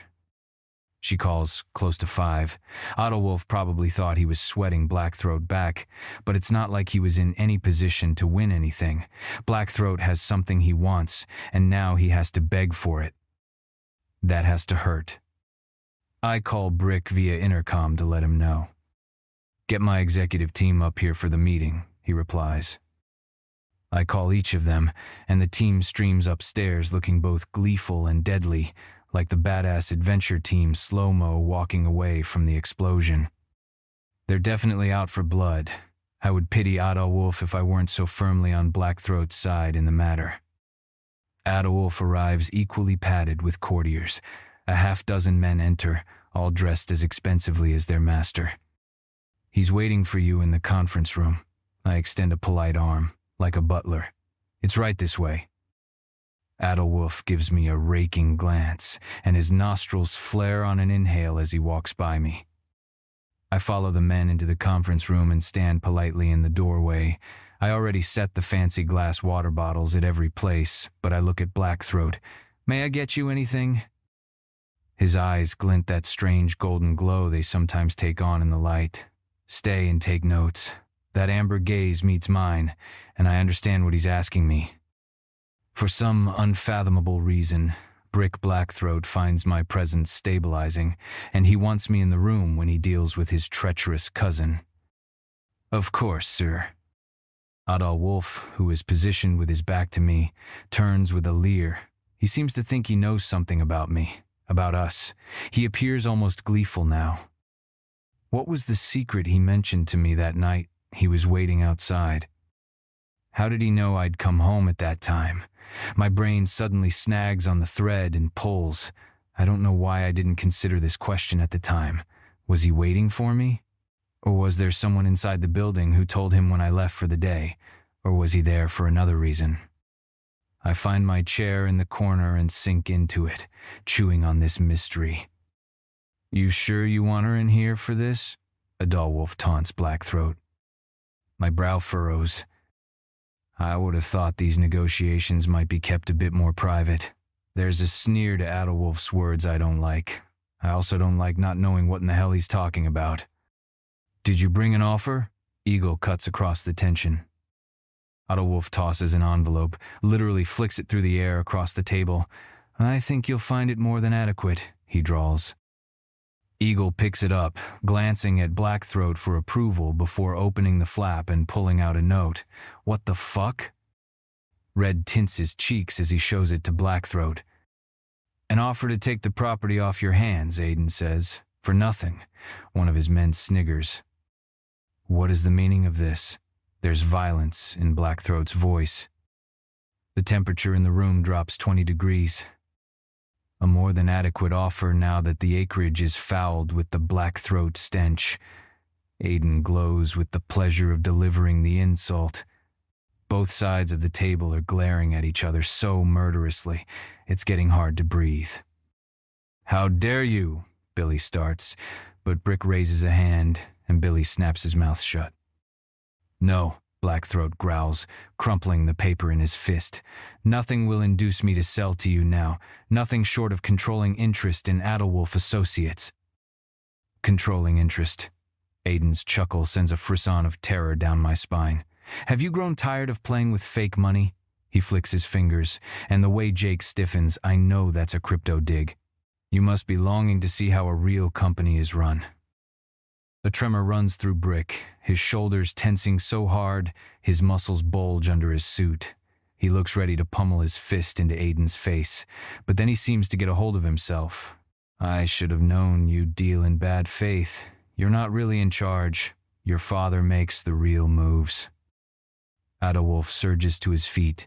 His henchmen also rise. My father is not CEO. I am. But he does have you on his leash. Blackthroat's smile is fake and cold. How does it feel to be counting down the seconds until your old man croaks? I suck in a breath at Blackthroat's heartless attack, but Otto isn't shocked by it. Instead, he narrows his eyes. At least he hasn't been poisoned by his own mate. How does it feel to have your beloved mother bring about your entire family's downfall? An inhuman roar rips from Blackthroat, and violent chaos erupts. I don't even know what happened, nor how it happened, but I hear the rip of shredded clothing right before something huge and furry hurtles across the table at Otto. A beast, some kind of animal. A wolf. A giant, tan, and black wolf arcing through the air, fangs snapping for Adolwolf's throat. Everyone surges into action, men shoving back from the table and putting hands on each other's expensive suits. My scream pierces the air. The huge wolf turns at the sound of my scream. "Not here! Not in the boardroom! Are you nuts?" Nichols shouts, shoving one of Adolwolf's men away from him and focusing on Blackthroat. That's when it finally comes together in my head that the first wolf is Blackthroat, Brick Blackthroat, my boss. He's a wolf, werewolf, something unnatural and terrifying. I'm on my feet. I can't seem to stop screaming. My throat hurts with the effort, but I have no control over my reaction. It's like I'm in a horror movie, rooted in place, only able to sound an alarm with my vocal cords. Someone, Jake, I think, grabs me from behind and claps a hand over my mouth. Later, I would understand he was just trying to shut me up, but I'm in full flight or fight mode, so I wrestle against his hold on me, trying to escape. Blackthroat wheels between Aiden and me, snarling and showing fangs. His eyes glow amber, unnaturally bright. Goosebumps rise on every inch of my skin as I remember seeing those eyes on him before, the eyes of a wolf. He abandons Adolwolf, now charging for me. I scream louder, more frantically. This thing is clearly not Blackthroat. It's some feral beast out of control, and he's going to kill us all. I struggle against Jake's hold. "Stop screaming, Maddie," Jake growls in a low voice. Somewhere in the back of my brain, it occurs to me that Jake seems quite calm considering there's a wild beast coming at us. Blackthroat leaps, but Jake turns sideways and kicks at the wolf's great jaws, jamming his $1,000 Louboutin Grego in the animal's mouth. "Brick, I'm not hurting her," Jake shouts, maneuvering me away from the wolf and kicking at it. "You are the one freaking her the fuck out. Change back." The wolf snarls and lunges again. His fur stands up on his neck and across his broad shoulders. Jake blocks his snapping jaws with another swift kick. "Change back, you fucktwat," Jake snarls at the wolf. "For fuck's sake, Brick," Nichols shouts. "Are you insane?" Now it fully sinks in. Jake is not surprised that Blackthroat is a wolf, nor is Nickel. In fact, no one here is surprised by the wolf in the room. No one but me. There's a snap and crackle of joints, and then suddenly Blackthroat looms before us in human form, completely naked, muscles bulging. "Let go of her," he roars. Jake immediately unhands me. For fuck's sake, I was trying to keep her safe. I remain frozen another moment, trembling, taking in the scene in the room. Across the room, Aiden Otto eyes glitter silver. He's smiling, showing canines that are a touch too long to be entirely human. He's one of them. The room filled with angry, jostling men in the two camps. All of them are in on the secret I hadn't known. All of them are probably wolves, like their masters. I take in my naked, beautiful, terrifying boss, who is not a human. A whimper escapes my lips, and every eye in the room fixes on me. "You had to fuck the secretary," Billy mutters bitterly. "Now what are we going to do with her?" Chapter 14. Brick. Aiden's fangs shrink, and his eyes stop glittering as he gets his wolf under control and calmly wipes the blood from his throat, a small smile on his face, like I played right into his hands. Like he loves that I lost control, and he didn't. I don't give a shit about any of them. Not about the carnage in the room or the weakness I just exposed, nor about how close I might be to moon madness. All I care about is Maddie, my trembling, terrified dream assistant. The scent of her fear drives my wolf mad. Seeing Jake restraining her made me murderous. The Blackthroat King's weakness, Aiden pronounces, studying Maddie. He sounds like he's quoting something.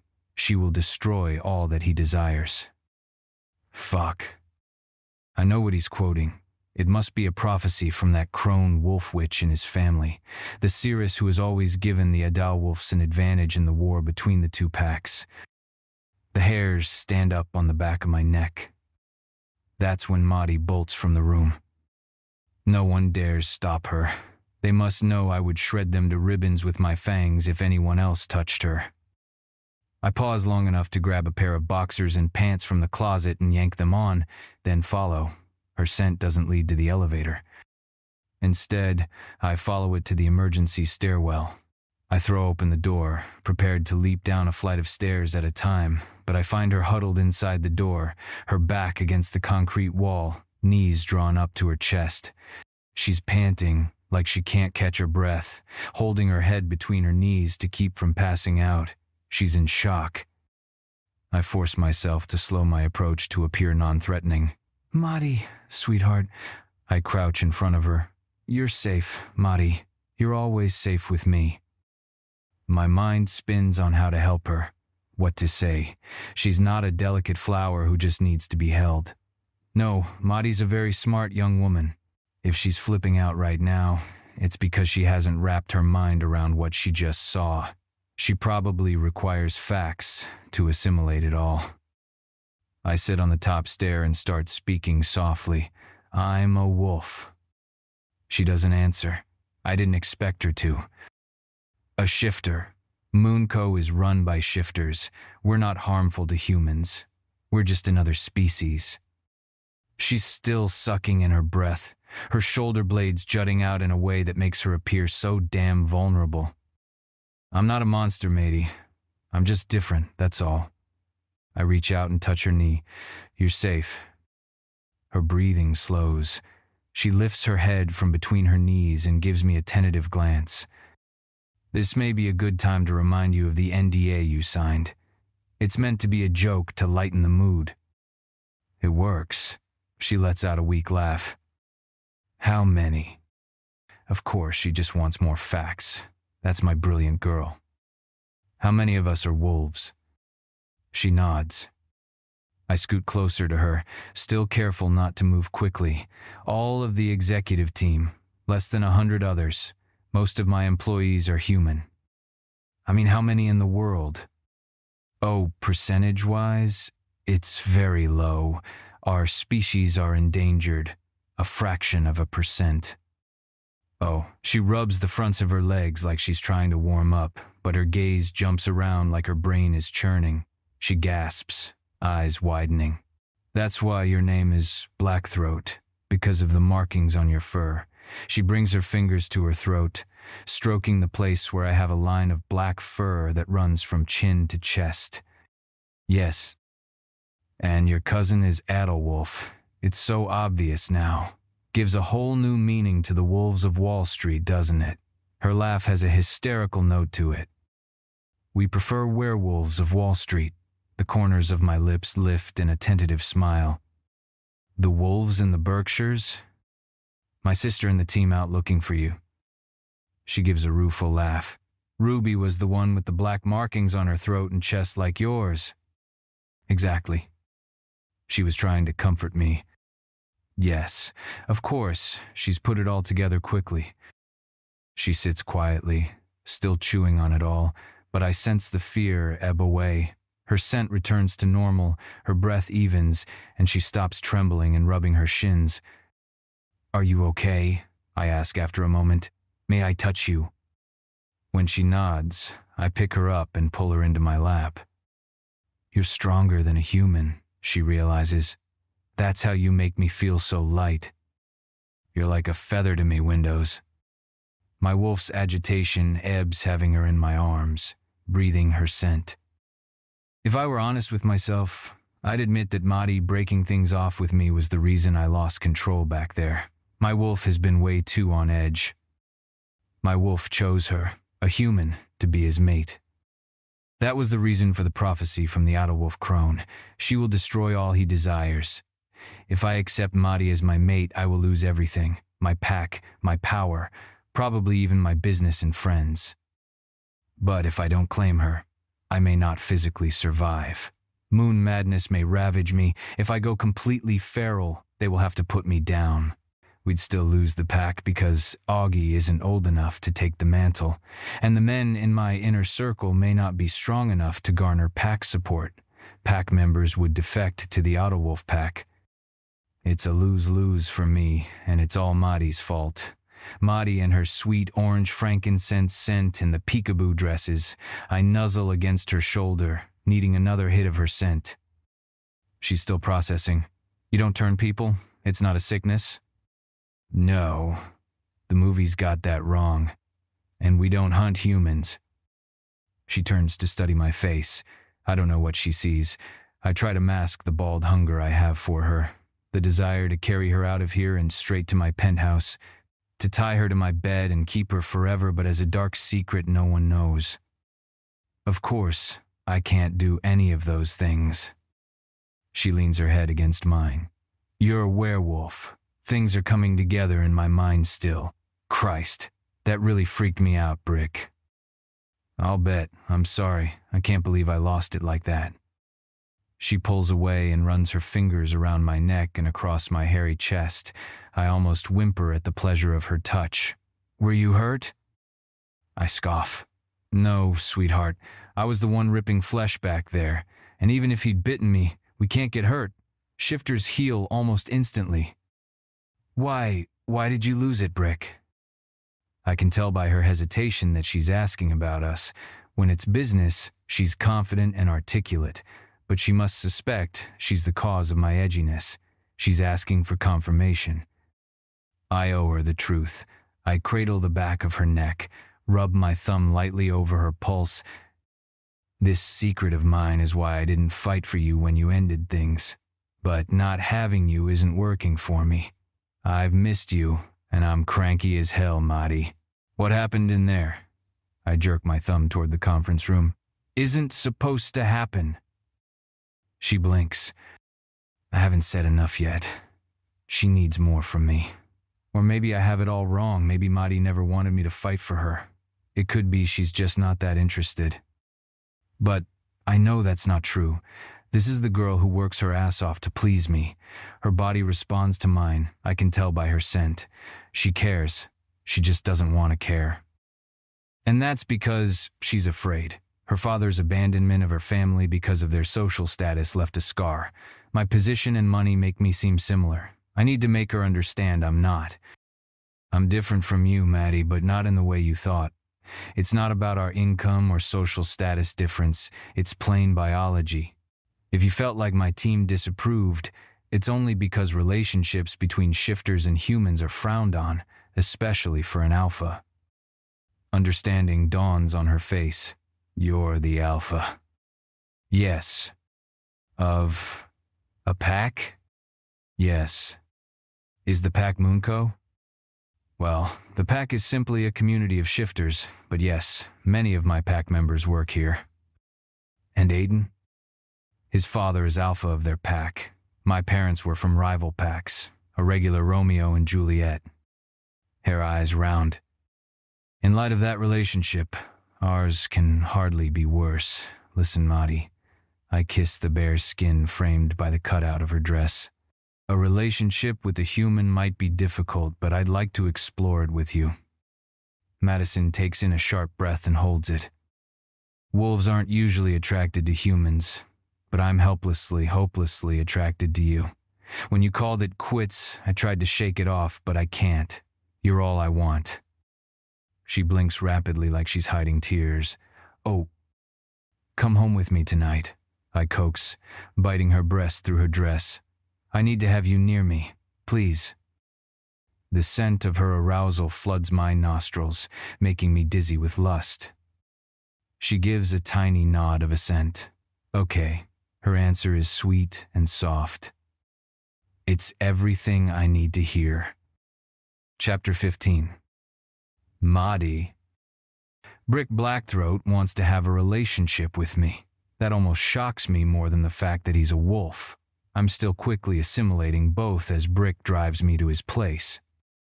When we left the stairwell, hand in hand, the Adol Wolf contingent had already vacated the building, and it was just Blackthroat's team left in the conference room, discussing the situation in heated voices. The way they all stopped talking when we came in tells me I was a large part of that discussion. "What now?" Vance asked in a tight voice, his gaze flicking from me to Blackthroat. "Go home. I'll clean up my own mess." None of them seemed to like that, but other than disgruntled stares, no one protested. "Am I your mess?" I ask as we drive. "When you said you'd clean up your own mess, did that mean me?" He slides a sidelong glance at me from behind the wheel. "Humans aren't supposed to know about our kind, obviously." "Yes, obviously." I'd already assumed that much. "As you said, I signed an NDA. I won't breathe a word, not even to Aubrey." He sends me another unfathomable glance. "Thank you." I fidget for another moment. I have to ask, "Are you taking me home because I'm part of the mess?" "No, Windows." He gives a humorless laugh. "I would have your memory wiped if I didn't trust you, without hesitation, even though it could damage that big, beautiful brain of yours. We take our privacy and pack safety very seriously." A shiver runs down my spine. I don't want to know the answer, but I have to ask. "How?" "I'd make a deal with Thaddeus, the Vampire King.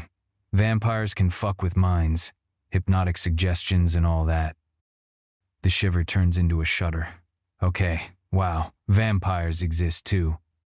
He reaches out and squeezes my hand like he did in the stairwell. "You're safe with me, Madison. Do you believe that?" I draw in a breath, considering. The connections are still coming together in my mind as I sort through all of our past interactions. When I view them through the lens of Brick being a werewolf, they make more sense. The weird rules about no fragrances in the building, the prohibition against silver, his reaction to having me show up in the Berkshires and spending Thanksgiving with the pack, the protectiveness of everyone around him. I see what Blackthroat meant. It was never about our social status difference. I thought that because of my own hang-ups with money, but it was a werewolf-human thing. I'm an outsider getting too close. So, am I safe with him? Yes, I think I am. His behavior toward me points only toward a steady and continued interest in me. He's not dragging me off to his place now to make me his wolf dinner, or turn me into one of his kind, or even mind-wipe me with a vampire. I know when he's lying. He does that overly scornful act. Besides, why would he tell me about the vampire thing if he planned to use it on me? "Yes," I answer him out loud. "Why are we going to your place?" This time there's no mistaking the meaning behind his look. It's positively feral. Because, Windows, I haven't feasted between your legs in over 4 days, and it's absolutely killing me. I squirm in my seat. Brick's nostrils flare. "I can smell your arousal, sweetheart. Good thing we're here." He drives into an underground parking garage with a manned gate. The security guard waves to Blackthroat as he drives through. After a spiral downward, we go through a few more gates. These automatic and enter what appears to be a luxury car showroom. The spotless floor is coated in a gleaming pale silver epoxy. The ceiling has ultra-modern recessed light banks. A few dozen gorgeous cars worth 8 figures each fill the parking spaces. "What? Where are we?" "My garage." I barely hold in my gasp. "Your personal garage?" "Yes, but a lot of these cars belong to my father." I'm dying. Literally dying. I'm not a car person, but if I were, I'd probably orgasm right here. There are Jaguars and Aston Martins, Porsches and limousines, new models, old ones, all in mint condition. Gulp. Brick walks around to take my hand when I get out. "Did you just say gulp?" He pushes me against a shiny red Ferrari and insinuates one muscular thigh between my legs. Yes. Get used to my money, Windows. I confess to being a little drugged by his dominance. His pushing me up against the car and molding his body against mine has me breathless, so I blink up in confusion. What? You have a hang-up with money, a chip on your shoulder. I have a chip? I sputter. His grin makes him look boyish. The way his hands roam inside the coat he bought me makes me squirm, and I rub my needy clit against his thigh wedged between my legs. You definitely have issues with it. He lowers his head and nibbles at my neck. I want to spoil you with my money. Will you let me?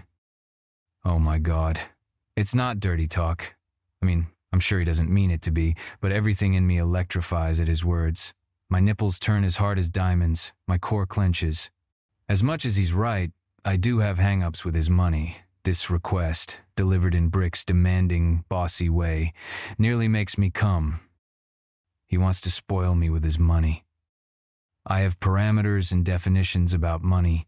I want to earn it, legitimately, through my hard work and brains. I don't want it given to me. I resent people, like the Blackthroats, who had it handed to them without hard work or earning it. I didn't like finding out Eleanor Harrington paid for my secondary education, or that I may have gotten financial assistance from Princeton through her connections. But something about Brick's request blows all my armor around money off, strips me bare, spreads my legs, and demands I receive. Maybe. I'm trembling again, only this time it's not from fear. Are you cold, sweet girl? In a flash, I find myself up in Brick's arms. I guess now that he doesn't have to hide his superior strength, he can show off a little. I loop my arms around his neck, letting out a breathy laugh. He carries me to an elevator, which seems to have a thumbprint recognition because after he presses his thumb, a crisp, computerized voice says, "Welcome, Mr. Blackthroat," and the doors swish open. Oh my God, I laugh. He must hear some judgment in my astonishment because he says, "You're hard to impress, you know that, Madison." I think that guts me more than anything. Has Blackthroat been trying to impress me and thought he'd failed? Far from it. So very far. I just hide it well. I'm not immune to your many charms, Big Bad. I just pretend I am. I'm not sure I've been called charming before. Another thumbprint recognition zips us up in the elevator, and the doors open to a short hallway leading to a single door. The penthouse is a beautiful space brick walls and hardwood floors. Wall-to-wall windows overlook Central Park. The ceilings are lofted with exposed fixtures and pipes. It somehow manages to be both warm and industrial at once, masculine but refined. There are Persian rugs on the floors, and the furniture is a mix of antique and modern. I think you're purposely anti-charming, I accuse as he strides through the living room and takes me straight to the bedroom, which also features floor-to-ceiling windows overlooking the park and a giant king bed in the middle of the room. Definitely. Can dinner be a part of tonight's activities? I ask when I realize his plan. It's past 8, and I'm starving. He stops, closing his eyes as if he's angry with himself for forgetting. Either that or he's mustering control. Of course, I'm so sorry. Trophy, imutter.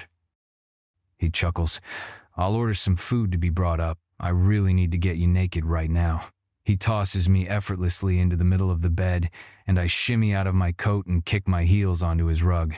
But I do want to take you out soon. For dinner, for lunch, to Paris, Rome, Milan. May I court you properly, Madison Evans? I try to breathe through the giddiness. This can't all be true. He's way too Prince Charming, and I'm way too Cinderella. He tilts his head when I don't answer. Yes, sir? I offer with a smile. Oh, are we doing the sir thing? He never put a tie back on after shifting, but he produces one from his pocket now. I suddenly understand why he keeps changes of clothes at the office, in case he spontaneously shreds his suit changing into wolf form. Okay, Windows. I'll give you what you need from your big bad boss. He snaps the tie between two hands like he's showing me a belt, then rolls me to my belly and pins my hands behind my back. I laugh and kick my feet, creaming my panties when he winds the tie around my wrists and secures them. That should hold you while I order food and then take my time turning this ass pink.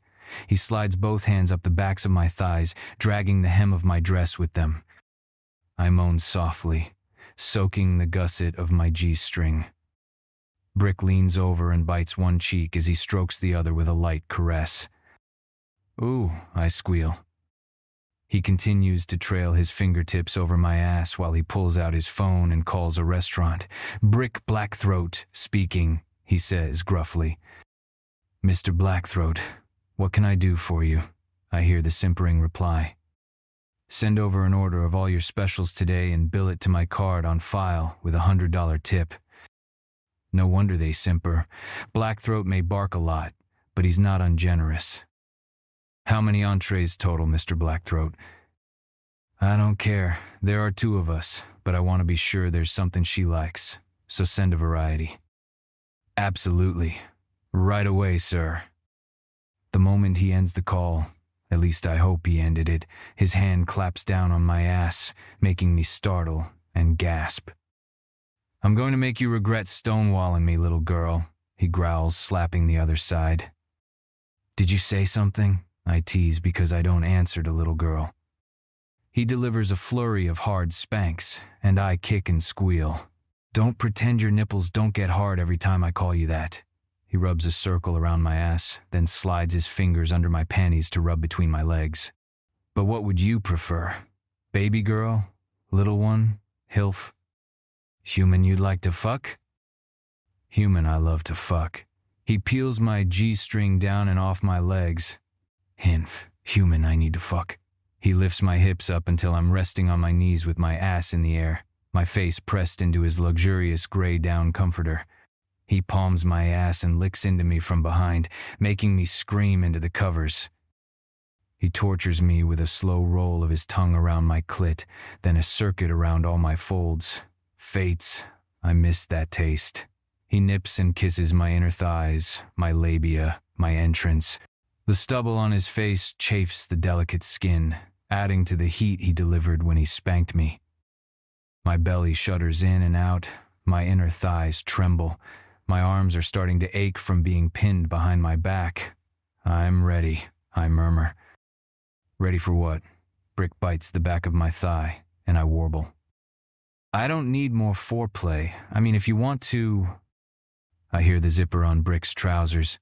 "You don't have to ask me twice, sweetheart. I need to get between those legs like I need my next breath." He isn't kidding. Within 3 seconds, he's impaled me with his thick cock, filling me with long, slow strokes. "Madi," his voice is rough. He sounds lost. He unties my wrists and hoists my torso up so I can rest on my hands, giving him access to my breasts. He plays with them, pinching and rolling my nipples as he bumps my ass with his loins. I close my eyes, my cells alive and vibrating. This man has always been able to play my body like a maestro. He produces a symphony of sensations that become too much to track individually. The sex I had before Brick was like the jangled notes that come from an untuned violin in a beginner's hands. I had no idea the explosive possibilities pleasure could hold before him. I'm reveling in it all when he pulls out. "On your back, Windows. I need to see your face when I make you come." I roll onto my back, and he enters me again. That's it. He rocks into me and caresses my cheek. So beautiful. His eyes glint yellow. As he stares down at me, I fear he sees everything. How much he means to me. How afraid I am of believing this is real, of trusting him enough to let go and let him in. I must be right because he pins my wrists beside my head and says, "You're still holding back. How do I conquer you, the sassy assistant who brought me to my knees?" I try to hold on to my heart, which has grown wings and is attempting to fly out of my chest. I don't want to be conquered. My voice sounds raspy, broken. "No, you don't, do you? You know my secrets, but you won't give me yours. What does it take to win your heart?" I blink back the moisture in my eyes, turn my head to the side to escape the torture of his scrutiny. Brick steadily rocks into me. Take me. He punctuates the words with thrusts, but I suspect this is more than dirty talk. Take all of me. Receive me. Let me in. I want you, matey. I want you to want me as much as I need you. I moan beneath him, writhe against the hold he has on my wrists, the hold on my heart. His words pierce me, wound me, brand me. They bring me to orgasm, a rolling, slow one that starts with a squeeze and ends with me screeching and yanking Brick's hips into mine with my legs behind his back. He bucks against me, thrusting forcefully, making the bed bounce and rock and slam against the brick wall. His eyes glow pure wolf, and I swear he nearly howls when he comes. Brick. Maddie. We speak each other's names like we're each describing our particular brand of heaven. Brick. Maddie. Like we're finding each other in the dark. Like we've been lost and alone and just found the one person in the world who knows who we really are. You're a wolf, I murmur in awe, remembering, honoring. You're everything, he whispers back. Brick? Don't get up, I murmur when the doorman downstairs calls up about the food arriving. I slip on a pair of pants and pull on a t-shirt. I'll be right back. Are we eating in bed? She calls after me. Yes. I don't ever want her to leave my bed. I'm going to keep her naked and available to me for the rest of the night and tomorrow morning. In fact, we can ditch work and stay in between the sheets all day long. That thought puts a cocky smile on my face as I open the door and accept the large bag of food. When was the last time I smiled? I can't even remember. All I know is my wolf is tremendously soothed by having Maddie in my place. I love having her scent on my skin, her taste on my tongue. I know bringing her home doesn't solve my bigger problems, but it's a temporary reprieve from the need that was tearing me apart. It buys me time while I figure out how to make this work. I wanted to mark Maddie when we had sex, or rather, my wolf did. It's time to accept the fact that my wolf chose a human as his mate. I need to claim her forever as mine. I have to trust that nature knows best, despite the destruction mating her could bring on my life. I need to talk to my team. I need them on board with this, by my side. Maybe there's a way to keep Maddie in the pack. There has to be. I grab a couple forks from the kitchen and carry the food back to bed, along with bottles of the fancy water I like. Maddie rolls her eyes when she sees them. She's sitting up in my bed, the sheet wrapped around her waist, her skin flushed like she's a goddess. Oh my God, you have the same water here? You really do like it. Of course I do. I unscrew the cap and hand one to her. I thought maybe that was just one of those ridiculous challenges you set up to test me, like the 6 degrees Celsius thing. My adorable, brilliant assistant. You didn't fall for any of it, did you? Her smile is unguarded, warm. You must know by now that I love a challenge. I do. I open all the containers and spread them between us on the bed. There's 7 in all: steak, salmon, 2 different salads, scallops, chicken, and pasta. Take your pick, Windows. She reaches for the salmon. I note her choice with interest. I want to learn all her quirks, what she likes, what she hates, what I can do to make her life fulfilling. My wolf is desperate to take care of her, to feed her, protect her, satisfy her. He's desperate to mark her, but it's far too soon for that. She just found out I'm a wolf. I'm not about to explain the entire fated mate situation and the fact that my wolf needs to sink his teeth into her and embed my scent in her delicate human flesh to prove she's mine. Marking a human is a dangerous business. Another reason shifters and humans don't usually mix. She doesn't have the natural healing properties wolves do. My bite will cause her lasting pain and permanent scars. If I hit an artery, it could kill her. Then there's always the chance of infection. I pick up the container with the steak and devour it. Shifting makes me hungry as hell. Is your helicopter pilot a wolf? Maddie licks a drop of sauce from the corner of her mouth and my dick goes hard again. Acker? Number? So that's why he was placed in the servants' quarters at Thanksgiving, too. I take the empty container of food from her hands and set it aside on my bedside table. They weren't servants' quarters. I told you that before, Windows. I wanted you as far away from me as possible because of your scent. What about it? It drives me insane. She blinks at me. In a good way? In an insane way, like an itch I can't scratch. I'm an itch you can't scratch. You've been the worst kind of temptation to me, Madison Evans. Sassy and smart with this citrus and spice scent that makes me want to devour you. I fist her hair in the back to pull her face to mine for a kiss. The scent of her arousal blooms between us. What about Genevieve? What? I'm thinking about kissing those lips until they're swollen, but of course Maddie's still putting everything together in that genius brain of hers. Is she a wolf? Number just a well-paid HR exec. I watch her as her mind turns. Jerry, she lifts her gaze to mine in triumph. The janitor? Yes. How'd you guess? He doesn't follow the same rules as the other janitors. He doesn't wear the uniform. Indira said there are certain people who seem like they get special treatment at Moon Company. That's because I trust wolves more. Jerry is the only janitor I allow on the executive levels to clean. There's too much at risk to trust a human. I'd like to unpack that prejudice with you at some point, but I have too many immediate questions. I stack the uneaten food containers on the floor beside the bed. Ask away, Windows. Does it hurt? What? Shifting? Number, I mean. It's not always comfortable, but it doesn't hurt. Will you show me your wolf again? I smile indulgently and stand up from the bed to remove my clothes. Maddie sucks in a sharp breath when I shift, drawing back. I jump up on the bed beside her. She tentatively reaches for me and strokes my fur. My, what big teeth you have, she murmurs. But when I smile, showing more fang, she yanks her hand back like she's afraid. I shift back, chuckling. Does the government know? There are some incidences of government captivity and testing on our kind, an attempt to create super soldiers or something. There are also private collectors and crazy scientists who have captured shifters for their personal gain. There's a clandestine group called Venators who capture shifter juveniles to hunt them when they first shift. That's horrible.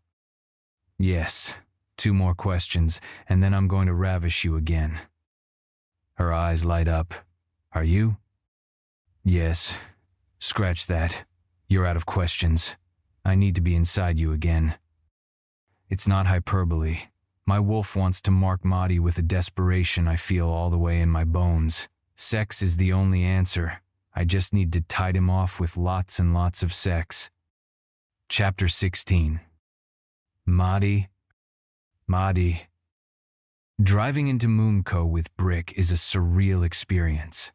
He pulled a big bad boss on me and insisted I work from home with him yesterday, which basically meant staying naked in his bed and getting pleasured so often my throat went hoarse from crying out. This morning, he drove me to my apartment and picked up lattes for us while I changed into fresh clothes. Basically, the last 36 hours have blown all my synapses. Werewolves exist, and vampires, and my boss is not just the big bad boss, he's the big bad wolf. He pulls into the office building's garage and parks. I feel like I should duck down and hide, so people don't see me driving in with the boss. I mean, how much more obvious could it get? I shouldn't walk in with you, I say as we walk toward the elevator. You're mine, Blackthroat growls, almost like he's responding to some invisible threat. No one is going to interfere with us. I don't know why it makes my lips tremble and my eyes burn. The moment we step off the elevator, though, the bliss bubble I'd been in bursts. The top floor is filled with Brick's execs, loudly talking over one another. All eyes turn to us and silence descends. My paranoia kicks in. Is this about me? About Brick dating a human? What? Brick snaps. You couldn't check your phone at all over the last 12 hours? Nickel asks. No, it's something else. Try 36. What is it? There's been a security breach. We had to shut everything down to contain it. Fuck. Brick transforms into a formidable boss, storming into the room. How did it happen? What do we know? Come into the conference room, Billy says. There's something stony and cold about the way he speaks that makes the hairs stand up on my arms. We have something to show you. Maddie. Brick delivers the one-word command for me to follow. Not Maddie. Billy holds up a hand and blocks our path. She comes, Brick snarls, and Billy almost stumbles backward, like the force of Brick's words or will push him. I remember the way my body seemed to move of its own accord with Aiden Adderwolf and wonder if it has something to do with their alpha status. I make a note to ask Brick later when we're alone. The execs close in on us as we walk in, every one of them assembling at the table with grim faces. I'm usually calm here at work, no matter what the stress. I had that detachment thing down pat. I didn't care about the job or getting fired, and it made it easy to function in a demanding situation. All that has changed now, though. I find myself trembling, scared for Brick about whatever it is his team is about to show him, because I can tell it's bad, bordering on horrible. What the fuck is going on? Brick can tell, too. There's a file folder in front of Billy, and he lays a hand on it but doesn't open it. He looks at me. Maddie, since you're in here, maybe you can tell us what's going on. My heart thuds, even though I have no idea what he's talking about. All I can tell is that this is an ambush, and I need to catch up, fast. I don't know what you mean. I try to make the words sound even, but even I can hear I'm rattled. How long have you been working as an Adderwolf plant? The shock of the words registers far less than their effect on Brick.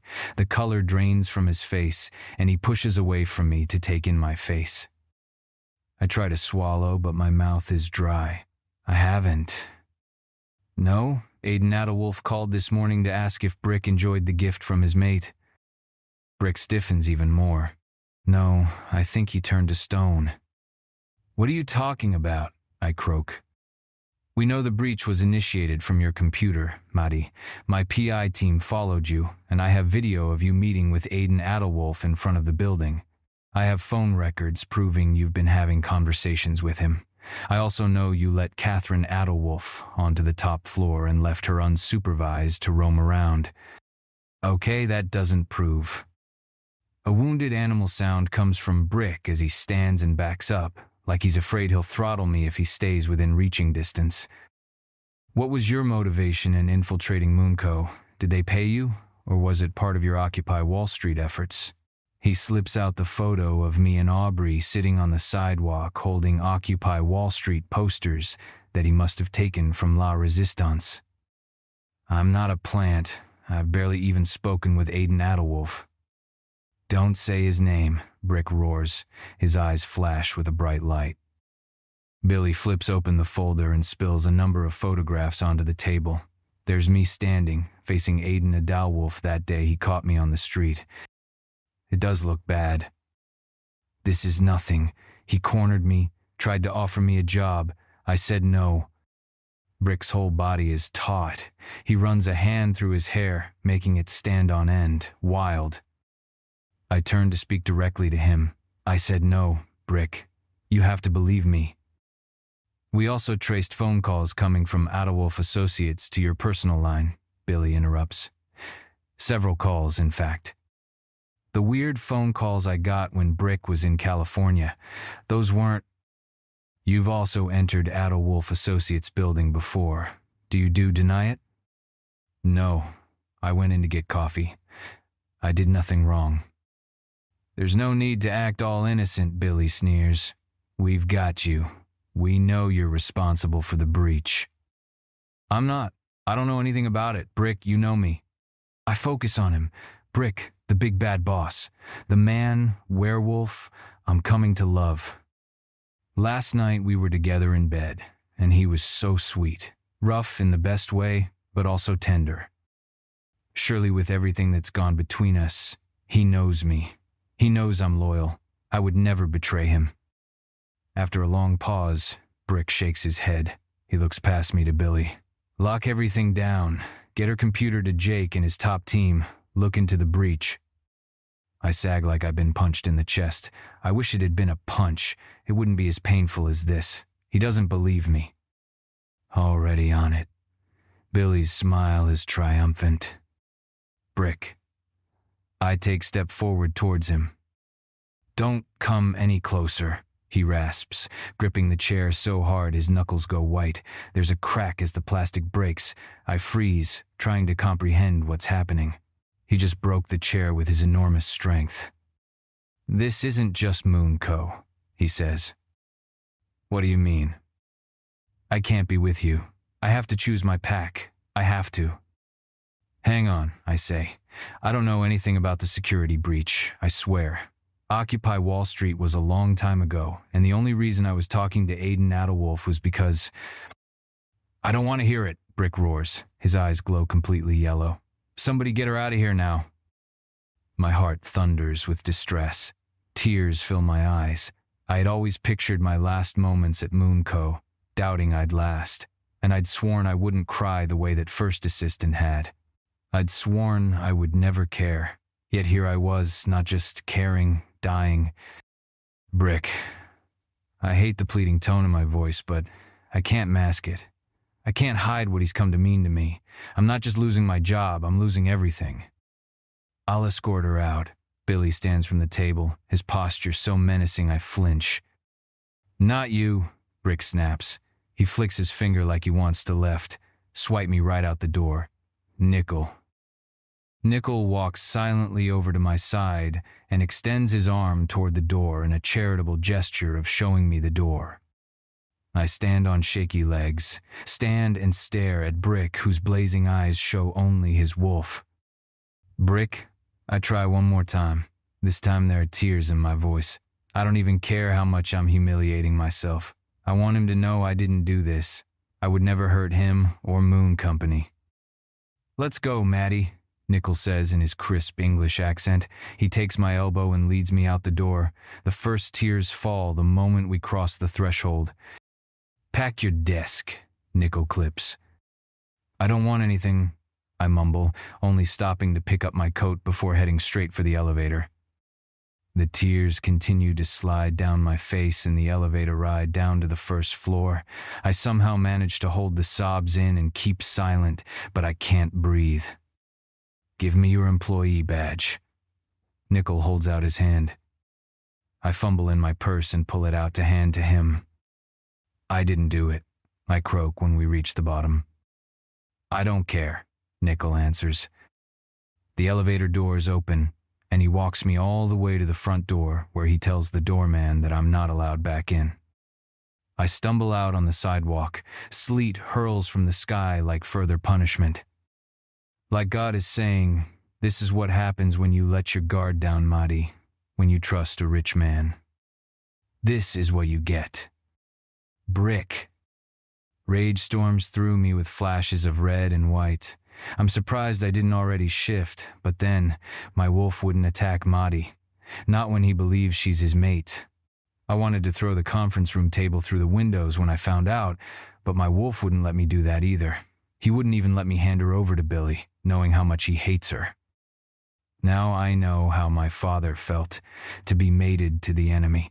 It's a wonder he survived as long as he did. The impossibility of my parents' situation has struck me many times over the years, but never more fully than now. Every single time my father looked at my mother's face, he had to know she wished to betray him. She was the enemy, yet he still couldn't stop himself from seeing her, from claiming her, from taking her up to his bedroom every week when she visited. Ultimately, she destroyed him, and he accepted his death from her hand. He probably knew it would come one day. He probably expected it from the first night he claimed her. Once Mahdi is gone, I overturn the giant mahogany table. I smash every chair against the wall, crumpling each one to the size of a cabbage. Then I turn and face my team. Get the breach under control, I say. We need to be back up and running today. That may not be possible, Vance says. Make it possible, I rage. And I want every detail about how this happened written up so we can go over it. My friends eye me warily. Somebody get me a fucking helicopter right now. I need to shift and run within the hour or somebody will end up bloodied on this floor. I'll call Acker, Jake offers. I'll tell Genevieve about the change in personnel, Vance says. I don't want another assistant, I shout. No one, no human, ever steps on the top floor again. Chapter 17. Brick. I may not survive this. It's that thought above all else that eventually forces me to turn back to my human form and get my ass back to Manhattan. Vance insisted on coming with me to the Berkshires, despite the fact that I threatened to tear out his throat if he wouldn't leave me alone. I ran my wolf for 13 hours straight there until I collapsed and Vance dragged me back into the cottage. Liz and Dane were frantic, trying to feed me, get me in the shower, and make sure I didn't go back out to run. Nobody spoke a word about Madison Evans, and for that I have to be grateful. They all fear I'll go moon mad. I fear it too. This situation was like a human getting a stage 4 cancer diagnosis. I'd met my mate, my wolf had chosen, and now he was being denied. A wolf with as much alpha power as I carry can't survive such a blow. I don't know if I'll even make it to the full moon. Not with this much rage and betrayal swimming around in my head. Knowing my pack and company need my leadership right now, especially if I'm going to go feral by the full moon, I am in the office by morning in a suit and tie, ready to take heads. Getting off the elevator to a silent top floor is too much, though. I stop and stare at Maddie's empty desk with bitterness. The office still smells faintly of her orange and frankincense scent. I swear I almost detect the scent of her tears from the day she left, but that's just my brain producing a memory. The memory makes my chest tight. I don't mean to, but I walk over to her desk and stand above it, not to catch her scent, just to make sure she's cleaned all her belongings out. She hasn't. Her tube of hand lotion still sits beside the phone. A lip gloss is next to the computer. There's a greeting card standing behind her monitor that reads, "You're killing it." I snatch it up and open it. It's from her brother. Inside he wrote, "I didn't get you a graduation present, but I saw this and thought of you. Congratulations on the Moonco job. You're killing it." My chest hurts even worse. The memory of Mady drunkenly poking my chest that night her band played, telling me she knew I'd paid for her brother's tuition surfaces. I want to villainize her, demonize her, but just like my mother, she's someone I loved first, before she ripped my heart out. It's not black or white, good versus evil. She's a real person with emotions and insecurities and people she cares about, like her younger brother, her friend Aubrey. I'd stupidly thought she cared about me, but it turns out it was all a lie. Still, it's hard to untangle the love from the hate. I pick up her desk and hurl it at the wall, then stalk into my office and call Vance. I want all the execs working on the top floor until this gets resolved. I bark. I can't stand being alone up here. It will hurtle me to madness even faster than I'm already going. My team streams in and updates me. The programmers have figured out how to patch the system and Moonco is up and running again, but our stock price dropped 100 million overnight. Nickel is working his ass off, doing interviews and sending new press releases to try to get it to bounce back. I sit and listen and then fold my hands. Okay, what do we know about the mechanics of the breach? We still only know that it came from Maddie's computer. It looks like she loaded it the night of the holiday party, and then it was set to activate at a later date or was remotely activated. I blink, hit with a torpedo in the center of my chest. The night of the holiday party. The one where I drove her home and spent the night at her apartment, and she broke things off with me. Find out which it was. I need to know everything about how this happened.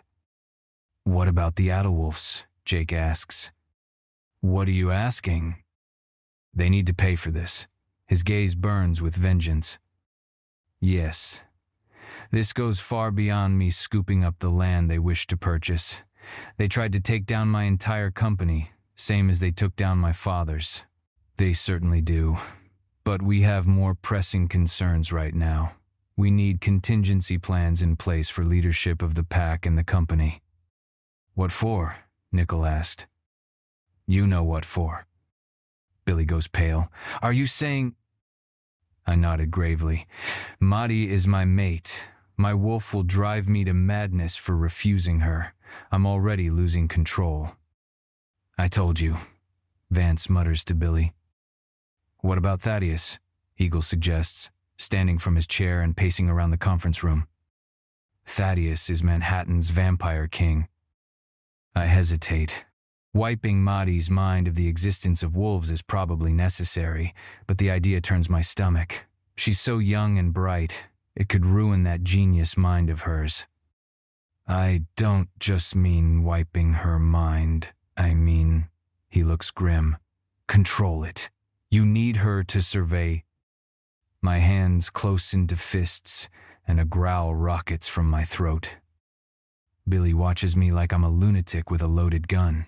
Table that for later, he says in a low voice to Eagle without taking his gaze off me. Number. I put an alpha command into my voice, and everyone in the room falls back a few inches. I know exactly what Billy's thinking. They're going to talk about Madi in private and bring her to Thaddeus without my consent, since my wolf will never allow it. Nobody touches her. You will not go around me on this. Understood. It isn't just my wolf making the demand, not that it's always clear where my thoughts originate. No, I'm sure I would rather die than have Madi trotting around here as a mind-controlled zombie just so I don't go mad. No one answers at first. They all like the idea. I probably would too if it came down to losing one of them to human treachery. I said no, I thunder. My team remains silent. Perhaps you should consider marking her and then discarding her. That would alleviate the greatest risk of madness, Nickel suggests. Number. This time it's crystal clear who's talking. Me, the proud, stubborn man who would rather hold a grudge and die than make any kind of peace with the woman who betrayed me. My wolf is totally on board with marking her, now, yesterday, in fact. I don't wish to discuss Madi. I will draw blood on the next person who brings her up. I want to talk about the pack and the company. We're looking at complete and utter devastation, Billy says. There will be no Blackthroat pack. None of us are strong enough to hold it. No one will trust me over you. The only reason they trusted you at age 18 is because your father made it clear that you were his successor, and all the wolves who fell in behind him backed you. Only 1 or 2 families defected. This time, they will all defect. The Autowolves will pick off the weaker factions. Concerned looks ping-pong around the table. Contingency plans for the company, then. Let's get to work. Madi. I stay in bed for 2 days without eating or sleeping. On the afternoon of the 3rd day after being fired, I finally start following the loops and turns my mind has been hashing through while I've been wallowing in bitterness and despair. The thing my brain kept returning to was that meeting with Aiden. When I realize why, I sit up abruptly from bed. Shower. I need a shower. I swing my legs over the side, stand up, and nearly pass out because I haven't eaten in 2 days. I'm sure I look like a holy terror. I'm in an old worn t-shirt and panties, and my hair is a tangled mess from lying in the bed with the covers over my head. Hey, you're up. Aubrey comes into my room. Her voice is soaked with sympathy, which makes me want to dive back under the covers for another cry. But no, I figured something out. I need food, I managed to say. I've been telling you that. Aubrey snatches up the store-bought smoothie she brought in for me earlier this morning from the bedside table and gives it a shake. Here, drink this. I uncap it and suck down half the contents. Thanks. Listen, I pace into the living room of the apartment. We have to do something. Yeah, let's plot revenge on those entitled assholes. No, I wave an impatient hand. Listen, I was framed. Aubrey looks at me like I've lost my mind. Obviously. No, I mean, I think I know how they did it. How? The janitor. I punctuate the word with a jab to the sky with my index finger. "Let's get you some more food," Aubrey says, like I've lost my mind. Okay, maybe it does sound too hokey, too Agatha Christie tidy, but I just remembered the thing that was bothering me. He was the only one who could have known when I was leaving the building the night Aiden tried to get me into his limo. He's also one of the few people who has access to my computer, and he's a wolf. A what? Oops. Too late I realized that I've said too much. Even after Brick throwing me out, I still would never reveal his secret. I mean, he was probably working for the Adderwolves. Oh, yeah, he could be. Is that all you have on him, though? That evidence is pretty circumstantial. I tap my lips. There's the private investigator Brick hired to find out if Eleanor Harrington was my grandmother. I could call him. Maybe he can find a record of a payment from the Adderwolves to the janitor, or something. Aubrey looks at me doubtfully. Well, she shrugs. I guess it's worth a shot. But why are you doing this? Do you want your job back? I hate that my eyes fill with tears. I thought I was done crying over this. No, I don't want my job back, but I also can't stand Brick thinking I would do this to him. I'm not obtuse enough to miss the parallel he was led to draw between his mother's betrayal and what he believes is mine. He jumped to conclusions because of his past. That wound is so deep, and this whole fiasco just fed into it. That's the sick part. Aiden Adderwolf went for his deepest wound when he used me to get at Brick. I mean, he didn't use me. I wasn't a willing participant in his treachery, but he framed me for this whole thing. Used my computer, staged a meeting with me in front of the building, made the phone calls damning me. What had Aubrey said to me back when I was in the Berkshires? Never date a man who hates his mother? She couldn't have been more right. A man who hates his mother believes every woman is out to get him. Every female is going to be damned in his eyes. Which makes me think. Suddenly it all sharpens into focus.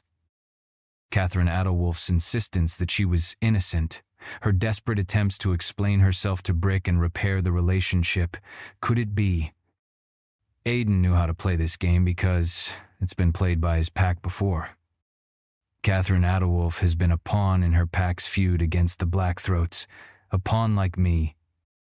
An even greater sense of resolve to get to the bottom of this mess comes over me. Enough wallowing. It's time to get back in there and repair what's broken.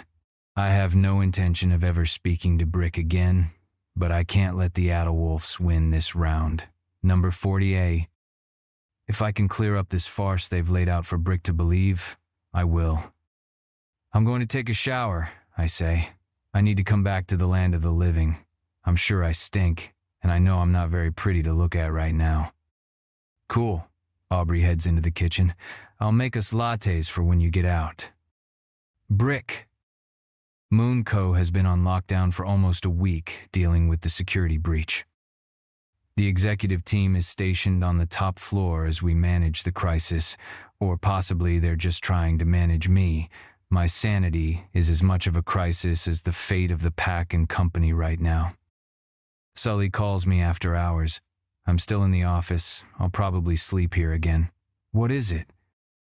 I had an interesting phone call. Don't speak in riddles, I snap. Why are you calling? Madison Evans. Damn it. My wolf roars to life. He wants to kill Sully for even mentioning her name, as if Sully might be moving in on our mate, courting her, stealing her from us. Which, of course, is absurd, since I've already cast her aside. What about her? I snarl. She contacted me. She has a theory about a security breach. She believes it was enacted by the janitor, Jerry. She noted he had the opportunity and means to infect her computer, as well as to notify Adderwolf of her comings and goings, so he could time a meeting in front of her building. I go still. My fangs are already descending to rip Jerry to shreds.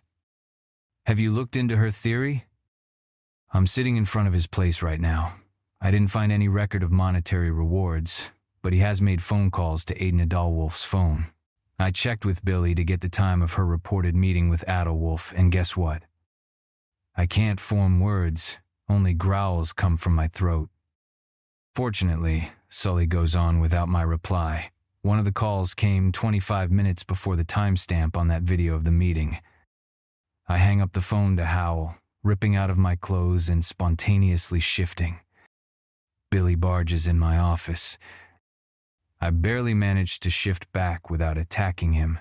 I know Billy is trying to protect me, but he may have jumped to a false conclusion about Mahdi. And I stupidly believed him. I need all the facts. I glower at him as I stuff my legs in a new pair of boxer briefs and suit pants. Send me the video feed of Mahdi with Aiden and get Noah up here. He studies me, wary. It's 9 at night. Noah probably isn't in the building. I don't fucking care. Find him and get him in my office within the hour. I blast Billy with enough alpha command to make his body sway. Yes, Alpha. He leaves the office, and I find an undershirt to pull on. Then I put my fist through the wall. I falsely accused Maddie. Well, Billy did, and I believed him. Just when I almost had it figured out, how to somehow keep her and still maintain the safety of my pack, now I may lose both. 40 minutes later, I hear the elevator ding, and I throw open my door to see Noah enter with Billy. Nickel and Eagle emerge from the conference room. Noah takes in the mess I've made of the office. Mahdi's desk is lying on its side after I flung against the far wall, the contents scattered all around. He appears alarmed, looking around and sniffing. For Mahdi, my wolf wants to kill him. She's not here. Noah inclines his head. How can I help? In my office, I growl. Noah enters, and apparently Nickel, Billy, and Eagle think that's invitation enough for them to come in as well. They take in my torn-to-shreds office. Ribbons of fabric are scattered about the room from the times I shifted while fully clothed. The walls have claw marks and several of the chairs are broken. I stand behind my desk and point at my computer screen. I'm sure I look deranged. I am deranged. Noah. The younger man watches my lips move. I beckon him over to my side of the desk. You read lips. He nods. Can you look at this video and tell me what they're saying? Noah winces. Videos are hard. Lip reading is only 30% accurate. Under normal circumstances, my shifter senses and context clues improve that, but with a video, I may not get much. I understand. You can only see one of their faces, but the lighting is decent because he's under a street light. Will you try? Of course. He presses play on the video, and we see Aiden Adderwolf in a long woolen coat on the sidewalk near Mahdi's building. He watches it several times. I think he said, "How much does he pay you?" Mahdi walks into the frame. My wolf goes insane at the sight of her, and I nearly shift again. Noah darts an alarmed look my way. Whether it's because I seem dangerous and close to feral right now, or whether he's just putting two and two together about Mahdi being gone and the video of her speaking the rival alpha, I can't guess. Her back is to the camera, so Noah can't see her lips to read them. Noah watches it several more times. He's saying double, maybe that he'll double it. He lets it play and rewinds to rewatch. I think he's asking if she's fucking her boss. He darts another look at me. My upper lip lifts, and I let out a loud snarl. He's insulting her. Noah nods. It seems so. Then he says something about a secret. Did he tell you his secret? He rewinds and reviews a few more times. And then something like, he doesn't plan on keeping you. I don't know. The last part is tricky. He says that she's smart, or not smart enough. The tendons in my neck harden, and I'm sure my eyes turn amber, but I manage to nod. Good, I remind myself. This is good news. It's proof it wasn't Mahdi. How could I have ever believed Mahdi would be working for Aiden? She's loyal to the core. She may be defended, but she truly cares about me. And I lumped her in the same category as my mother. I couldn't have fucked up more. Thank you, Noah. Was it a help? I give a grim nod. Yes, I've made a terrible mistake. I shove my hands in my pockets. Some of my insanity has leaked away. I feel calmer than I have in days. But that's actually the good news.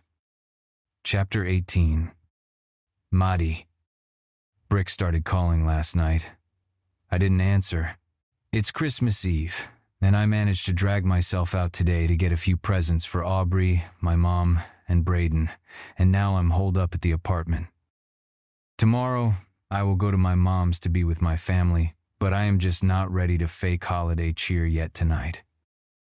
I heard on NPR that Moonco's deal with Benson was approved. Indira tried to call me a few times over the last couple of days, but I wasn't up to chatting. I did my part to get closure. I talked to Sully about Jerry, and I called Catherine to tell her what had happened and commiserate on our similar fates of being used by her pack to harm the men we loved. Now I am done. It's time to move on, although I don't know what that means. I have the money from the bonus Brick gave me, and I've saved a large portion of my salary, so I don't need to rush off and find a job. I can take my time to lick my wounds and figure out what I want to do. My phone buzzes with another text from Brick. The first read, "Madi, please pick up your phone." Then, "I made a terrible mistake," followed by, "Please let me apologize." It's tempting to answer, to hear the apology. My pride wants to soak it all up, but my heart just can't take it. The pain of this breakup was like nothing I've experienced in my life. It's honestly something I never, ever want to go through again. If that means I put my heart on the shelf and never sleep with another man or woman, so be it. I seriously can't take pain like this again. It would kill me. Aubrey walks in and throws her pea coat over the arm of the coat rack by the door. "Save me," I thrust my phone out. "I don't want to answer his calls or texts." She stomps over in her combat boots. "I got you." She takes my phone and walks away from me, her thumb moving across the screen. Of course, my control issues rear up. Or is it fear of letting go? "What are you doing?" I call after her. "I'm blocking him, that's all. He doesn't even deserve a response." Wait, I jump up from the couch. She darts into the bathroom, closes the door, and locks it. "Aubrey!" I shout, trying the handle even though I heard the door lock. "Wait!" Too late. All messages and voicemails have been deleted, and the number is blocked. The door unlocks, and she breezes out, an impish smile on her face. She hands me the phone back. "Problem solved. He won't be bothering you again."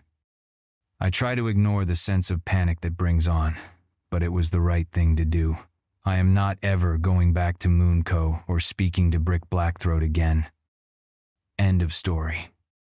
Aubrey puts on her Christmas movie, Die Hard, which isn't helping my mood. I don't need a sexy, growly hero or villain right now. Still, it's better than being alone, so I stay to watch with her.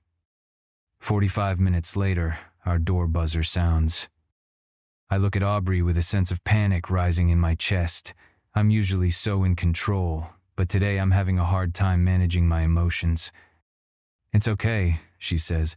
"I ordered Chinese food for us." I lean back against the couch and exhale, but when Aubrey opens the intercom line, it's Brick's voice that barges into our living room. "Madi?" I shudder at the gruff bark of his voice, not because it doesn't sound wonderful to my ears. Because it does. I was a fool when I was with him not to realize just how deeply I'd fallen in love. It was only obvious after I lost him. "Madi's not available," Aubrey answers in a falsely pleasant voice. She glances at me as she goes on. "And this is a no billionaires allowed building, so please vacate the premises." She releases the intercom button, so he can't answer, but he starts ringing the bell incessantly. "Can we disconnect the thing?" I jump up and stalk toward the intercom. Aubrey body checks me out of the way. "Don't even think about coming near this." She hits the intercom again. "Don't make me call the police. Madi's not here, and even if she were, you're the last person on earth she would talk to. Goodbye." "Disconnect it," I hiss when she releases the button. "But our Chinese food." Right. Damn. Miraculously, he doesn't buzz again. Instead, his name pops up in my personal email box. I guess he got the address from my resume. I delete it without opening it. He's sorry. That's honestly enough. I feel vindicated. I don't need to read his words or hear his voice for more because that would only make me go running back to an impossible situation. 20 minutes later, the Chinese food arrives. Aubrey buzzes the guy up, and he knocks on the door. I jump up to get it. Big mistake. Of course, it's Brick, looking half mad. His hair stands on end. His rumpled button-down looks like he slept in it. He stands there holding our Chinese food. He must have paid the delivery guy off to get in and bring it to us. All my senses are hit at once. His dangerous beauty, his clean scent, the way I long for those large hands to touch me. I'm like a deer in the headlights, unable to speak or move, just struck dumb. No, I manage to whimper. He attempts to step forward, but I block the door. His eyes glint amber. Hey, may I come in? Aubrey barrels up off the couch. Nope, I'm calling the cops. Get out of here now. She snatches our food from his hands, plants her hands on his arms, and attempts to move him. I remain frozen until Aubrey's brow wrinkles in confusion at her inability to even budge the guy. I know, he's really strong, I say quickly to stop her from trying. I shift my gaze to him and find his pinned on my face, but he usually understands the meaning of the word no. Maudie, I'm sorry I didn't believe you. I fucked up. Will you please give me a chance to grovel? Out! Aubrey shouts. I force myself to remain dead, no matter how tempting it is to leap into his arms and let him grovel his way over every inch of my body. You heard her. Maddie, there's more afoot here than you know. I need to explain some things too. No, I interrupt. You really don't. I never belonged on Wall Street, and we both know I didn't belong with you. So please, just let this go. I accept your apology. I'm glad you know it wasn't me. That's closure enough. Thanks, and bye. I swing the door shut on him. He still doesn't move. He looks deranged. 5 minutes. Just give me 5 minutes and... Aubrey joins me, and we both push on the door, trying to force him out. I don't have a lot of time. Seriously? What an asshole. Then you best be going. Aubrey holds her phone to her ear. I'd like to report an attempted assault. Brick withdraws, and the door slams shut with both Aubrey's and my weight against it. Are you okay? She asks softly as I struggle to breathe. Did you actually call 911? No. Do you want me to? I shake my head and rally. I can get through this. I'm strong. I'm smart. The pain will eventually go away. I know that. I manage a nod. We pick up the boxes of food from where Aubrey had set them on the floor and crawl onto the couch to watch the rest of the movie. I can't choke down more than a few bites of rice, but eventually this gnawing anxiety will leave my belly. I hope. It's not until the middle of the night that I remember what Brick had said about vampires and wiping my mind. Brick. I stand in the boardroom, my hands planted on the glass, and stare at my own reflection. My eyes are bright as lasers, and I'm glowering hard enough to carve through this window and the Adderwolf building beyond. If I look down, I can see Moon Co. and everything I've worked for laid out at my feet. I'd raise it all to the ground if it meant I could get Maudie back. She rejected me.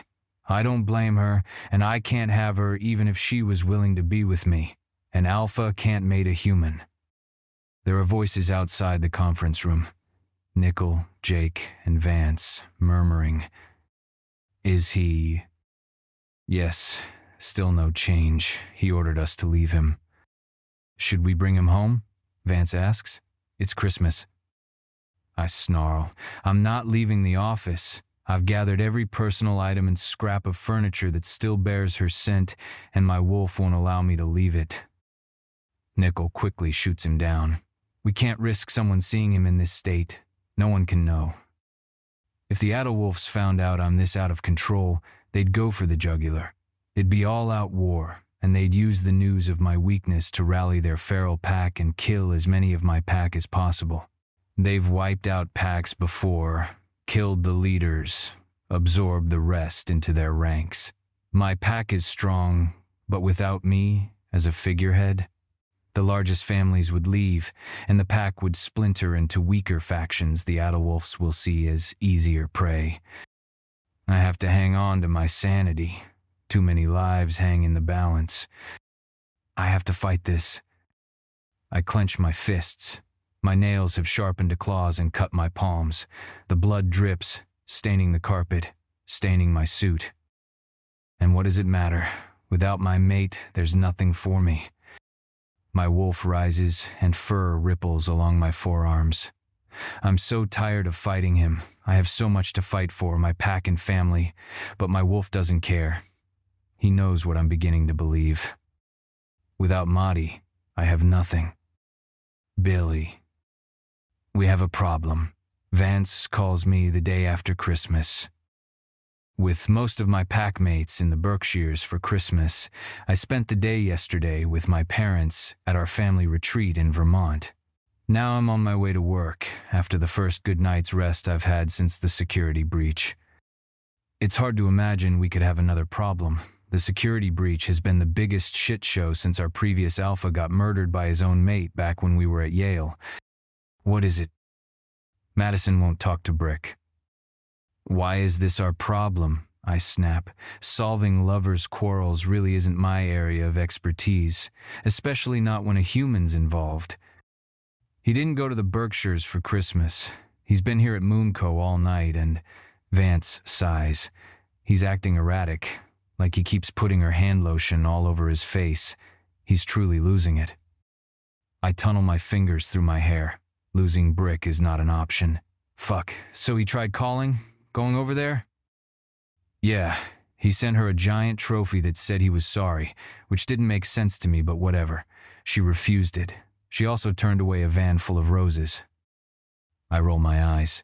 For fuck's sake, humans and their methods of courtship are utterly ridiculous. Why couldn't Brick have picked a wolf? Literally any she-wolf in the world would have been better than this. Hell, even a he-wolf would be better. Who cares if they can't reproduce? What does Madison want? Actually, it doesn't matter what she wants. We just need Brick to mark her.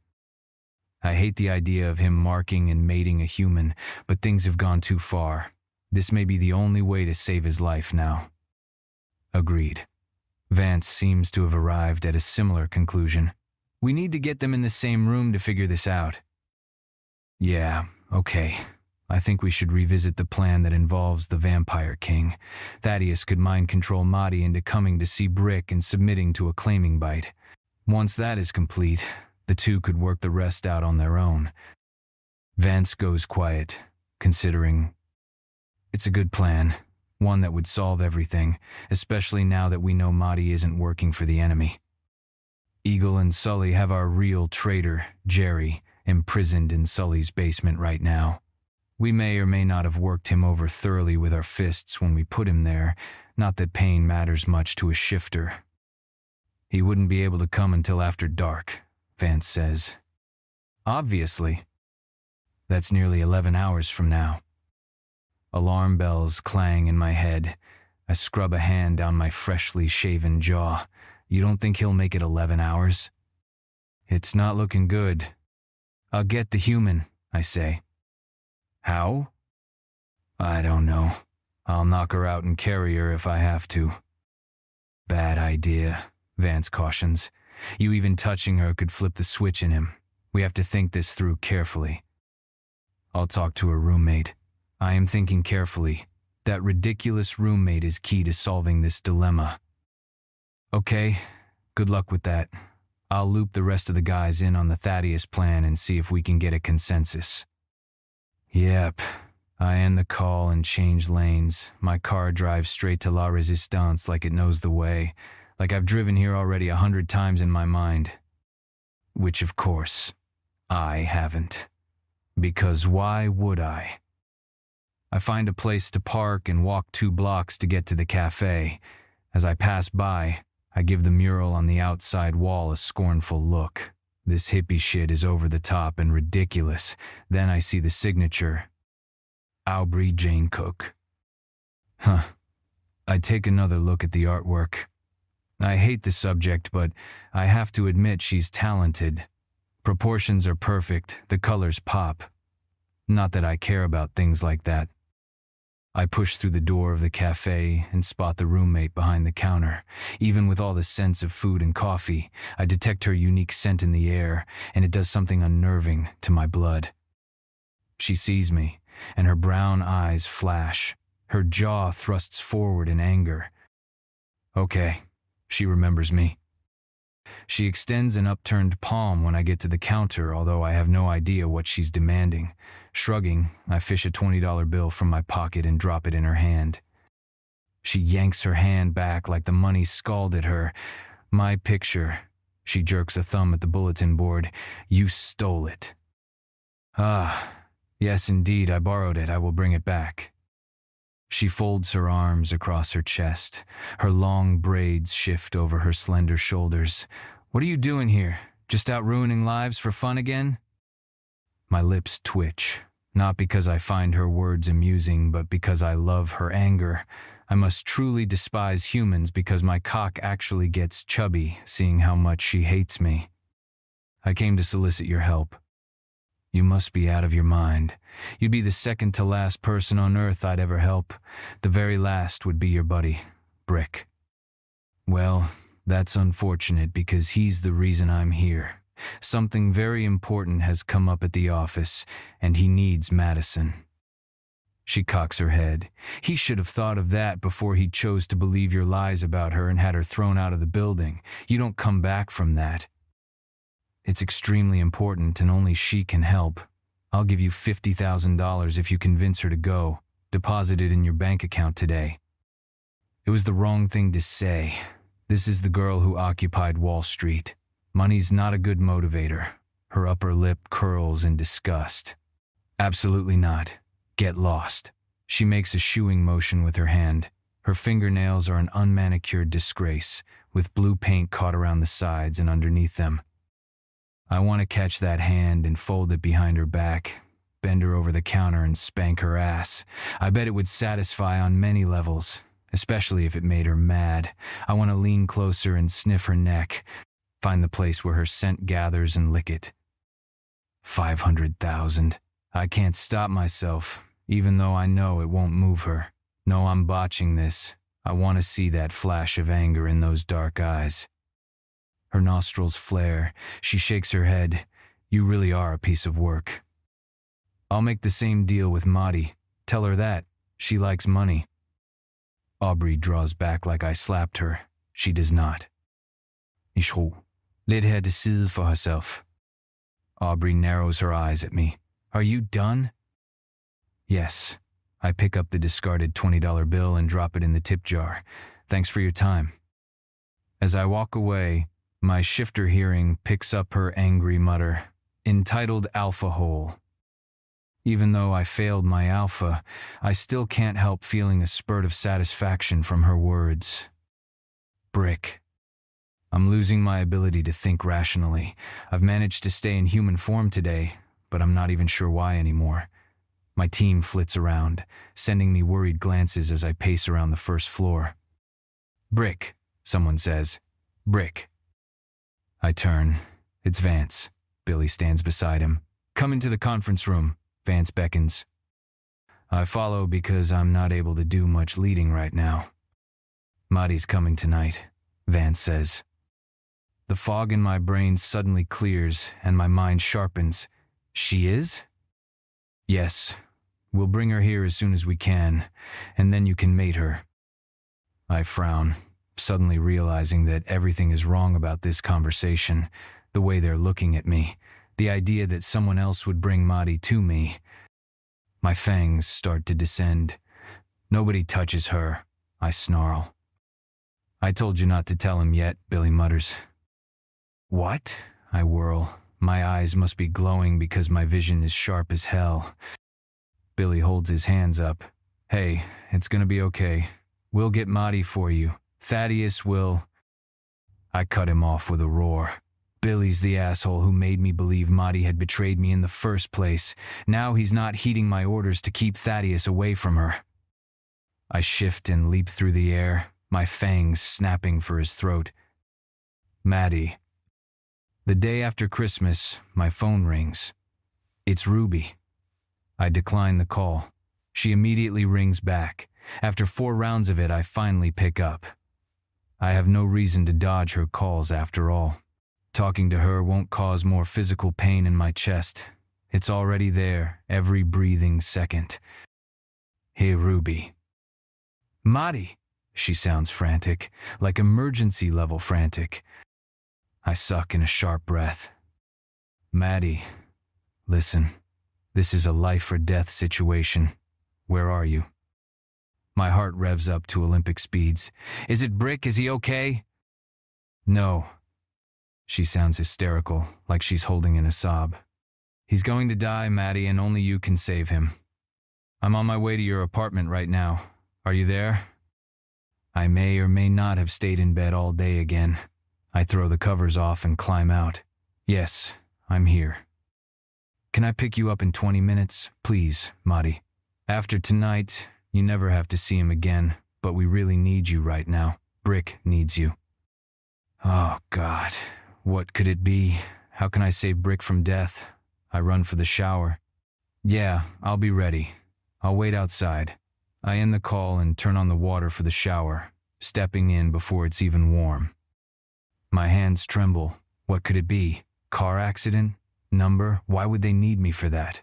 Besides, he told me they had superhuman healing abilities. Something with the Adelwolfs, then? It still doesn't make sense. I rush through a quick shower, then dress and dash downstairs. A limo pulls up to the curb, and I climb in the back with a tearful Ruby. What's going on? Oh, Maddie, thank you so much for coming. She throws her arms around me. I have to fight my own tears back because I know once I start, they won't stop. What happened? What is it? Brick has gone feral. It can happen to alpha males who don't claim their mates by middle age. I blink, trembling, not understanding but waiting for more. His wolf chose you as his mate. He waited too long to claim you, and now he's succumbed to moon madness. Tears stream down her face. It may be too late already, but I'm hoping you can bring him back. Damn it. Now my own tears leak from the corners of my wide eyes. Bring him back from what? From his wolf state. He's gone feral, she repeats, and it starts to come together for me. Goosebumps raise on my arms. So he can't change back? Or won't? Is that what feral means? Yes, exactly. I draw in a measured breath, trying to get control of my panic, trying to find the Maddie who's great in an emergency, the one who thinks on her feet. But she's freaking out, right with Ruby. Brick can't die. He can't. Where are we going? To the Berkshires? Ruby shakes her head. No, he shifted at Moonco again. They locked him in the conference room, but he's tearing the walls down to get out. If he does, her eyes are wide and horrified. If he does, what? Alarm clangs through me. He'll have to be put down. My empty stomach heaves. I feel like bursting into full-on sobs too, but I keep it together. Brick needs me. I'm his mate. I'm not sure what that means, but if I can save Brick, I will. It's okay, I promise, even though I have no idea if that's true. We'll save him. When we get to Moonco, I forget to feel awkward or stiff about getting fired and returning now. All I can think about is Brick being put down. We get off the elevator on the top floor, and I'm shocked by what I see. My desk has been thrown to the far side of the room. Trash litters the floor. The ferocious snarls of a wolf, terrible scratching sounds, and the thud and clang of heavy objects being thrown emanate from the conference room. The executive team lingers in the main area, and they appear relieved to see me. Good work, baby. Eagle pulls Ruby into his arms. This way, Maddie, Nickel clips in his crisp English. Thank you for coming. Of course I came, I say hotly, but then I realize with a sick feeling that Brick was trying to talk to me about this. He needed my help, and I turned him away, refused his calls, shut him out. Oh, God. Hot tears threaten again. I'm responsible for this situation. Nickel leads me to the conference room where Sully stands outside the door, loading a gun. My eyes fly wide. What are you doing with that? These are silver bullets, Sully says grimly. He screws a silencer on the muzzle. They will take him down if necessary. It's a last resort, obviously. My fear level ratchets up to atomic levels. The door shudders with the impact of a very large animal hitting it, followed by an unearthly howl. He hears you, Nickel says. Brick, I call out. Don't, Sully cuts in. Don't rile him up. He'll think we're keeping you from him. He cracks the door. She's coming in, he calls through the door. Back the fuck up, bro. He opens the door and peers through before stepping in and making room for me to follow. He folds his arm across his chest, the gun resting on his heart. What are you doing with that? I'm going to protect you. His jaw clenches, but when he looks at the giant wolf growling at us, his eyes take on a sheen. He means kill Brick. The hell you are, I snap and point at the door. Get out of here. At the sound of my raised voice and anger with Sully, the wolf goes mad, snarling and barking, lunging at him. Easy, easy, easy. He holds his hands out. Thankfully, he doesn't point the gun at him. Yet. Get out, I yell. Sully backs toward the door but presses the gun into my hands. Take this. I'm not using that. I try to push it back. Take it. Don't put it down. Keep it pointed at him. If he lunges at you, shoot him straight between the eyes. Get out, I scream. The wolf leaps at Sully, but he slams the door just in time, and the great beast hits the wood, his claws scraping down it. I'm shaking all over. How much of the Brick I know is still in there? Has he gone totally mad? Brick? He makes a grumbling sound, trotting around the room in agitation. He's like one of those caged animals at the zoo that make you wish zoos and cages never existed. The room is destroyed. Claw marks everywhere, cracked windows. The chairs look like they've been through a trash compactor. It's utter devastation. There's blood on the floor and table. I'm not sure who it belonged to. I am completely out of my depth here. How do I calm a wolf? How do I appeal to the man inside? This isn't some graphic novel where I sing him a lullaby and he calms down enough to change back. Tears fill my eyes. My back hits the door, and I slide down. Brick, please. The wolf stops pacing and stares at me. There's nothing about the giant animal that reminds me of Brick, nothing to make me feel safe here. The hairs on the back of my neck stand up at his continued stare. Does he recognize me? Is he going to attack? You're scaring me. I hold the gun with shaking hands, sloppily pointing at him. He lowers his head, trots over and whines. I let out a shaky exhale. Yeah, it's me. Do you recognize me? He sinks to his belly and inches forward into my personal space. When he gets close enough for me to touch him, he rolls to his back and whines. Brick. Tears of relief streak down my cheeks. I set the gun down and gingerly reach out to rub his belly. He licks my hand. You need to change back now. Can you hear me, Brick? Your friends and your sister are terrified. You really went on a rampage this time. He shivers and leaps to his feet again, his fur ruffling across his neck and shoulders like he's angry. What did I say? I eye the pistol on the floor, but don't pick it up. Come on, you have to shift back. He comes back to me, but is more aggressive this time. He bites my pants and pulls, ripping a hole in my leggings, then lunges toward my throat but only licks my ear. It's not an attack. At least, I don't think it is. It's more an aggressive show of affection. Then suddenly, he's a man, pushing me onto my back, his hand at my throat. Brick!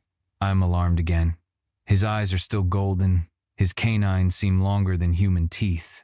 The weight of his body pins me to the floor. Please, please, please, Muddy. He sounds hoarse. I need you. He rips my leggings and panties off. Oh, okay. Please. My control is. He pushes my knees up and licks into me. His fingers join his tongue and he rubs roughly. I need inside of you. Please, Muddy. Brick. I'm still more than half scared of him. He's panting. His eyes are wild. He's definitely not himself. Probably still dangerous.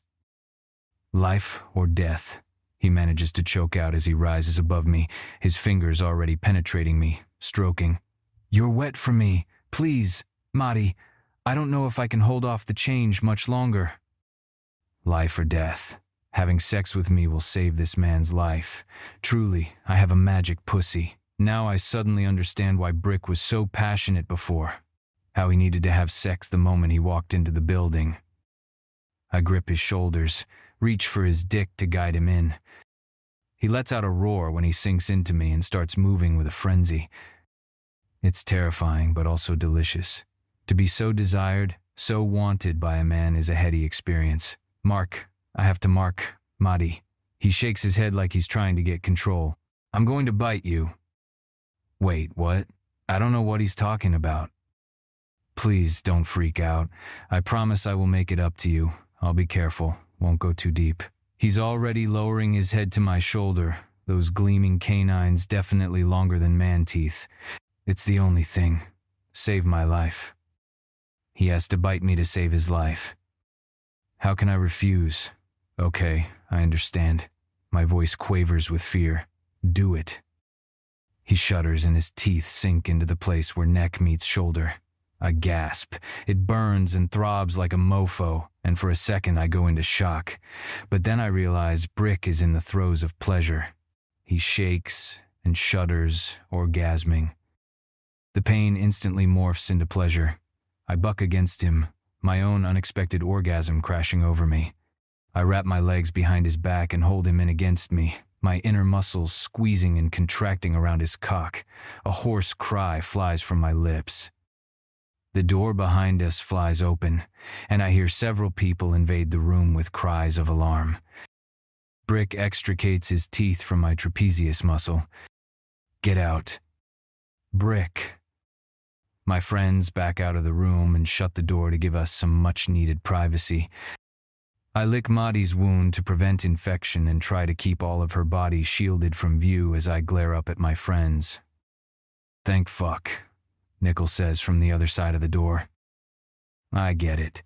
I was inches away from a painful, silver bullet-induced death. I almost couldn't find my way back. My human form is exhausted from fighting my wolf. It's the relief that comes after a long, hard battle, an all-out war. It was only Muddy's beautiful voice that cleared my head enough to shift. It's okay, he's back. Eagle says outside the door, probably to Ruby. I roll to the side and pull Muddy into my arms. I'm sorry. I'm so sorry. I couldn't stop myself. You saved my life, baby. Thank you so much. Her lips tremble, eyes brim with tears. Her face is pale. Ouch. I know. I'm sorry, sweetheart. It's a mating mark. I know I fucked up. I fucked everything up. Thank you for coming. She pushes against my chest. I came for Ruby. She's still mad at me. It doesn't surprise me that someone with such a strong will and firm convictions would also be unwavering in her decision to cut me off forever. But she came. She let me mark her. Her eyes shine with tears, so I know she still cares. Know that this stems from the pain I inflicted, not logic. We're done. She scrambles away and collects her torn panties and leggings, wobbling as she tries to step into them. Maddie, I don't trust easily. It's a terrible flaw, I know that. She manages to get both legs through the holes and yanks up the combined set, frustrated when the panties wrap around and get trapped halfway up. I should have trusted you. I do trust you. You got set up by Aiden, and I believe the worst, but I won't make that mistake again. Please don't walk out that door. She stops with her back to me, her hand on the doorknob. The wound from my mark stands out, angry and red, the edges still open, seeping a little blood. My need to tend to her, to take care of her, nearly bowls me over. Please, I won't make the same mistake again. Not ever. I just marked you as my mate. Wolves mate for life, Maddie. You're the only woman for me. Please don't walk out that door. She turns and looks over her shoulder, and the uncertainty in her expression guts me. I'm the one who made her so insecure about our relationship. I wouldn't give her anything but orgasms. I refused to admit she was my mate, refused to own up to what she meant to me until it was too late. So when the Adelwolfs used her as a weapon against me, we had no foundation to stand on. The shifting sand beneath our feet made it possible for me to believe she deceived me. I climbed to my feet to persuade her and spread my hands. Please. I gesture around the trashed conference room. You mean everything to me.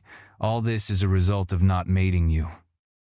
I know the moment I've won because she takes the time to look around the room. She cocks a hip. I don't know who you expect to clean this up, but if you hired a new assistant... I catch her up around the waist and pull her against me. I didn't.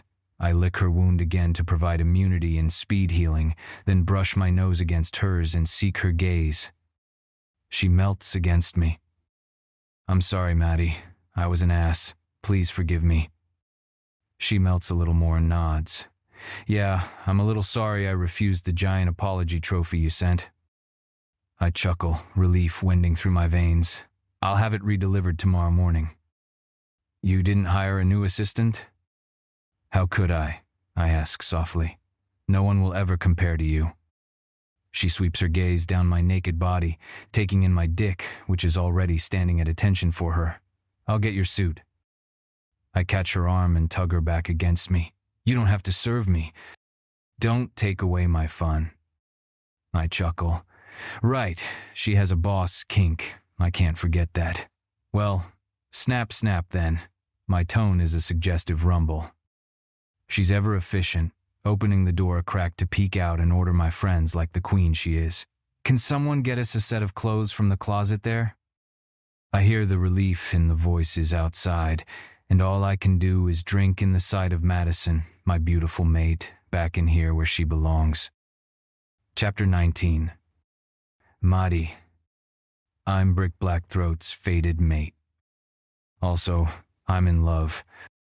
It feels insane to admit what has been true for a long time. I guess I've always protected my heart, except around the few I completely trust. Aubrey, my mom, Braden. That's it. But now, it feels like my entire chest has been blown wide open. My heart is swinging in the wind with no protection. No guarante. But knowing Brick's wolf needs me to survive is a pretty strong assurance he'll stick around. He's not going to abandon me like my rich, asshole sperm donor did. Tell me more about this mating bite. I gingerly touch the swollen puncture marks in my shoulder. I'm on my back in his bed, and Brick is sucking my toes, one by one, determined to deliver me to death by multiple orgasms. We've been holed up naked in his apartment for 2 days now, and every minute, I fall more and more in love. It means I claimed you, Maddie. I embedded my scent permanently into your skin. Every shifter who comes near you will know you belong to me. The moon shines through the glass of the window, bathing the bed in pale light, making Brick's eyes glow amber. Belong to you? What century is this? It means I belong to you then. The warmth of his gaze on my face makes my heart flip-flop in my chest. A mated wolf will do anything for his female. Everything. Your happiness, safety, and sexual satisfaction are now my highest concern. There's so much for my brain to wrap around. I'm still trying to assimilate it all. So it's like the shifter form of marriage? Yes, but it's far more intense than a human pairing. Wolves mate for life. They only have one fated mate. That mate is everything to them. Like Eagle and Ruby. He kisses up the inside of my ankle, sending tingles straight up my inner thigh to my core. Actually, they aren't fated mates. Their love was conventional. The human variety.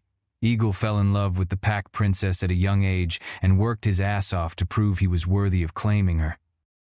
Oh, I digest this information.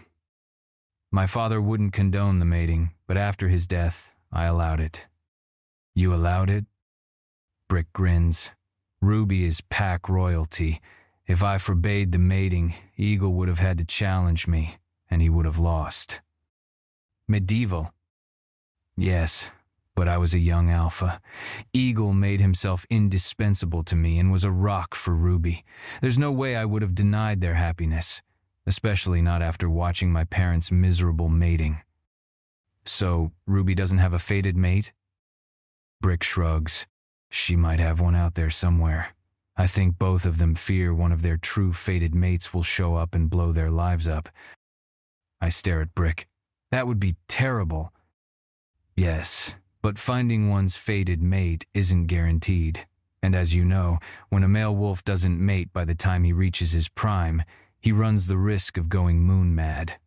Eagle and Ruby were meant for each other whether their biology clicks as fated mates or not. My mind reels as I take it all in. I remember what he told me about his parents, the Romeo and Juliet of rival packs. So your dad needed your mom to stay alive, but they were sworn enemies.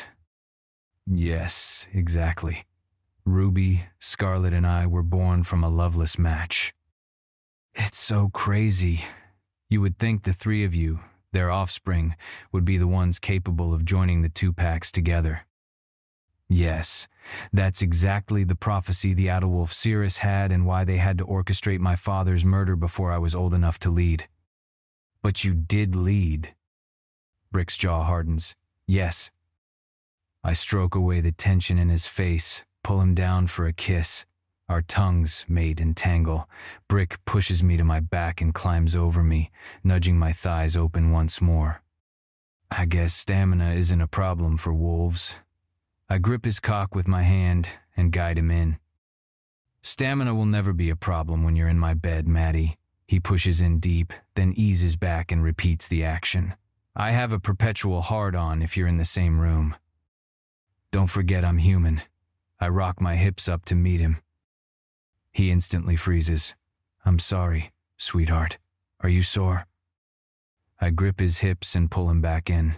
Yes, but it feels good. He moves slowly, without aggression, keeping his gaze locked on mine. My belly flutters with the intensity of it. My body heats. My heart glows. This is what it means to be desired, to be truly cherished, to be loved.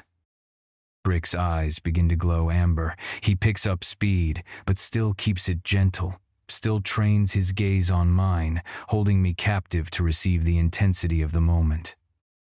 Of his promise. He's mine now. I'm his. This is what it feels like to be important to Brick Blackthroat, my billionaire boss, the werewolf of Wall Street, alpha of his pack. The man I thought endangered my heart is actually the one person I'm safest with, because I'm his one and only. His fated mate, Brick. I wake, surrounded by Maddie's sweet scent. The watery winter light slants over the bed, illuminating her angelic face. For the first time in months, my wolf is content, all because of her, the human assistant who turned my life upside down. Maddie, my mate. Mine. I'm debating how I should wake her when her eyes slit open and she yawns. Morning. Good morning. I gather her close, noting how she winces when she moves. Humans aren't meant to have mating bites, but whenever I check the puncture marks to make sure they're healing, I get so aroused I can't resist putting her on her hands and knees and claiming her all over again. I have to be careful with her, though. She survived my savagery and faced down my feral wolf and took everything I gave her in bed for the past few days, but she's probably still sore. She deserves some care and tenderness. How are you feeling? Good, she stretches in my arms. What time is it? Time to get up. I roll her to her side and lightly smack her ass. You'll be late to work, and you've said yourself, your boss can be a real dick. Her giggle is like champagne bubbles in my bloodstream, If I'm late, do you think he'll punish me? A wave of desire takes my breath away. Always. I lean down and claim her lips, drinking her in. She's all I ever wanted, all I ever needed, and I'll never get enough. I'm seconds away from ripping away the blanket, rolling her to her back, and filling her up when she pulls away and swats my shoulder. Enough. I need something to eat, and a shower. I show my teeth, ready to dominate her, but her stomach growls. The sound saps my strength. She's the center of my world now, and her needs are my priority. Sex can wait. I need to take care of my mate. Shower first. I rise and help her up, wrapping her in the blanket so she's not cold. I'll order some food. I grab my phone, and it lights up with an incoming call. Eagle. I have a bunch of missed calls from him and the others, including Billy, who's still on my shit list. They'll be wanting to know I'm all right.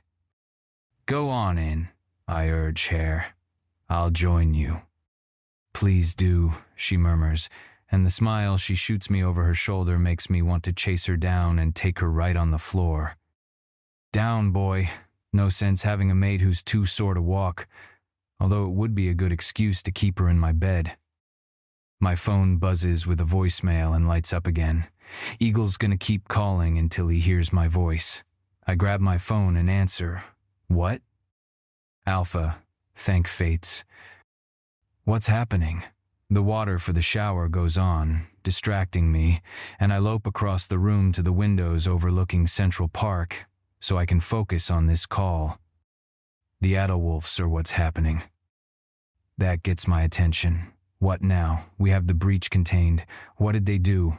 My voice drops an octave, my wolf snarling through. We have a mate to protect. It's bad. Eagle sounds exhausted. They released footage of your wolf in the boardroom. What?